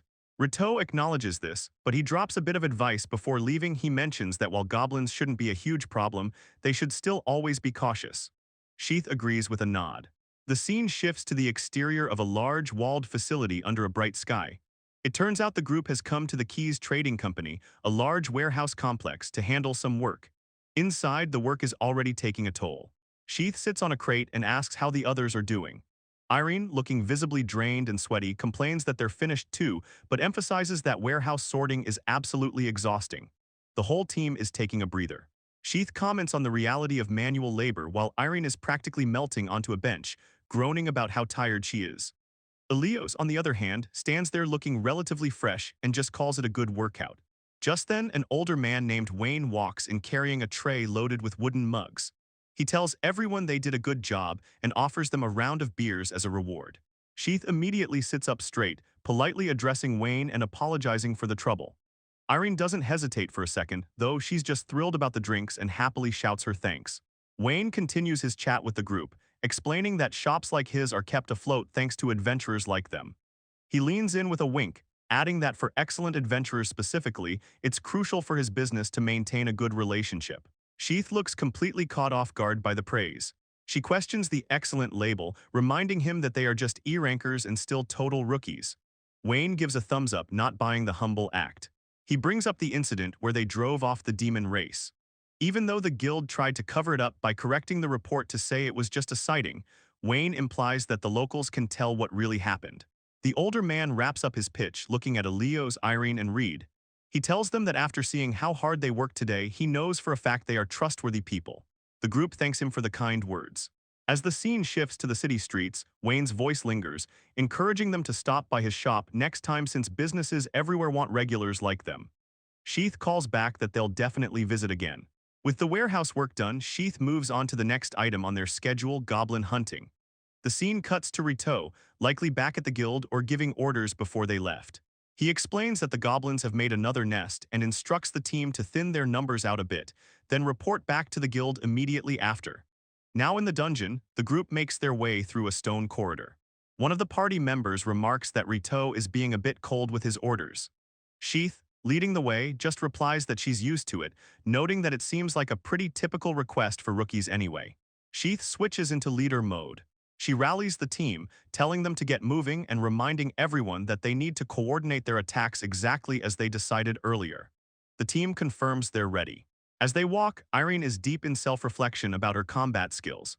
She admits to Reed that she still isn't at the level she wants to be, critiquing her own performance by saying it would have been more efficient to use a kick instead of a sword in a previous moment. Reed walks beside her and simply agrees with the assessment. The conversation about their combat performance continues as they walk. Irene agrees with the earlier assessment, but Reed has her own harsh critique for herself. She admits that she wasn't able to switch between her great scythe and her staff as smoothly as she wanted, adding that she honestly wished she could have hunted about 50 more enemies to get the rhythm down. Sheath isn't hearing any of this negativity. She cuts in to tell them that despite their self-criticism, both of them were actually amazing back there. Elios nods beside her, backing her up and agreeing that they did a great job. With the debriefing done, the group decides to head back to the guild to file their report on the mission. As they make their way down the street toward the guild building, Sheath spots something unusual. She calls out, asking the others what's up with the massive crowd gathered up ahead. They get closer and see a female guild staff member addressing a mob of adventurers. She announces that today's lecture has already reached full capacity and registration is officially closed. She tries to calm the crowd by promising there will be another session held tomorrow. Sheath doesn't hesitate. She calls out an apology as she pushes her way through the bystanders to get a better look, leaving Reed trailing behind her in surprise. Inside, the scene is even more chaotic. A massive group of adventurers is seated and listening intently to a speaker. Sheath stares at the packed room, noting that she's never seen so many people in the guild at one time. She's confused, pointing out that since it's just the first day of the program, this turnout is kind of insane. At the front of the room, the instructor turns around. It's Rito. He spots his party members standing at the back and looks genuinely surprised to see them there. He recovers instantly, flashing them a cool, confident thumbs up to acknowledge them without breaking his stride as the instructor. Sheath completely loses it, her eyes literally sparkling as she praises her master for drawing such a crowd. Reed keeps things practical, suggesting they just wait quietly until he's done, and Elios agrees to hang back. Back in the lecture hall, the session is in full swing. Rito stands at the front of the packed room, delivering his lesson to the crowd of adventurers, including Sheath and her group who have settled in to listen. The scene shifts back to a few days ago at the guild headquarters. Sain is in a rage, yelling at the staff to move aside as he tries to barge his way through. He's completely losing his patience, shouting at them to hurry up and hand over the information regarding the demons. His path is blocked by two members of the Black Blade unit. The masked woman on the right informs him coldly that Murazel is currently busy, while her partner bluntly orders Hero Sain to turn around and leave. Realizing he's not getting past them, Sain turns his back on the heavy doors and stomps away. Later, out in the city, Sain is venting his frustration to the open air. He screams curses at the sky, damning every single person who has crossed him recently. His mind replays the recent betrayals. He bitterly remembers being rejected by Alina, and then recalls Dill's technical excuse, that a magician supposedly can't operate in a party without a proper frontline and a cleric. Sain continues his angry rant as he walks alone, muttering that none of them realize how amazing he actually is. He questions what they think an S-rank hero even is, clearly insulted that they would leave someone of his status behind. Suddenly, a voice cuts in from behind him, agreeing with his assessment and addressing him as hero. A cloaked figure stands there in the shadows. The stranger asks if he hadn't told Sain this before, dropping a heavy claim that even the guild itself has been infiltrated by demons. Sain spots the figure waiting for him in the shadows and immediately insults him, calling him a rat. He looks at the man with pure contempt, telling him not to show his disgusting face. The hooded figure just chuckles, noting that the hero is as harsh as ever. Getting down to business, the hooded man tells Sain there is only one way to fix his current situation. He needs to kill the demons with his own hands. He continues his pitch, telling Sain that if he slays the demons and returns triumphant as a true hero, surely his companions and the guild will have to acknowledge him again. Sain takes the bait instantly. His expression sharpens and he asks where the demons are. The hooded man smiles beneath his cowl, revealing that the enemies are already lurking within Gaddies. Sain reacts with aggressive confidence, saying he knew it all along. He declares that he needs to set out immediately to handle it. The figure slows him down, explaining that the event will likely happen within a month. He adds that while it's a half-month journey by dragon carriage, a hero like Sain can use a portal, just like that man did. Sain pauses, his eye twitching at the reference. He sharply asks who the man is talking about. The figure clarifies he means the man who left Sain's party. Sain bristles at the mention of Leto and demands to know why the guy brought him up.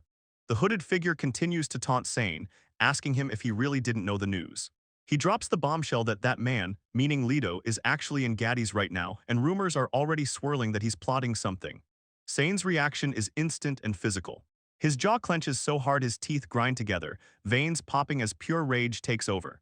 He completely loses his composure, screaming out the name Rito with enough force to shake the room. Moving away from that intense scene, the story shifts back to the village. A full month has passed since then. Leto and his team have been busy continuing their training and taking on requests. With the rewards they've piled up from their hard work, they finally decide it's time to upgrade their gear and purchase new equipment. Inside the shop, Sheath tries on a new set of armor. Someone off-screen compliments her, saying it looks good, but Sheath seems unsure, asking if it isn't a little too flashy for her. Reed steps in to boost her confidence. She tells Sheath that she's naturally beautiful, so she shouldn't worry. She also points out that Sheath's hair has grown out a little, and the whole look really brings out her femininity. Meanwhile, Luge is handling the weaponry. She presents the axe sword, explaining that she performed maintenance on it. She admits it took longer than she expected, but she guarantees the quality is solid. Leto thanks her for the hard work. Leto walks into the room carrying a shield, announcing that he's finished up on his side as well. He pauses when he sees the girls huddled together, asking them what's wrong. Back to the armor fitting, Luge explains the technical side of things. Since the chest piece is made of magic-forged steel, she can adjust the size whenever needed. She asks Sheath if her chest feels tight at all. Sheath presses her hands against the flat armor over her chest and deadpans that, right now, she feels absolutely nothing. We get another look at the group regrouping, with Leto standing ready with his new gear while the girls finish up their moment. Sheath looks over at Leto with a big smile, clasping her hands together. She asks him if the new gear doesn't feel pretty good to wear. Leto stands there getting a feel for the new setup, holding his large shield and wearing the fresh tunic and armor. He admits that yeah, the spear and shield actually feel way lighter than his old stuff. He looks a bit skeptical though, mentioning that for the price they paid, it almost feels too cheap for this kind of quality. Kirka assures him it's fine. She explains that the job served as a great learning experience for her apprentice, Luge, so she doesn't mind the discount. She keeps explaining, noting that the materials they used were actually collected as part of a blacksmith guild request anyway. Since they didn't have to pay out of pocket for the raw metal, the material cost wasn't high at all. Hearing that, Sheath bows deeply to both of them, thanking Kirka and Luge for hooking them up. With the gear sorted, Reed speaks up.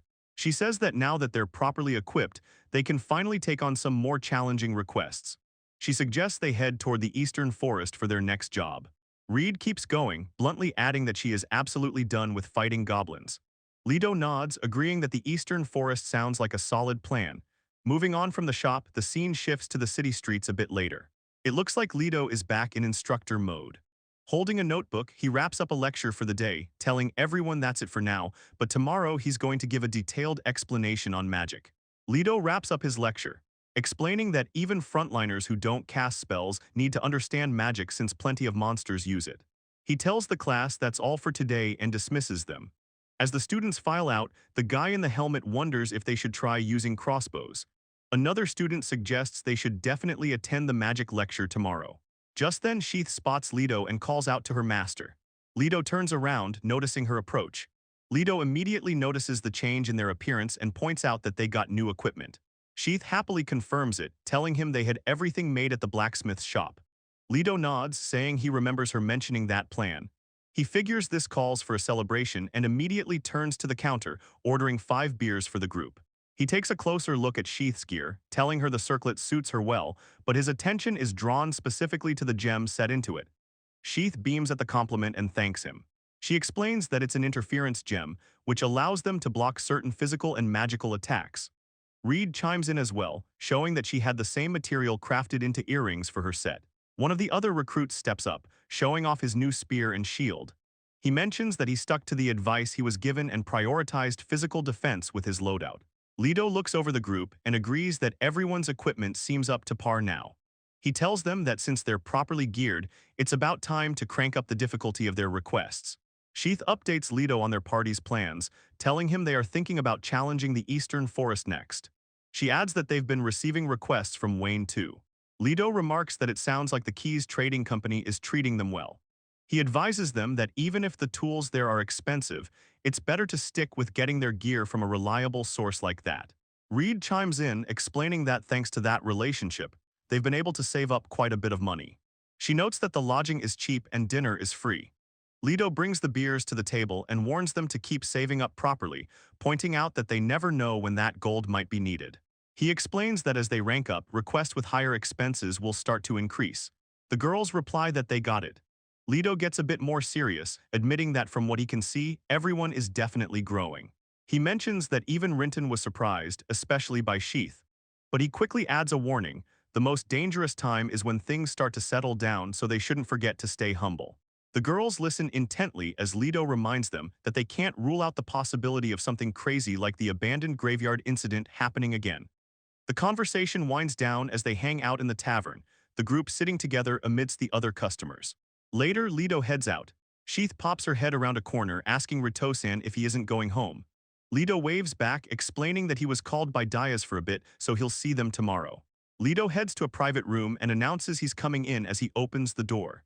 Inside, the guild secretary Diaz is waiting on a sofa. She acknowledges his arrival and thanks him for handling the lecture. Diaz starts the debriefing under a fancy chandelier, noting that the situation should improve soon. She mentions that thanks to Lido, she received complaints from several shops, but assures him she's already silenced them. Lido immediately guesses she's talking about the Merchants Guild. He looks annoyed, complaining that he's been getting nagged by them every single day himself. Diaz thanks him for his hard work, though her tone suggests a mix of gratitude and exasperation. She sighs, reminding him that she did say he could do as he pleased, but honestly, he really pushed it. She brings up the main issue. Major stores are already selling weapons and armor branded with his name. We see a vision of a happy shopkeeper as Diaz explains they're promoting the gear as recommended by S-rank adventurer Rito McLaughlin. Lido doesn't look bothered at all. In fact, he looks pretty pleased with himself as he handles a small box.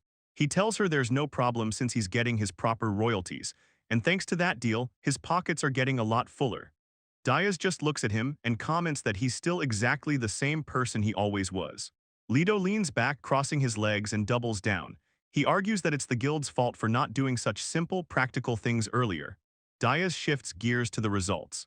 She admits she can't help but acknowledge his methods worked.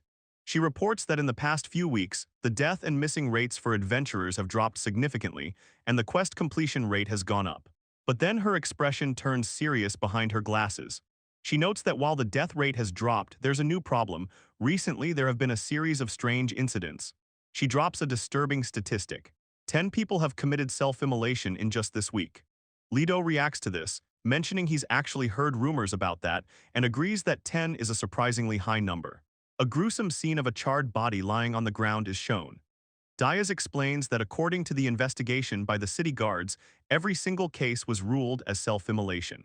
She adds that the time and location for each incident were different, and there were almost no eyewitness reports to go on.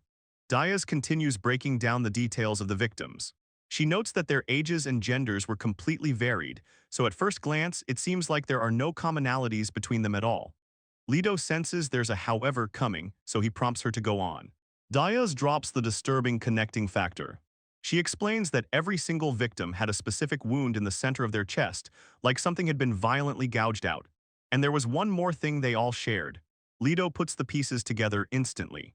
He interrupts, guessing that they all worshipped fire. It turns out he's spot on.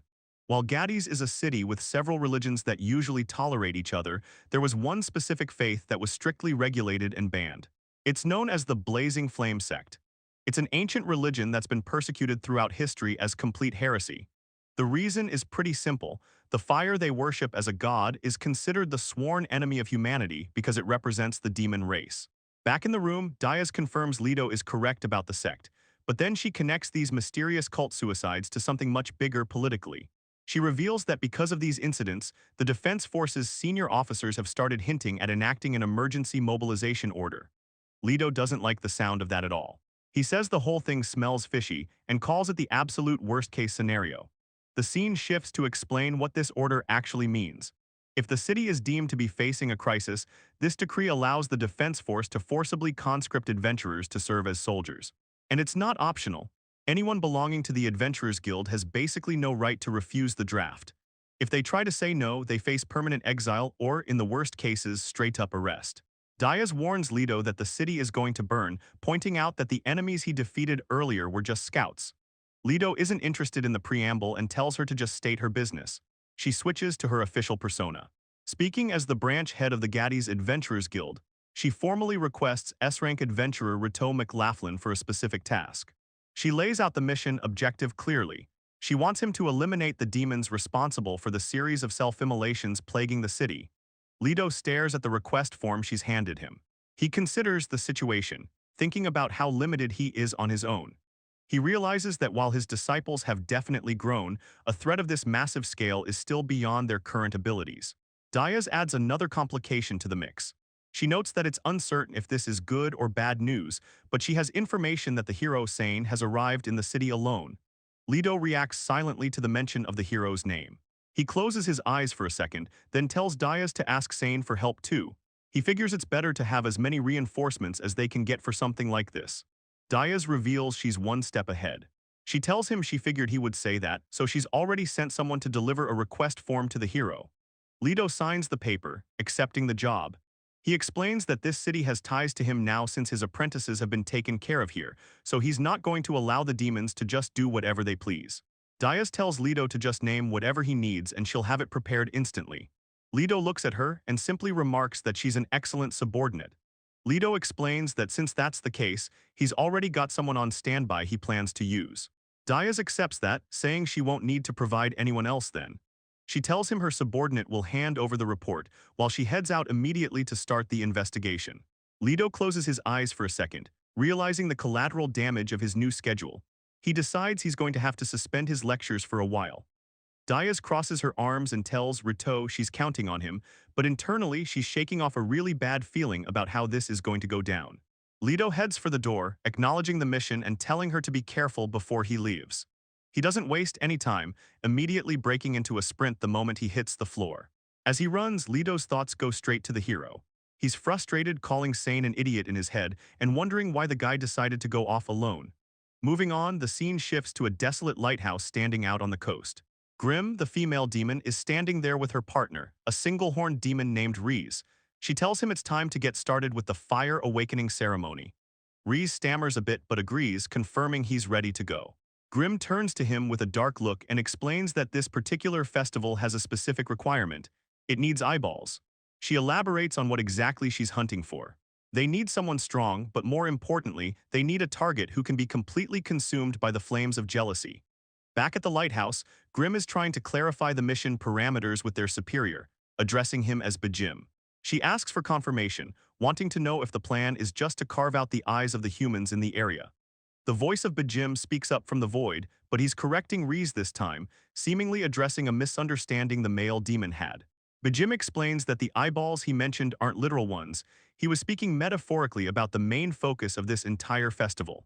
Grim processes this, asking if that means she and Reese aren't the main focus themselves. She quickly accepts the correction though, telling Bajim she understands. The voice continues his lecture, drilling the point into Reese specifically. Bajim emphasizes that that's not it at all. The main focus will always be, until the very end, entirely about the humans. Reese listens with a growing, manic grin as Bajim describes exactly what he wants. Humans fighting, insulting each other, and killing each other. The voice declares that after all that chaos, they just need to burn. Everything should burn. Grim seems pleased with this philosophy. She tells Bajim she sees the picture now, agreeing that burning is indeed great. She recites the phrase, "Fire forgives all," with a serene smile, fully aligning with her master's will. Bajim's voice affirms Reese's reaction, telling him that's exactly right. Reese, now completely hyped up, declares that it's time to start. He announces the beginning of the fire awakening, proclaiming that they will awaken all of humanity in the fire. In the next scene, Leto meets up with the subordinate Diaz promised him. It turns out to be Emmy, the waitress, though she's currently acting incredibly high energy.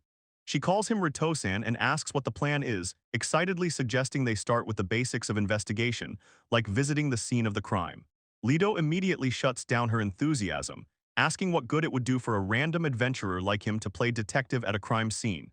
Then he pauses, looking at her with a deadpan expression, and asks if she is seriously the assistant he was assigned. Emmy strikes a pose with a wink and a peace sign, introducing herself as Emilia, claiming to be the twin sister of Emmy, the tavern waitress everyone knows.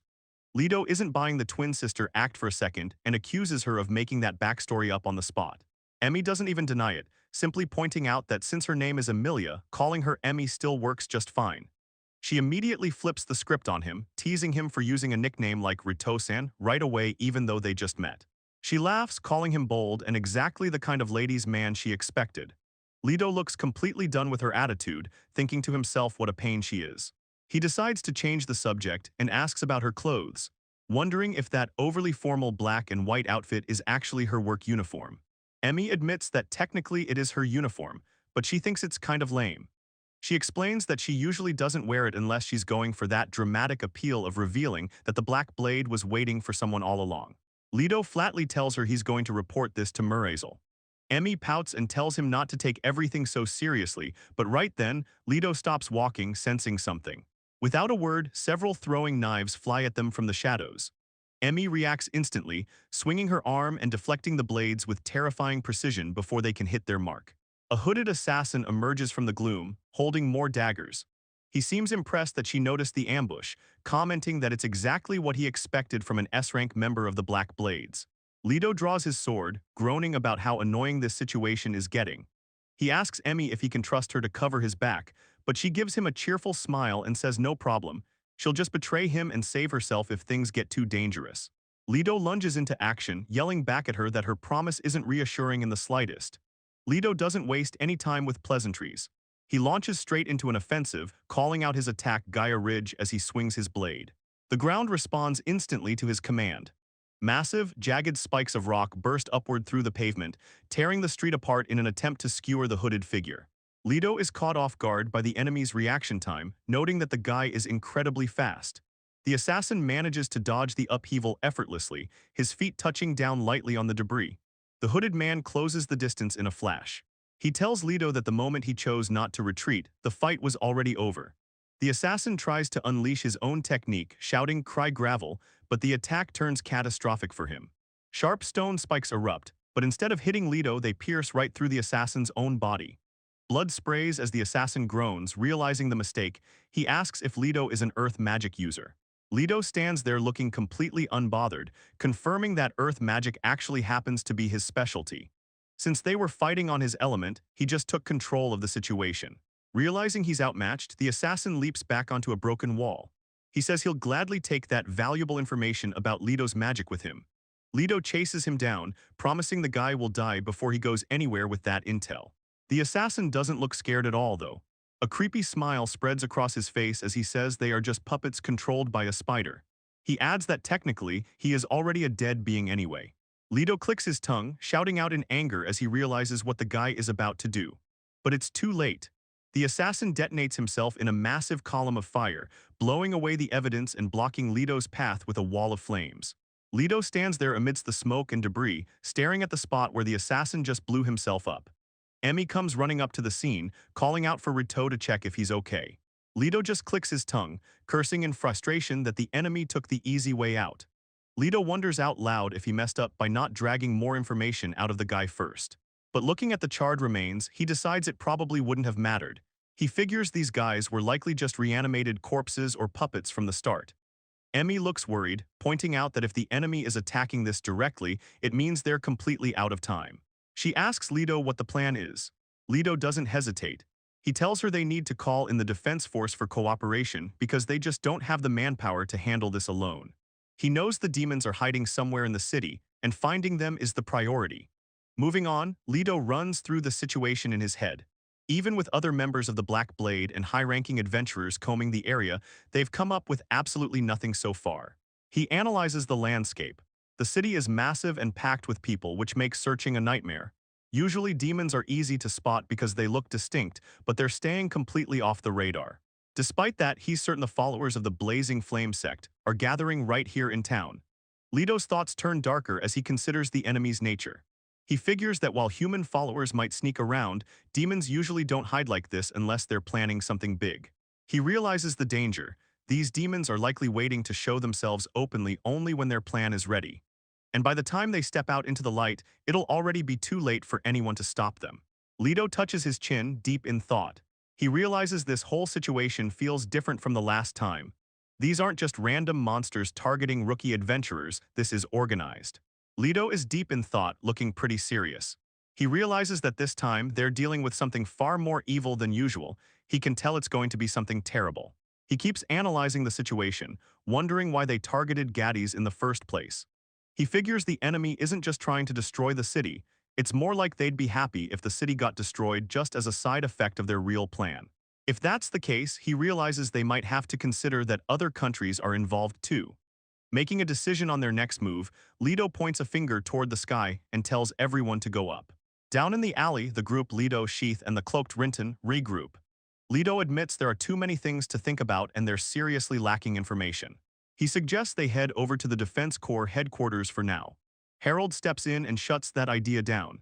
He tells them no, explaining that he actually has acquaintances over at the 3rd Garrison instead. Hearing this, the plan changes immediately and the group agrees, asking if they should run to get there. They make their way up to the rooftops to travel. Sheath climbs onto the tiled roof, looking totally thrilled, and says this feels very adventurer-like. Leto just looks at her and asks if that's really how she feels. Back on the rooftops, Leto sticks the landing on a lower roof, continuing his route toward the garrison. He pauses for a second to look out over the townscape stretching toward the ocean.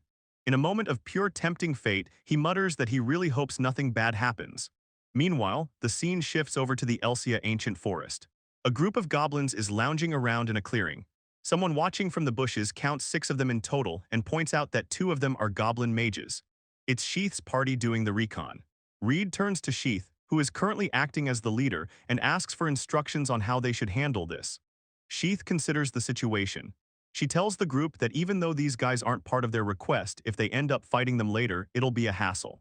She decides it's better to take them out right now while they can get the first strike. The party eyes the enemies, specifically the ones with the staffs. They agree that goblin mages are troublesome, so the plan is to drop them before they can get any magic off, taking full advantage of the surprise attack.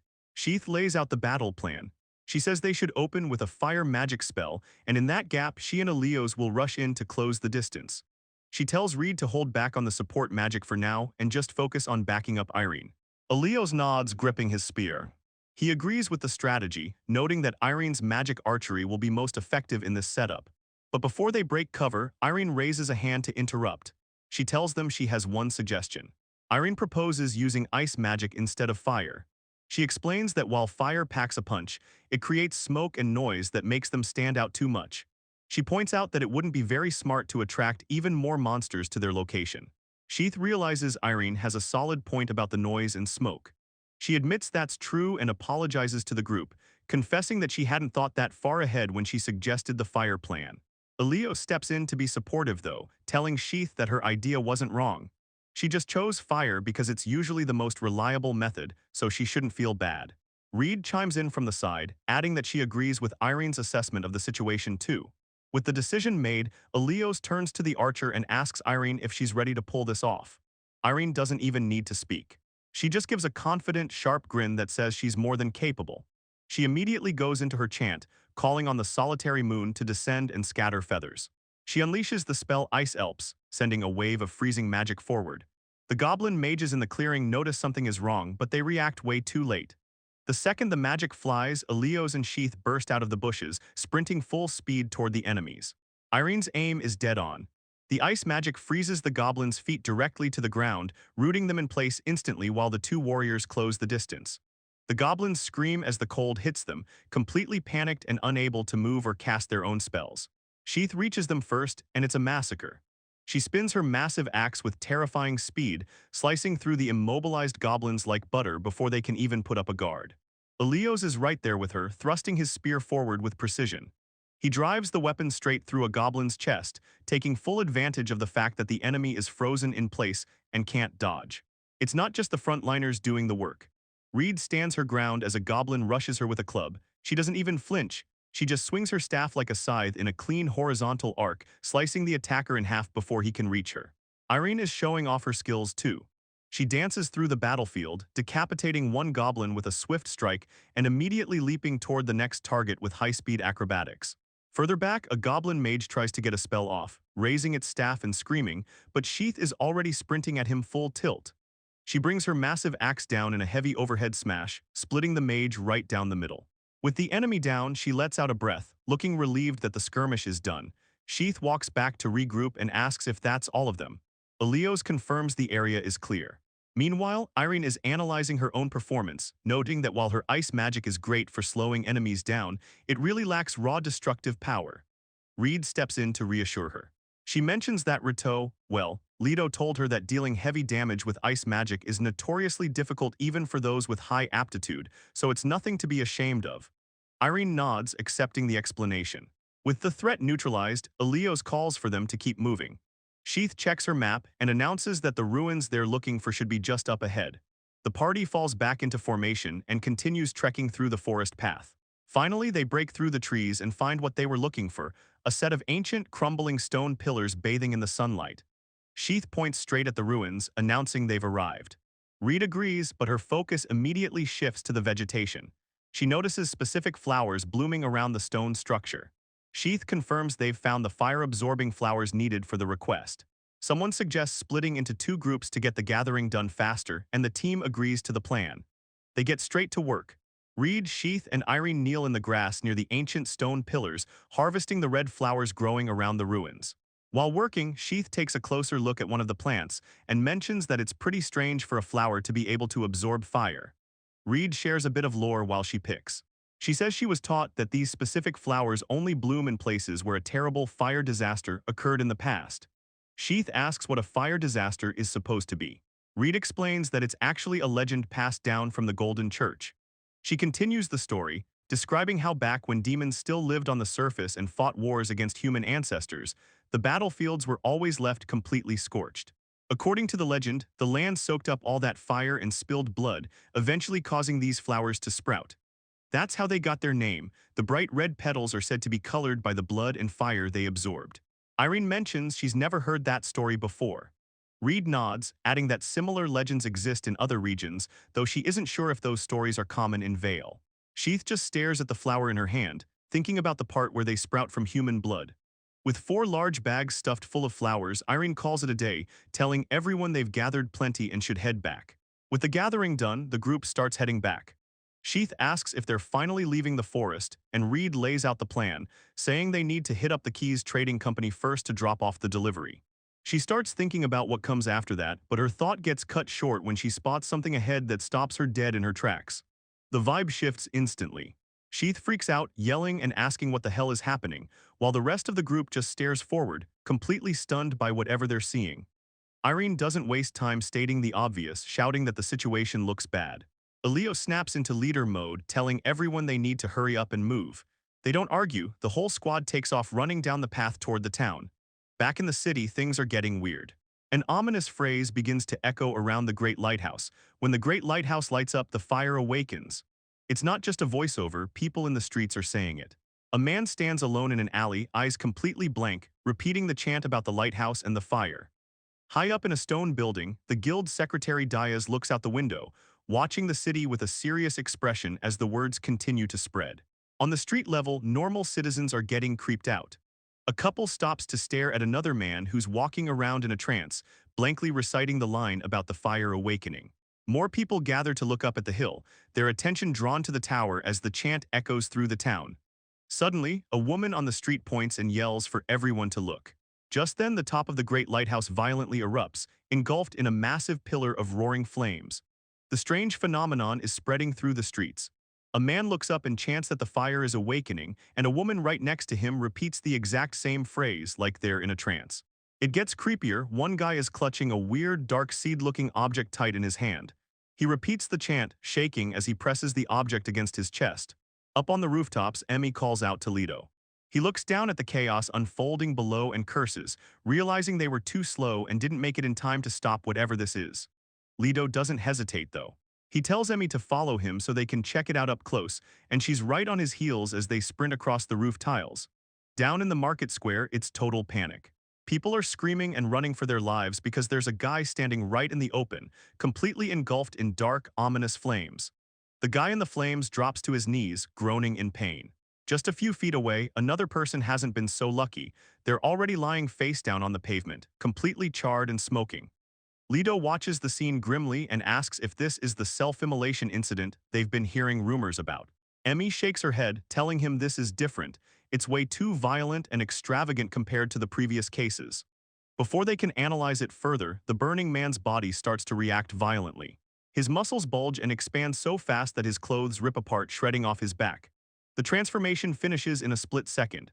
The man is gone, replaced by a massive, dark-skinned monster with pointed ears and that weird seed embedded right in the center of his chest.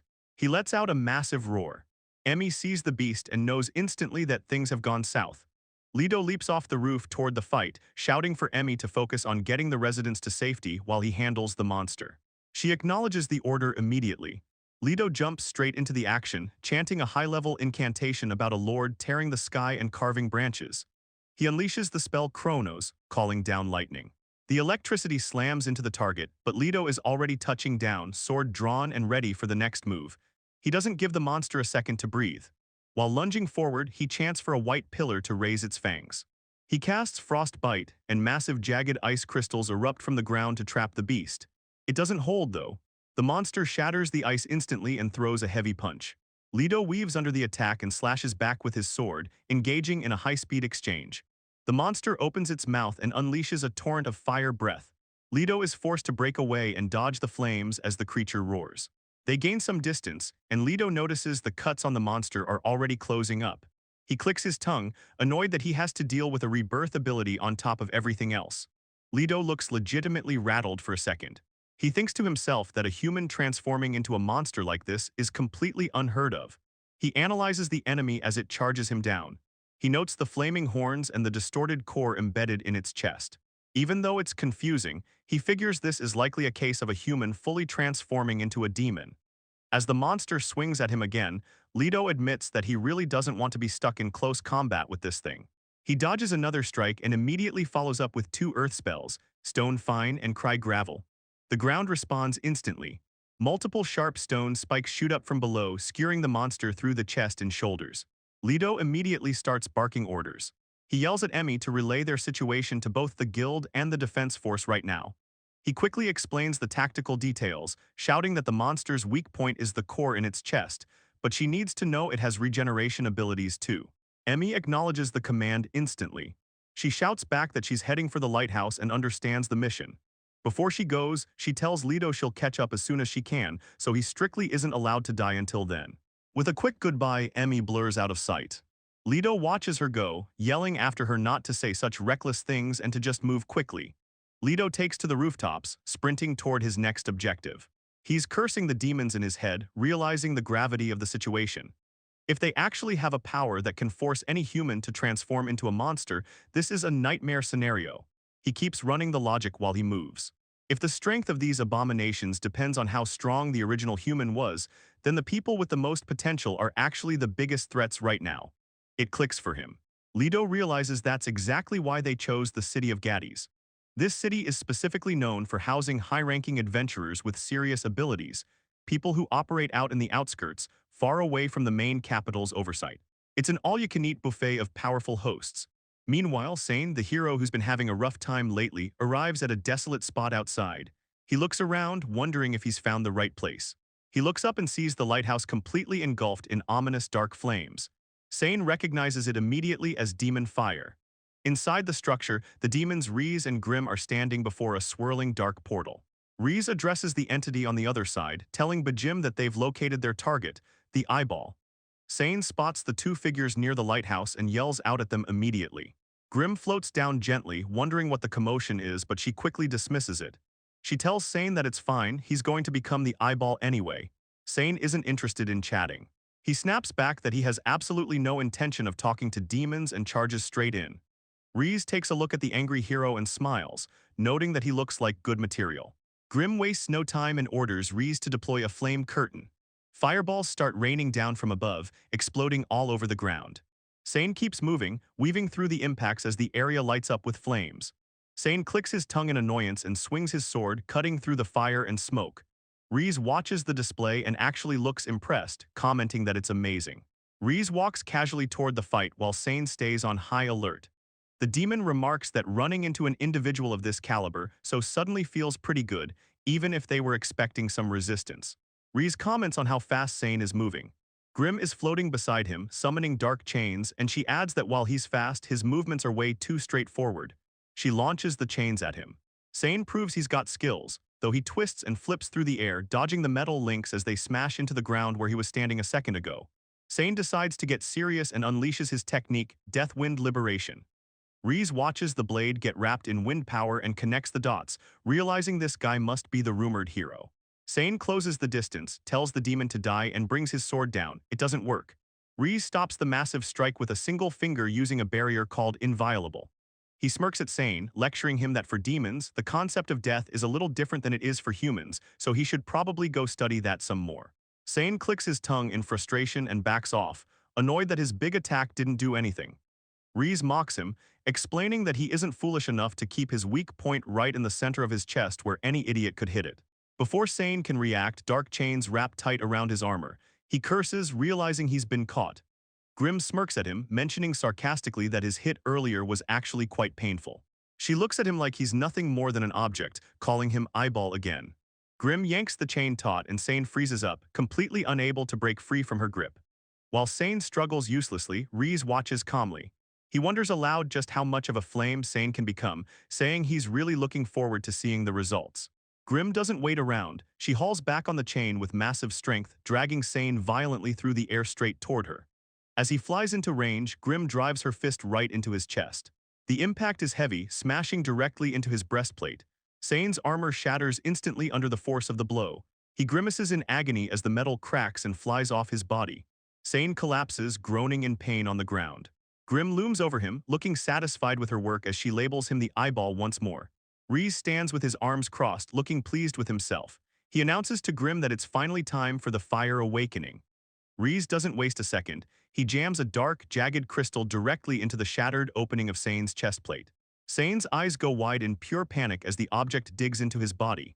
A massive scream tears through the air, echoing around the crumbling tower as the energy erupts. Reese and Grim watch with twisted smiles on their faces, clearly enjoying the show. Below them, Sain has completely transformed. His skin has turned dark, and a large horn protrudes from his head as he clutches his face in agony. The soldiers surrounding the area are totally confused. One of them shouts out, asking what the hell is going on, as they aim their crossbows at the new threat standing in the debris.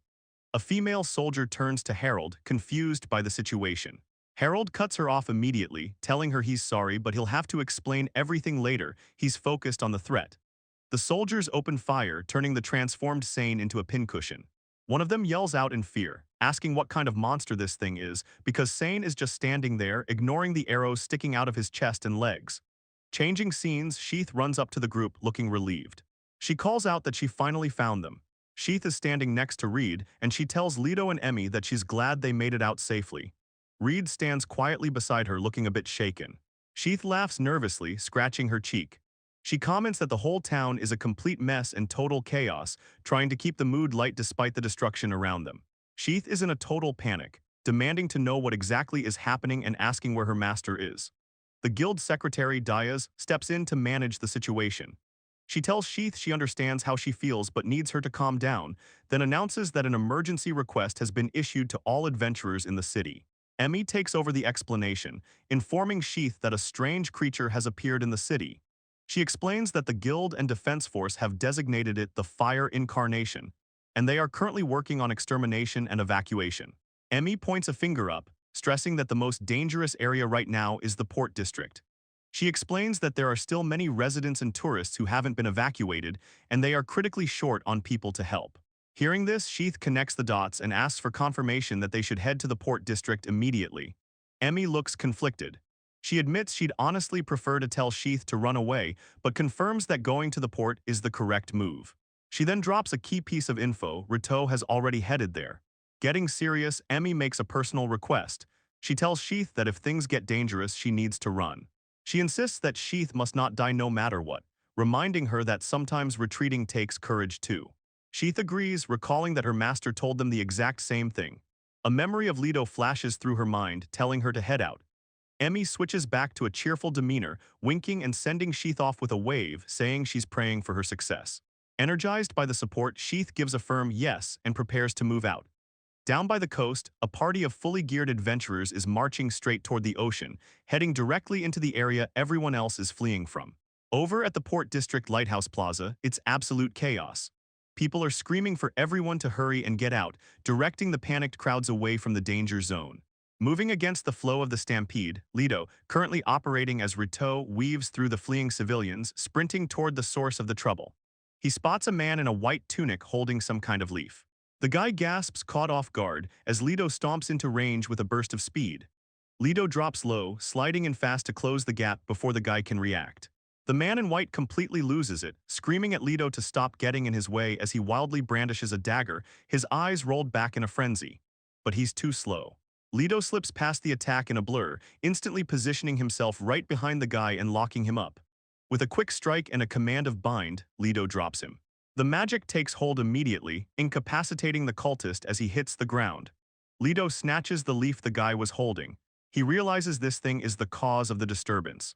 Wasting no time, he casts Petrify on the object, turning it to stone and crushing it to solve the problem right at the source. Tossing the debris aside, Leto keeps moving through the park. He notes grimly that there are still cultists lurking around the area. Nearby, the battle is already raging. A squad of adventurers, archers with crossbows, are unloading bolts directly into the horned demon's chest, trying to bring him down from a distance. The rest of the party jumps in too. A warrior swings a massive blade while a mage blasts magic from the rear, all of them ganging up on the dark figure at once. Meanwhile, Leto arrives at the perimeter. He looks up at the towering structure spewing magical energy and confirms to himself that, just as he thought, the great lighthouse is ground zero for this mess. He sprints toward the tower to intervene, but suddenly pulls up short when something ahead catches his eye.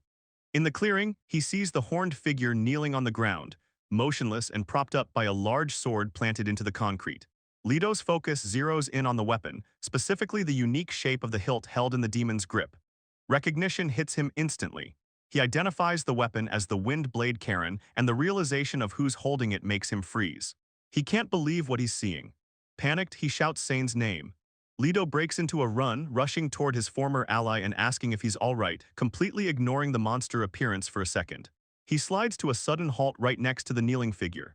Leto stares down at him, sweat running down his face. He stammers out Sain's name, confused by the transformation, and asks the guy what exactly is wrong with him. Leto is standing right next to Sain, but the guy isn't looking good. Sain, or the demon that used to be him, is just standing there, chest heaving as he gasps for air. It seems like Sain is fighting something inside his own head. He starts muttering about how hot it is, completely delirious. He asks what this fire is and mentions this woman, clearly hallucinating or remembering something painful. He starts spiraling, repeating that it's unbearable and hateful over and over again. Then he just snaps. With a massive scream, Sain swings his sword right at Leto. Leto is barely able to react in time, bringing his weapons up to defend himself against the sudden aggression. Leto realizes he can't just stand there and take it, so he launches himself backward in a tight acrobatic flip to get some distance between him and that massive blade. Sain doesn't let up though. He slams his weapon into the ground, unleashing a technique called Gaia Ridge. The impact tears through the floor, sending debris flying everywhere as Leto lands. The fight turns into a high-speed clash. Sain swings wildly with demonic strength, and Leto has to use his dual blades to deflect the blow, cursing under his breath as the impact shudders through his arms. Sain is completely gone now, totally berserk. He lunges forward with another strike, screaming at Leto to just die. Leto barely catches the blade with his own, cursing again as he struggles to hold back the overwhelming force of his former friend. Sain spins and unleashes a massive shockwave slash that carves through the air, forcing Leto to keep moving to avoid getting sliced in half. While Leto is busy trying not to die, some other adventurers nearby notice the commotion. They spot Sain's demon form and start freaking out, asking what that thing is and noting that it's a new type of monster. Leto hears them and immediately yells at the idiots to stop it, knowing their way out of their depth. Sain isn't slowing down for anyone. He screams at an adventurer to get out of the way, and the guy barely has time to panic about Sain's insane speed before he's in range. And just like that, Sain cuts the guy down with a brutal slash, not even hesitating as blood sprays everywhere. Leto watches the violence unfold, sweat running down his face. He realizes this situation has officially turned into the worst-case scenario. It turns out the transformed Sain is tapping into the full power of a blessing called the Wind of Death. That power boost has turned him into the deadliest enemy Leto could possibly face right now. Leto thinks back to their history. It wasn't exactly a smooth ride. They had a pretty messy breakup as a team. They fought constantly, clashed over everything, and in the end, Leto even got expelled from the party. But looking at him now, Leto questions the idea of Sain just being an enemy. He calls his former leader an idiot under his breath. Leto slides to a stop amidst the rubble. Even with all their baggage, he admits to himself that he could never truly hate Sain. He grips his sword, furious. He decides that no matter how he looks at it, this whole mess is clearly the fault of those damn demons. But that also means he's the only one who can stop Sain from rampaging any further. With a look of pure determination, Leto vows that he's going to save him. He doesn't waste another second. Leto digs his boots into the ground and launches himself back into the fray. Sheath spots Leto rushing past them and calls out to her master, while Reed yells Rito's name in surprise. Leto lets out a frustrated yell as he charges forward. He screams at Sain to stop, but the transformed hero looks completely cold and unresponsive. Realizing the danger, Leto frantically shouts back at the group, telling them to run and get the hell out of there. Sain ignores the plea and attacks, shouting for them to die. The shield warrior Elios manages to block the strike just in time and immediately checks to make sure Sheath is okay. The attacks keep coming. Sain leaps into the air for a heavy downward strike. Elios catches it on his shield but curses under the immense pressure. Irene steps up beside Reed, declaring that she won't let him get away with this. As Sain swings his blade, she intercepts the attack, clashing swords with the corrupted hero. But Sain is too strong, he kicks Irene away with ease. Sheath tries to capitalize on the distraction, swinging her axe down, but Sain is too fast and dodges the strike cleanly. Moving at insane speeds, Sain circles around and appears directly behind Sheath before she can even recover from her swing. She freezes, terrified. Sheath is in bad shape. Her head is spinning and her body feels heavy. She realizes she can't even lift her arms. It's like she's losing control of her own limbs. Her vision starts to blur and she feels herself fading out. Suddenly, a memory cuts through the fog. She recalls Leto giving her a lesson, telling her to never take her eyes off the enemy. He explains that if she keeps her focus no matter what happens, she'll always find an opportunity to strike. Sheath remembers the advice and snaps out of it. Her eyes sharpen instantly, and just as Sain's blade comes crashing down, she raises her weapon and manages to block the strike. But she doesn't have to handle it alone. Leto charges in, slamming his sword against Sain's to intercept the attack with a massive impact. Leto forces the monster back, sliding into a stance to put himself between the enemy and his student. He glances over his shoulder with a proud smirk. He tells Sheath that she's really grown and adds that it's exactly what he expects from his disciple. Turning his attention back to the corrupted hero, Leto gets serious. He calls out Sain's name and declares that he is the one who will be fighting him now. Leto stands his ground and shouts at the rest of the group, ordering them to get out of there while he handles the monster himself. Ignoring the order to run, Elios and Reed rush over to Sheath instead, asking if she's okay. Reed immediately gets to work, chanting an incantation for intermediate healing to patch Sheath up. In the background, Leto is struggling to hold back the monster's relentless assault. Elios is panicking, yelling about what that thing even is. He turns to Sheath and asks what they should do, convinced they can't win against something that powerful. Sheath isn't scared anymore. She wipes her face, looking completely focused, and states that she's going to support her master. Sain comes down hard with a massive strike of dark energy, screaming at them not to get in his way. Leto catches the blade with his own sword, but the impact is heavy. You can see the strain on his face as he struggles to hold back the corrupted hero's power. Sheath makes a call. She tells the group she knows running is the smart play, so she orders them to get out of there and report everything to the guild. Elios looks at her like she's crazy and asks what she plans to do herself. Sheath is completely locked in. She tells him she's going to support her master, adding that she can already see through the enemy's movements. Irene freaks out, asking what the hell she's saying. Sheath admits she knows she's unfit to be a leader giving orders like this. But that doesn't change her mind. She looks dead serious and says that's exactly why she has to be the one to go. Sheath explains her logic as she watches Leto struggle. She knows that if someone doesn't stop Sain right here, it's going to turn into a complete disaster, and her master can't handle it all on his own. Elios, Irene, and Reed just stand there in silence, stunned by the rookie's resolve. Sheath doesn't wait for permission.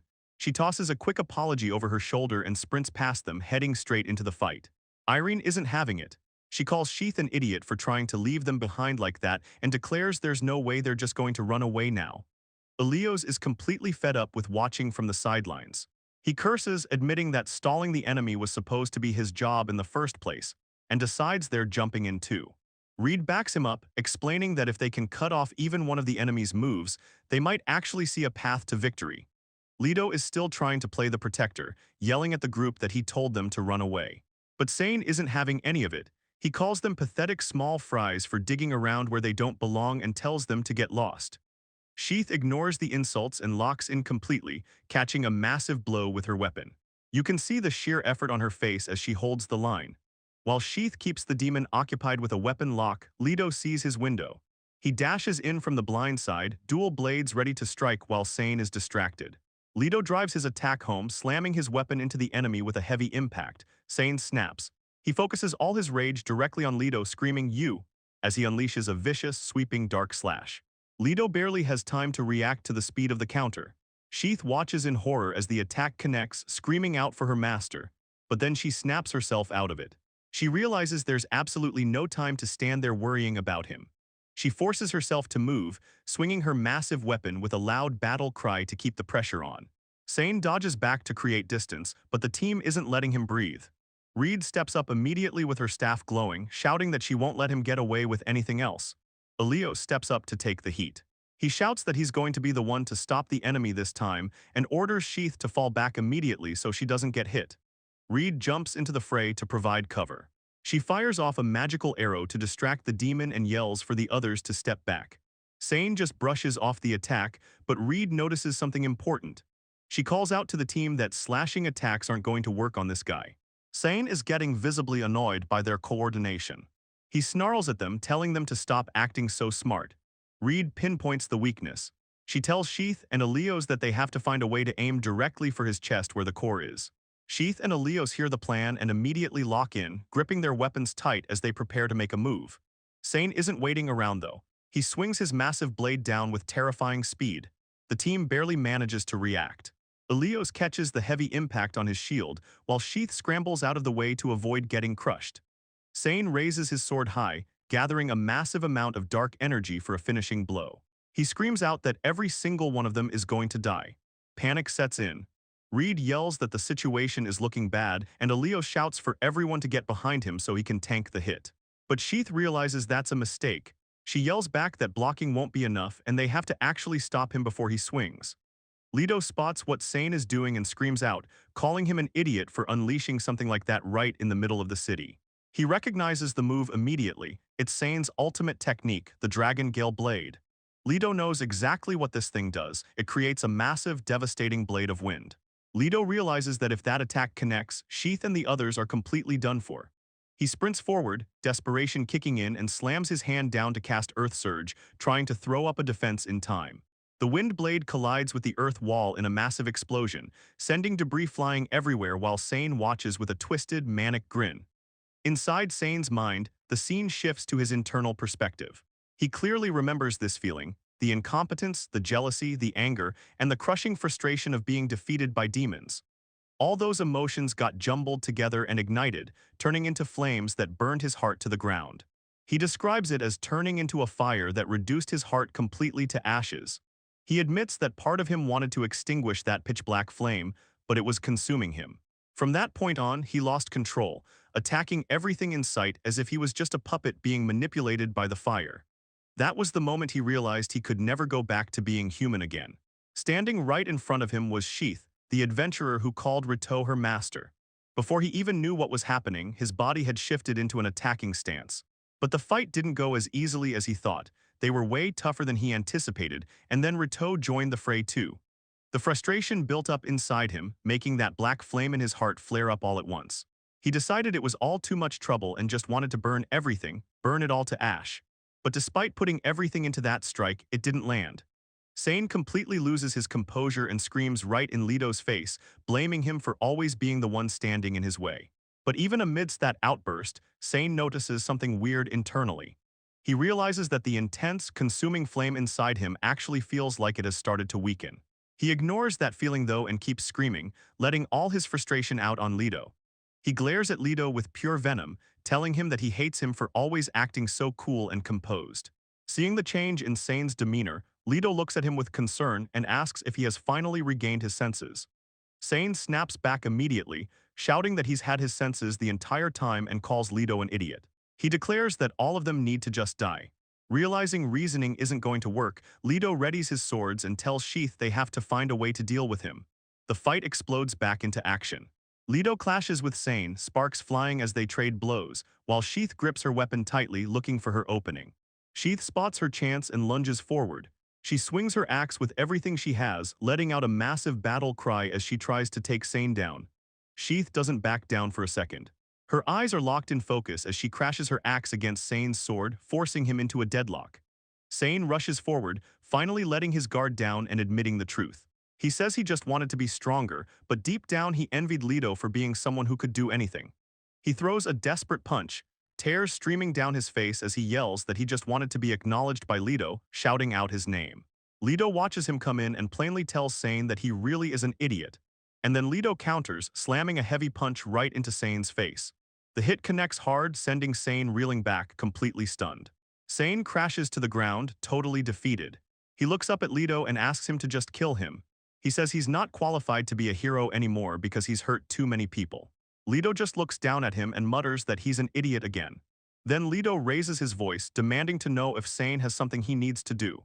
He shouts at him, asking why he came here in the first place and telling him to say it. Lying on the ground, Sain answers weakly. He says he came to defeat the demons. Leto stands over him and agrees, yelling that he's a foolish, reckless idiot because instead of defeating them, he ended up being used by the demons. Leto points a finger right at Sain and yells that even after everything that's happened, Sain is still a hero. Tears well up in Sain's eyes as he admits Leto is right. A memory flashes by of him as a kid holding a toy sword, eyes full of hope. He explains that he went through brutal training just to become the hero he'd admired since he was a child. The scene pans out over the destroyed plaza. Sain acknowledges that the things he's done are completely unforgivable, but he starts wondering about atonement. Looking up at the sky over the city, he asks aloud if someone like him can truly become a real hero again. Then Sain looks down at his own body. He notices the dark corruption on his chest and plainly says that the thing is in his way. Without a second thought, he jams his fingers directly into his own chest, tearing into the corrupted flesh to rip it out. Leto immediately turns to the healer and shouts for Reed to use her magic. Reed agrees, but she hesitates, looking nervous as she asks if it's really okay to help him. Leto gives her a confident smile and tells her it's fine. He assures her that Sain is no longer their enemy. Reed activates her staff, and healing light begins to surround Sain's torso, closing up the self-inflicted wound. Sain stands tall, the corruption seemingly gone or suppressed. He tells them he's fine and declares that he can still fight like this. Sheath looks at Leto with worry in her eyes, starting to address him as her master, but Leto cuts her off immediately. He tells her not to think about the complicated stuff right now and promises they'll deal with it once everything is over. Sheath nods, snapping back to focus, and agrees. Meanwhile, Reese is watching the whole interaction with a dark curiosity. He starts analyzing the situation aloud, murmuring about how emotional swings and jealousy seem to affect compatibility with the demon cores. Reese steps forward, looking genuinely impressed. He admits to himself that he never imagined Sain would actually come to his senses and rip the demon core out of his own body. With a twisted grin, he remarks that the hero really is amazing. Sain spots the demon and immediately alerts Leto, calling him Rito, pointing out that Reese and the female demon are the masterminds behind this whole incident. Leto takes this in stride, noting that at least it saves them the trouble of hunting the bad guys down. He rallies Sain to move out. As they charge, Leto calls back to Sheath, telling her that he's going to need her help on this one too. Sheath doesn't hesitate. She draws her weapon with a fierce look on her face and shouts a confirmation. The three of them, Leto, Sain, and Sheath, square up in the courtyard, facing down Reese, who stands casually amidst the destruction. Reese finds the whole thing entertaining. He laughs, telling them that their little drama earlier was quite something to watch. His expression shifts into a manic glare as he asks if they're ready to play, declaring that every single one of them looks like an ideal vessel. Getting into the tactical details, Sain warns Leto that this guy blocks sword strikes with some kind of invisible force. Leto adds his own analysis, noting that there's a good chance Reese is hiding his fire core somewhere else, which is exactly the kind of trick a demon would pull. He turns to the hero and asks if he can handle the fight. Sain looks pretty beat up, sweating and covered in soot. He grimaces and admits that he'd love to say "leave it to me" with confidence, but he's clearly running on fumes. Since he's not at full strength, Sain turns his attention to Sheath. He calls out to the girl with short hair, ordering her to come to the front lines with him because they need all the hands they can get. Sheath looks at Leto, seemingly looking for guidance, and calls him master again. Leto doesn't waste time with titles. He tells her to move however she likes during the fight, promising that he'll be right there to provide support. With the plan set, the offense begins. Sain, shirtless and battered, charges forward alongside Sheath. They rush toward the enemy with weapons drawn, ready to engage. Sheath is fully locked in now. She gives a loud, confident shout of confirmation, her hesitation completely gone. While the vanguards charge, Irene turns to Leto and asks what her group should be doing. Leto instructs her to hang back and provide cover fire alongside him. He explains that if they get too close, the demon might be able to wipe out the entire party in a single strike. Leto then gives Irene a specific job suited to her skills. He tells her that since she has sharp eyes, she needs to watch the demon's every move and immediately report anything odd she notices. He continues issuing rapid-fire orders to the rest of the squad. He tells Reed to focus entirely on healing and support magic, then orders Elios to stand guard and protect the backline members. As Leto crouches low, readying his own daggers, he drops two final warnings. First, he bluntly tells them not to die. Second, he reminds everyone to stay sharp because there's still one more demon unaccounted for in the area. Up front, Sain and Sheath unleash a barrage of attacks on Reese. The demon doesn't even flinch.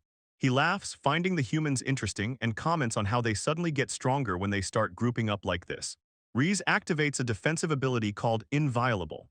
A dark energy barrier manifests instantly, completely blocking the incoming sword strikes from both Sain and Sheath without Reese having to move a muscle.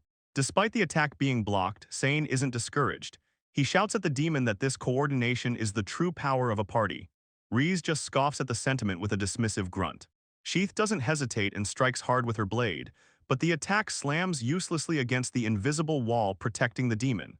From above, Leto dives into the fray. He shouts out a dramatic incantation about falling winds gathering to blow with fury, making it sound like a massive magic attack is incoming as he descends. He lands, but instead of unleashing magic, he grins and tells Reese he was just kidding. The demon, who had braced himself, notes that it was an interesting move to pull a feint like that. Sain capitalizes on the split-second distraction. He swings his massive sword with everything he has, forcing Reese to block the heavy impact with one hand. Watching from the side, Sheath is floored by Sain's combat instincts. She comments on how amazing it is that he realized Leto's spell was a bluff instantly and coordinated his attack to match. She also points out that he's fighting at this level while only using one hand. Further back, Irene watches the exchange with a sharp eye. She murmurs that she sees something, then decides she's going to give it a try herself. Without warning, she dashes past the others. Sheath, Sain, and Leto all look over in surprise as Irene rushes toward the enemy with blinding speed. She tests the defenses, causing a swirl of energy to react around the demon. Having seen what she needed to see, she immediately backs off, thinking that it went exactly as she expected and that she needs to tell Leto right away. Elios calls out his sister's name in confusion as she suddenly disengages and sprints back toward the party. Leto seems to have reached the same conclusion. He states that it's just as he thought.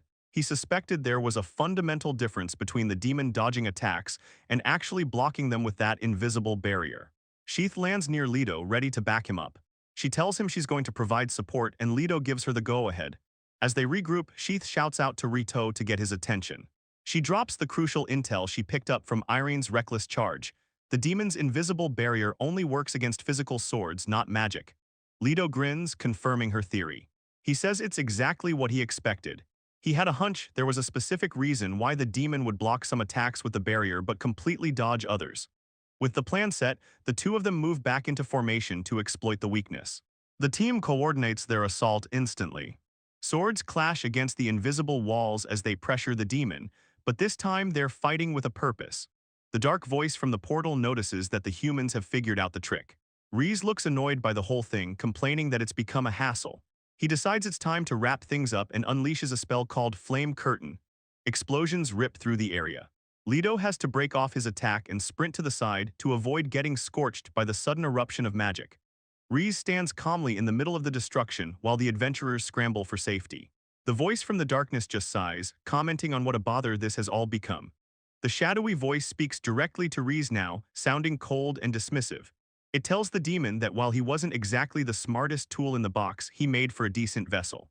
With a final "oh well," the entity casts a technique called Grey Ash Doll. The spell takes effect immediately. The demon's form seems to vanish or transform, replaced by two figures bound in chains, a regular-looking guy with dark hair and the female demon Grim. The Grey Ash Doll spell takes full effect. Right in front of Leto and Sheath, the bodies of the bound man and the female demon Grim are pulled together by heavy chains, acting as raw materials for whatever is about to be born. The figures dissolve into the center of the spell. Leto watches the fusion happen and just mutters that there's no way this is actually happening. From inside the swirling darkness, a new voice tests its lungs, letting out a soft sigh. The darkness clears to reveal a sophisticated-looking demon in a formal suit. He flexes his new body, commenting that it's been a while since he's taken this form. He then casually critiques his predecessor, noting that letting someone run wild with greed was a bad strategic move. He turns his attention to the group. With a polite but sinister smile, he asks to introduce himself. His name is Bajim Rees. He continues his introduction, stating that he ranks 5th in the Fire Seed hierarchy. He adds that in the realm of logical fire, he's quite well known, and he wonders if they've ever heard of him. Sain doesn't care about the resume. He charges in immediately, sword raised, and shouts that he doesn't have a clue who this guy is. Bajim Rees watches the attack come in without flinching. He simply looks at the charging attacker and calls him a rude hero. Sain brings his sword down, but it slams into Bajim's dark chains and shatters instantly. Sain stares at his broken weapon, screaming that it's impossible. But Jim Rees counters in the blink of an eye. He summons a dark blade and drives it straight through Sain's stomach, skewering the hero before he can even react. Sain gets dropped by the stab wound and hits the floor hard. Leto and Sheath don't even hesitate, they immediately rush in from opposite sides to catch the demon in a pincer attack. They coordinate the strike perfectly. Sheath swings her massive axe from the left while Leto comes in with a dagger strike from the right, aiming to sandwich Bajim Rees between the blows. The demon isn't fazed at all. He coolly tells them that while their teamwork is nice, it's just not enough. In the same motion, he unleashes a spell called Flame Hammer, blasting dark energy outward to counter them. Leto gets knocked to the ground, barely conscious. He tries to call out, worrying about the others, but Bajim Rees just looks down at him and mocks the attempt, asking if he really has time to be worrying about other people. Then, the demon chants another spell name. Maxwell, a massive vortex of jagged energy erupts from the spell, slamming into Sheath and blowing her backward across the room. She has to dig her heels in just to stop from being thrown completely, but Jim Rees doesn't chase. Instead, he summons a roaring wall of black flames around himself, creating a barrier that separates him from the battered adventurers. Sheath is trembling as she stares at the inferno. She starts freaking out internally, realizing she can't stop this fire and has no idea how she's going to save anyone in this situation. She takes a quick look around and the situation is hopeless. Irene isn't providing any cover fire with her arrows, and both Leto and Sain are on the ground, unable to get back up. Sheath frantically runs through her options. She thinks about using cold air or water to douse the flames, but then realizes she doesn't have access to any magic or items like that in this environment. But then it clicks, she realizes she's wrong. She shouts that there is actually something she can use. Reaching into her pouch, she grabs a handful of flowers and throws them directly into the dark flames. Bajim Rees looks at the petals falling around him. He actually seems impressed, commenting that using the fire-absorbing flower was good judgment on Sheath's part. But the praise doesn't last long. He brings his heel down hard, crushing the petals into the floorboards and dismissing the flowers as annoying. Leto takes offense to the disrespect. He shouts at the demon, saying he must be pretty confident to be looking away from them in the middle of a fight. Sheath screams a warning to her master, but the demon moves fast. Bajim Rees swings a massive blade of dark flames, forcing Leto and Sain to scramble back. Sain lands a distance away, analyzing their enemy. He realizes the demon is casting magic without speaking, wielding a powerful sword, and has insane physical stats, all of which are huge problems. On top of that, Sain admits he still doesn't know where the flame core is located. Leto isn't deterred by the analysis. He grits his teeth and says that anyway, they don't have a choice, they have to attack. Suddenly, something clicks for Leto. He shouts that he sees it now and calls out Sain's name urgently. Sheath looks on, confused, asking what's going on. Leto turns to the hero and asks if he can still create wind magic. Sain confirms he can, but he's skeptical, telling Leto he doesn't think an attack like that will actually hit the demon. Leto looks dead serious. He starts telling Sain that he has an idea. But the enemy isn't going to let them chat. Bajim Rees moves instantly, appearing right behind Leto and slashing him across the back. The demon coldly remarks that it would be better if Leto just died before trying whatever plan he came up with. Sain and Sheath both freeze up, staring in pure shock as Leto takes that massive hit. But the demon isn't done. The dark energy swirls violently and lashes out again, catching Sain before he can even react. The hero grunts in pain as the black magic slams into him. Bajim Rees looms over the fallen hero, looking completely unimpressed. He calls their resistance a totally futile effort while Sain struggles on the ground, letting out a pained groan. The demon raises his weapon again, a cold smirk on his face. Sain looks up from the floor, realizing another heavy blow is coming and he's in no position to dodge. Bajim Rees states calmly that he has no more use for Sain. He unleashes a spell called Flame Hammer, blasting the hero with a massive wave of dark, crushing fire. Sheath cries out Sain's name in panic as he hits the floor hard. But Sain, battered and lying on the metal grating, shouts a desperate order at her. He tells her to pick up the sword. Sheath blinks, totally confused by the request, but Sain doesn't have time to explain. He screams at her to hurry up and just do it. Bajim Rees casually adjusts his suit, looking like he just finished a business meeting rather than a fight. He mentions he's gathered all the data he needs on the magical core, so it's time to finish this for good. Sheath doesn't ask any more questions. She throws herself forward, diving toward the weapon lying on the ground. The demon moves with terrifying ease, just walking down the steps while launching an intercepting slash right at her path. Bajim Rees raises his chained weapon high, dark energy swirling around him. He tells them to listen closely to the sound of burning fire buried in ash, then chants the name of his spell. Sky ash blaze flare. Chains rattle violently in the darkness above.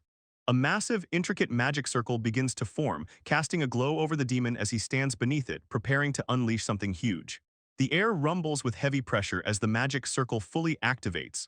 Lightning and dark energy crackle wildly around Reese, the power of the spell intensifying by the second. Leto isn't intimidated by the display. He shouts urgent instructions to Sheath, telling her she doesn't need to get close to the demon. She just needs to swing that sword with all her might right where she is. Sheath responds instantly that she understands. Sheath puts her back into it and swings the heavy blade through the empty air. But even as she does it, she breaks into a nervous sweat, thinking to herself that just swinging at nothing isn't going to work. Leto, however, watches the swing and says no, assuring her that this will do just fine. But Jim Rees is less convinced. He stands there looking unimpressed, mocking their resistance as futile efforts that feel like nothing more than a breeze. Leto steps forward with a smirk, holding his dagger ready. He tells the demon he's going to teach him something. He explains that he scattered petals of a fire-absorbing flower, and now that they've been dried out by Sheath's flame and his magic, they're ready to blow. He utters the command word, torch. He says they burst beautifully, and right on cue, the space in front of him lights up with a chain of explosions as the hidden petals detonate in the air. But Jim Rees stands amidst the smoke, looking annoyed but completely unhurt. He yells at Leto, calling him an idiot and reminding him that fire attacks don't work on demons. Leto points his dagger downward, unfazed. He admits that the fire wasn't meant to hurt the demon, but then he urgently shouts for Sheath to look at the real target of his plan. Leto spots the opening he was waiting for. The demon's shirt is torn open, and he notices the flame core is finally exposed. He shouts to Sheath that this is their only chance and tells her they're going in right now. Sheath responds instantly, shouting back a confirmation as they both lock onto the target. Rees isn't just standing there, though. He calls them lowly humans and fires off a dark blast of magic called Flame Hammer. Leto and Sheath move to dodge the attack, and Leto shouts for Sheath to use the petals for cover. Rees completely loses his cool, shouting that they are wretched fools as his attack fails to stop them. Leto rushes in, mocking the demon. He points out that Rees relies way too much on fire and that it's his own fault he can't use anything else in that form. Then Leto casts a spell, Petrify. The magic hits and Rees reacts as his arm turns to stone, freezing him in place and leaving him wide open. Sheath sees the gap and wins up, putting every ounce of her strength into one decisive strike. She delivers a massive blow right into the exposed core on the demon's stomach. The core cracks and shatters from the impact. Rees curses them, warning that they shouldn't think this is the end for humanity, but he's already fading away, saying that they are always ready to return. The attack connects perfectly.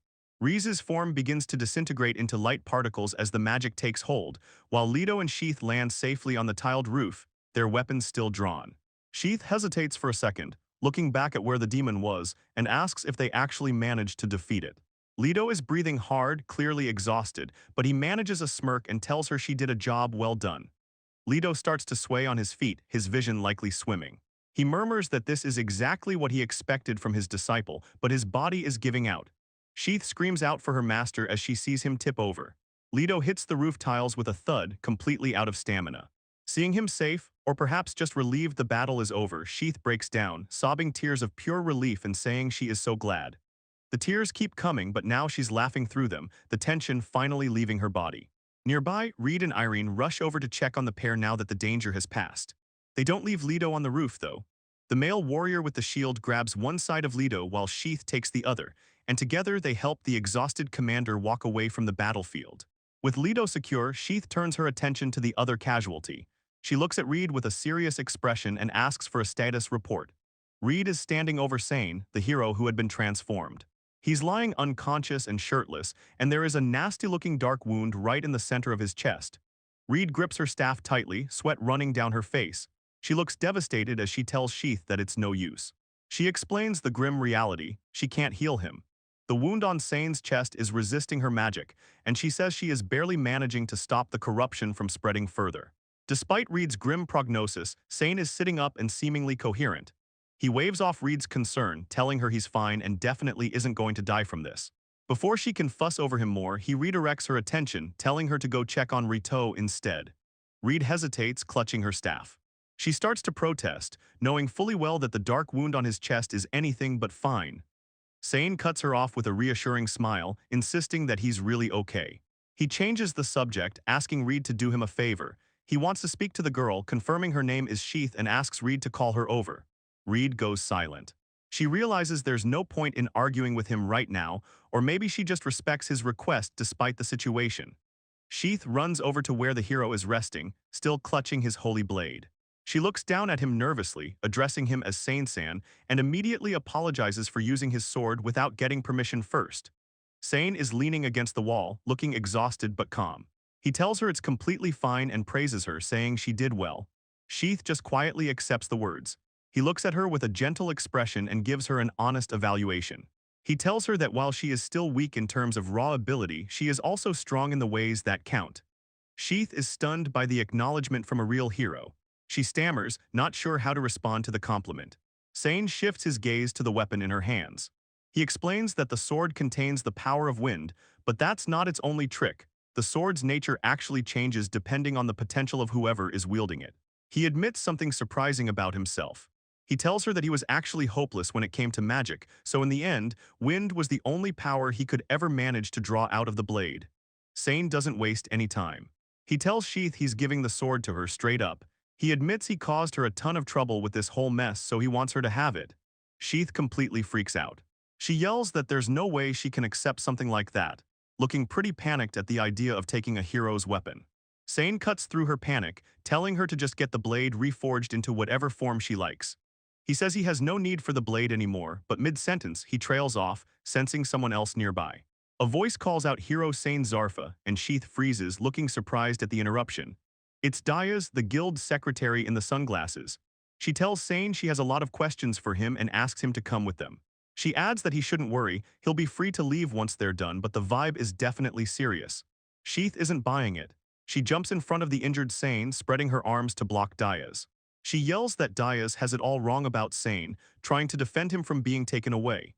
Sheath brings up the dark rumor about Diaz's unit, asking if anyone has actually ever returned after being taken to the Information Command Division. Diaz just stands there looking cold and professional. Diaz ignores the accusation about her unit and tells Sheath to stay out of this. But then she shifts gears, telling the rookie that she actually did a good job stopping the abominations and defeating the demon tribe. She assures Sheath that those accomplishments are going to be officially recognized. Diaz keeps talking business, mentioning that they'll negotiate the reward after all the post-mission procedures are done, but right now isn't the time for that discussion. Sheath snaps back immediately, yelling that that's not true. She refuses to take the credit, insisting that it was Sain and her master who actually stopped the rampage and beat the demons, not her. Diaz completely shuts Sheath down. She coldly says she can't hear a word Sheath is saying about refusing the credit. She states that she's going to accept the facts exactly as they were reported to her, effectively overruling the rookie. Sain steps in, pushing past Sheath. He tells her he hasn't fallen low enough to need a kid protecting him. As Sheath murmurs his name in concern, Sain turns to Diaz and tells her to just take him away already. Without putting up any fight, Sain walks forward. Magic restraints materialize around his torso as he surrenders himself to Diaz's custody. Before he goes, Sain leaves a harsh final message. He asks Sheath to tell Rito something specific, that Rito is neither a comrade nor anything else to him. He adds that Rito has already been permanently banished from his party. Sheath is left standing there, stunned by the cold dismissal. She just whispers Sain's name, looking heartbroken. She watches helplessly as Diaz escorts the bound Sain down the street, walking away from the scene. Irene walks up to check on the rookie. She gently tells Sheath to let the medics check her wounds, pointing out that Sheath got burned during the fight too. The adrenaline finally wears off and the emotion hits. Sheath raises a hand to her face, rubbing her eyes. She can't hold it back anymore. Tears well up and spill over as she stands there crying. The scene pans out over the ruined buildings and clearing smoke. With that, the raid incident in Gaddy's finally comes to an end. The scene shifts away from the city to a dimly lit hideout. Bajim Rees is sprawled on the floor, pounding the ground in frustration. He curses loudly, absolutely losing his mind over the fact that a lower life form managed to beat him. He crawls forward, realizing his situation is getting critical. He tells himself he needs to find another suitable host immediately. Bajim looks down at his hand, which seems to be cracking. He notes with disgust that this body is nothing more than a temporary construct made of ash and magic. It's totally inferior to the high-quality ash doll bodies the nobility uses. He thinks back on his grand plan. The whole point of using the Great Lighthouse was to perform an experiment to transplant a flame core. The reason he targeted gaddies specifically was to take people with high combat abilities and turn them into abominations, forcing them to become his allies. But there was a purpose beyond even that. However, none of it matters now. The whole operation has ended in complete failure. But Jim Rees stands up, his anger refocusing on the people who ruined everything. He declares that they're in his way and he's definitely going to kill those adventurers. Then he changes his mind mid-thought. No, killing is too good for them. He decides he'll turn them into a host and subject them to eternal pain instead. Suddenly, a voice cuts through the air, asking him what exactly he plans to do with those adventurers. But Jim Rees freezes, his eyes widening in shock. He looks up and completely freaks out when he sees who it is. He yells no way and demands to know why she is here. A female demon with long hair and horns stands there, pressing a finger to her lips. She casually scolds him, calling him Bajim-chan, and reminds him that father explicitly told them not to touch that place yet. Bajim starts panic thinking about whether he should run for it, but he tries to smooth things over by claiming he was just thinking for the demon lord's sake. Grim cuts him off instantly, telling him it's pointless. She doesn't waste another second. She shoves her hand straight through his chest, shattering his body. Bajim looks down in shock, barely able to stammer out a word, while Grim just smiles and tells Bajim-chan bye-bye. A massive explosion rips through the area as Bajim is completely destroyed. Guard steps up, asking Grim if she actually did it. Grim gives a vague maybe as an answer, mentioning that the feel of the flame core was different from before. She figures the explosion just now was probably part of the main plan, prepped in advance. She adds that she was planning to check this place out later anyway. Looking up at the massive structure, Grim admits things have gotten troublesome. She corrects herself, calling the Great Lighthouse the activation tower, and says she can't believe those guys actually knew about it. But then she smiles, admitting that those kids really did a good job. She tells Guard that they handled the most troublesome one among the fire seeds, so now their own work should be a bit easier. Guard points out that the others will likely start targeting this place seriously now. Grim agrees it's going to be a hassle, and Guard notes that things are about to get busy. Grim is looking pretty satisfied with the chaos. She mentions that with everything that's happened, the ancient dragons are probably going to start making their moves on the main stage now. She wonders aloud if the Twilight era is finally kicking off. Guard steps in, telling her there's really only one thing they need to do next. Grim agrees immediately, saying she understands. She declares that it's time to go for real now, straight to Gaddy's. Without another word, the two demons turn and walk away into the light, leaving the scene of the battle behind them. Moving forward in time, the scene shifts to the city. Thanks to the combined efforts of the adventurers and the defense teams, Gaddy's started recovering almost immediately. A month passes, and the city has completely bounced back, looking just as lively as it did before the attack. In a quiet park, Leto and Sheath are sitting on a bench. Leto is smoking while Sheath looks down, clearly upset. She calls out to her master, admitting that she just can't accept how things turned out. Sheath argues her point, acknowledging that while it's true Sain hurt people, he was being manipulated by the demons the whole time. To her, that makes a difference. Leto takes a drag from his cigarette and gives her the harsh reality check. He tells her that logic only works for them because they knew him. He asks her if she thinks the families of the dead adventurers and defense team members would actually accept that excuse. Sheath struggles to find a response, but she insists that at the very least, Sain should be remembered as one of the people who helped defeat the demon tribe. She trails off sadly, realizing that it seems like she and Leto are the only ones who will ever know the truth about him. The narration explains the gravity of the situation. There hadn't been a demon attack on the city in over 100 years. This wasn't just a local skirmish. It was a massive event that sent shockwaves through the entire world. And in the official records of this historic event, a new hero emerges. The narration introduces the E-rank adventurer party known as Breath of the White Dragon, led by none other than Sheath Azriel. The narration continues explaining the aftermath.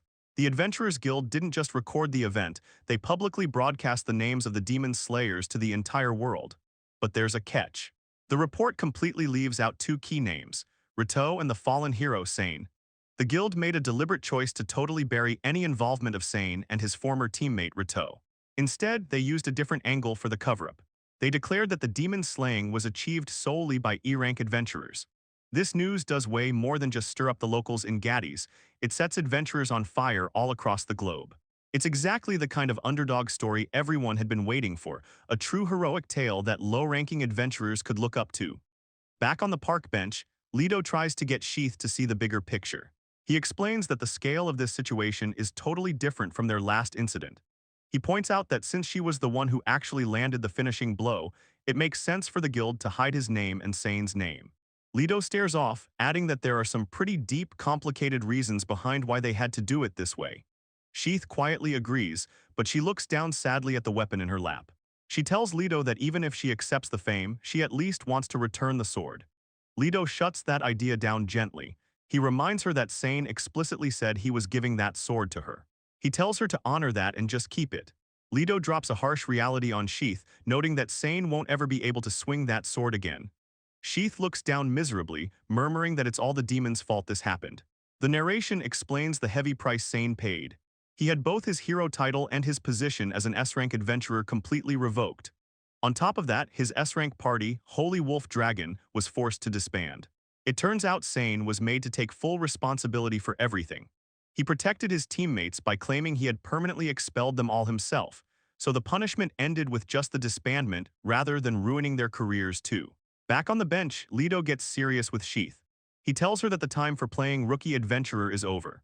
From now on, people will expect actions and strength worthy of a hero, so she needs to keep her spoiled sense of justice hidden deep inside. Sheath looks overwhelmed, sweating nervously. She stammers that she isn't a hero at all. The scene shifts briefly to show Reed and her cat standing near a city fountain. Leto's voiceover continues, telling Sheath that while she might not feel like a hero, others don't see it that way. He admits it's a burden right now, but assures her she'll eventually gain enough strength to shake it off. Leto places a hand on Sheath's head to comfort her. He tells her to take the sword to the blacksmiths, Takura and Ryuju, and have them customize it to suit her. He says that's the only thing she can really do for Sain now. Sheath quietly accepts this, saying she understands. Seeing her gloomy expression, Leto snaps at her not to make that face. He tells her she's grown more than she realizes and encourages her to use this opportunity to grow even further. Sheath's expression hardens into anger. She states clearly that she hates demons and simply can't forgive them. Leto agrees with a sigh. He mentions that he used to think calling him an enemy of humanity was just an exaggeration, but after this latest incident, his way of thinking has definitely changed. Leto starts explaining the dangerous object involved in the incident. He describes it as a demon core capable of turning people into abominations. He admits that his analysis of the item hasn't made any progress at all, but one thing is clear. If this thing spreads, it would become a massive threat to all of humanity. The scene shifts to an abstract representation of Leto's thoughts. He mentions that he's been researching demons ever since the incident, but the more he investigates, the deeper the mystery seems to become. A visual of the demon group, including Grim, Guard, and the others, flashes by. Leto reflects on how little they actually know, wondering where these creatures came from and where they are now. He realizes that humanity has been far too ignorant about the true nature of demons. Leto focuses on the specific enemy they faced, the suited demon named Bajim. He explains that this guy is a hardliner among demons who is actively working to exterminate humanity. He recalls the demon claiming to be the 5th rank in something called the Fire Seed Hierarchy, and notes that if that ranking is true, they managed to take down quite a big shot. Sheath looks conflicted. She agrees with what he's saying, but then hesitantly asks if they can really say they've defeated him given everything that happened. Leto leans back on the bench, looking thoughtful. He advises that it's better not to be too optimistic about the situation. However, he notes that since that battle, there haven't been any major movements from the demons, so for now, they can probably consider that specific threat as defeated. Sheath still looks worried. She points out that there must be more enemies like that out there, and then asks the big question weighing on her mind. Is the Demon King even stronger than the one they fought? Leto explains that it's not just about raw strength. As a silhouette of a demon appears, he lectures that a leader needs more than just military power. He states there is no doubt the demons possess technology and magic far superior to humans, so their leaders are likely skilled in intelligence and strategy as well. Leto holds up a cigarette, watching the smoke drift into the sky. He warns Sheath not to narrow her focus too much. He tells her that the unknown always appears in unexpected ways, so she mustn't let her vision get clouded by making assumptions. Sheath looks down, taking in his advice. She quietly repeats the words Demon King, clearly feeling the weight of the potential threat looming over them. Leto gets serious with Sheath. He tells her that if she really desires it, someday she'll be the one to defeat that threat. He reflects that in the end, they were left just halfway along that path. Continuing his thought, he says that then they will defeat the Demon King. Sheath looks at him wide-eyed. Leto lays out the heavy expectations. He tells Sheath that she should become the hero. He instructs her to inherit Sain's sword and his will. Sheath looks unsure about taking on such a massive role. She quietly asks him if he really thinks she can do it. Leto gives her a confident wink and a smile. He assures her that she definitely can. After all, she's got a pretty good mentor looking out for her. Later, the scene shifts to the town streets. Reed greets Sheath, saying she's glad to see her doing well. Irene stands next to her and tosses in a short agreement. They visit the blacksmith, where Luge takes Sheath's weapon. Luge confirms it's her sword and tells her to leave it to her. Sheath politely asks her to take care of it. Reed explains the plan to the group. Apparently, there are monsters in the mine that drop materials they can use to upgrade the sword even further. Elio steps up and says that settles it, they should go defeat them. Leto stands back by himself, just watching the group get organized. He looks pretty content with how things are shaking out. As they split up, Leto mentions that he's going to head back to the guild. Sheath acknowledges it and says she's heading off on her mission now. Leto arrives at the guild building, but before he can even get settled, someone calls out his alias, Rito. A group of eager adventurers surrounds him immediately. One of them asks if he quit since he hasn't held any lectures lately, while the others beg to take his class. Leto looks a bit overwhelmed and awkwardly tries to brush them off, telling them he'll do it soon. Just then, Harold kicks the door open and storms in. He shouts Leto's name and tells him that because of his group, everything has turned into a huge mess. Leto just stares back, completely confused by the sudden accusation. Harold explains the problem. Because he lent that special training facility to Sheath, other adventurers are now demanding he open it up for them too, and they're flooding the place. Leto covers his face and groans, realizing what a headache this has become. They sit down to figure it out, and Harold proposes a solution. He suggests they set some conditions and turn it into a practical training session where the new guys train alongside Sheath and her party. Leto agrees that it sounds like a plan. Leto walks off, letting out a sigh and muttering about the grief this is causing him. Moving on, the scene shifts to a rugged, rocky landscape where Sheath's group is handling their business. We see a close-up of Sheath standing over a defeated monster, her grip tight on her dagger after landing the finishing blow. Sheath wipes the sweat from her forehead and asks if they've managed to gather enough materials by now. Reed stands nearby with her staff and confirms that they're all set. Out in the field, Sheath and her male teammate are wrapping things up. Sheath suggests they hurry back to town, and her teammate adds that they need to have Takura take a look at the materials they gathered. Sheath gives him a big smile and happily agrees to the plan. The scene shifts to the city streets, which are bustling with activity as people go about their day. It turns out Sheath's party, Breath of the White Dragon, has become a pretty big deal. There's even a display sign set up specifically about them and the aftermath of the battle. Their fame has reached the point where shops are selling merchandise of them. There are bins full of plush dolls resembling Reed, Sheath, and even Leto, sitting right next to replica weapon displays. As Sheath and Reed walk down the street, a little girl spots them and runs straight toward Sheath with her hand reaching out, looking excited to see a hero in person. The whole group, Sheath, Reed, and their warrior teammate, continues walking through the town together. Sheath drifts into her own thoughts, looking a bit dreamy as she imagines a scenario involving her dad. She starts thinking, if I were to. In her imagination, she pictures a super cool, edgy version of Leto smoking a cigarette and posing. She imagines him saying a dramatic line like, "Be asked why I was able to defeat the Demon King." We also see that Reed has her own merchandise. A pristine collectible card or portrait of her is on display, showing just how popular the whole team has become. Sheath is still lost in thought, standing next to her teammate. She thinks that if anyone asked her how she got here, she would definitely have an answer ready. She tells herself it's all because she met good mentors. As she walks forward, memories of the people who shaped her flash by, the skeleton instructor Rinton, Commander Harold, and the blacksmiths Kirka and Luge. Looking at the familiar tavern exterior, she thinks about her guiding mentor and her comrades. She remembers the tavern where she first met them as her true starting point, recalling a moment when Emmy served drinks to her and Leto back in the day. Back in the present, Sheath bursts through the door with a huge smile on her face and calls out to her master. Leto turns around, looking a bit surprised to see her. The whole crew is there. Reed and the warrior teammate are standing by as Sheath happily announces that she's returned. Leto is sitting right there with them, and Sheath realizes that from this starting point, the bond with her master is only going to get stronger.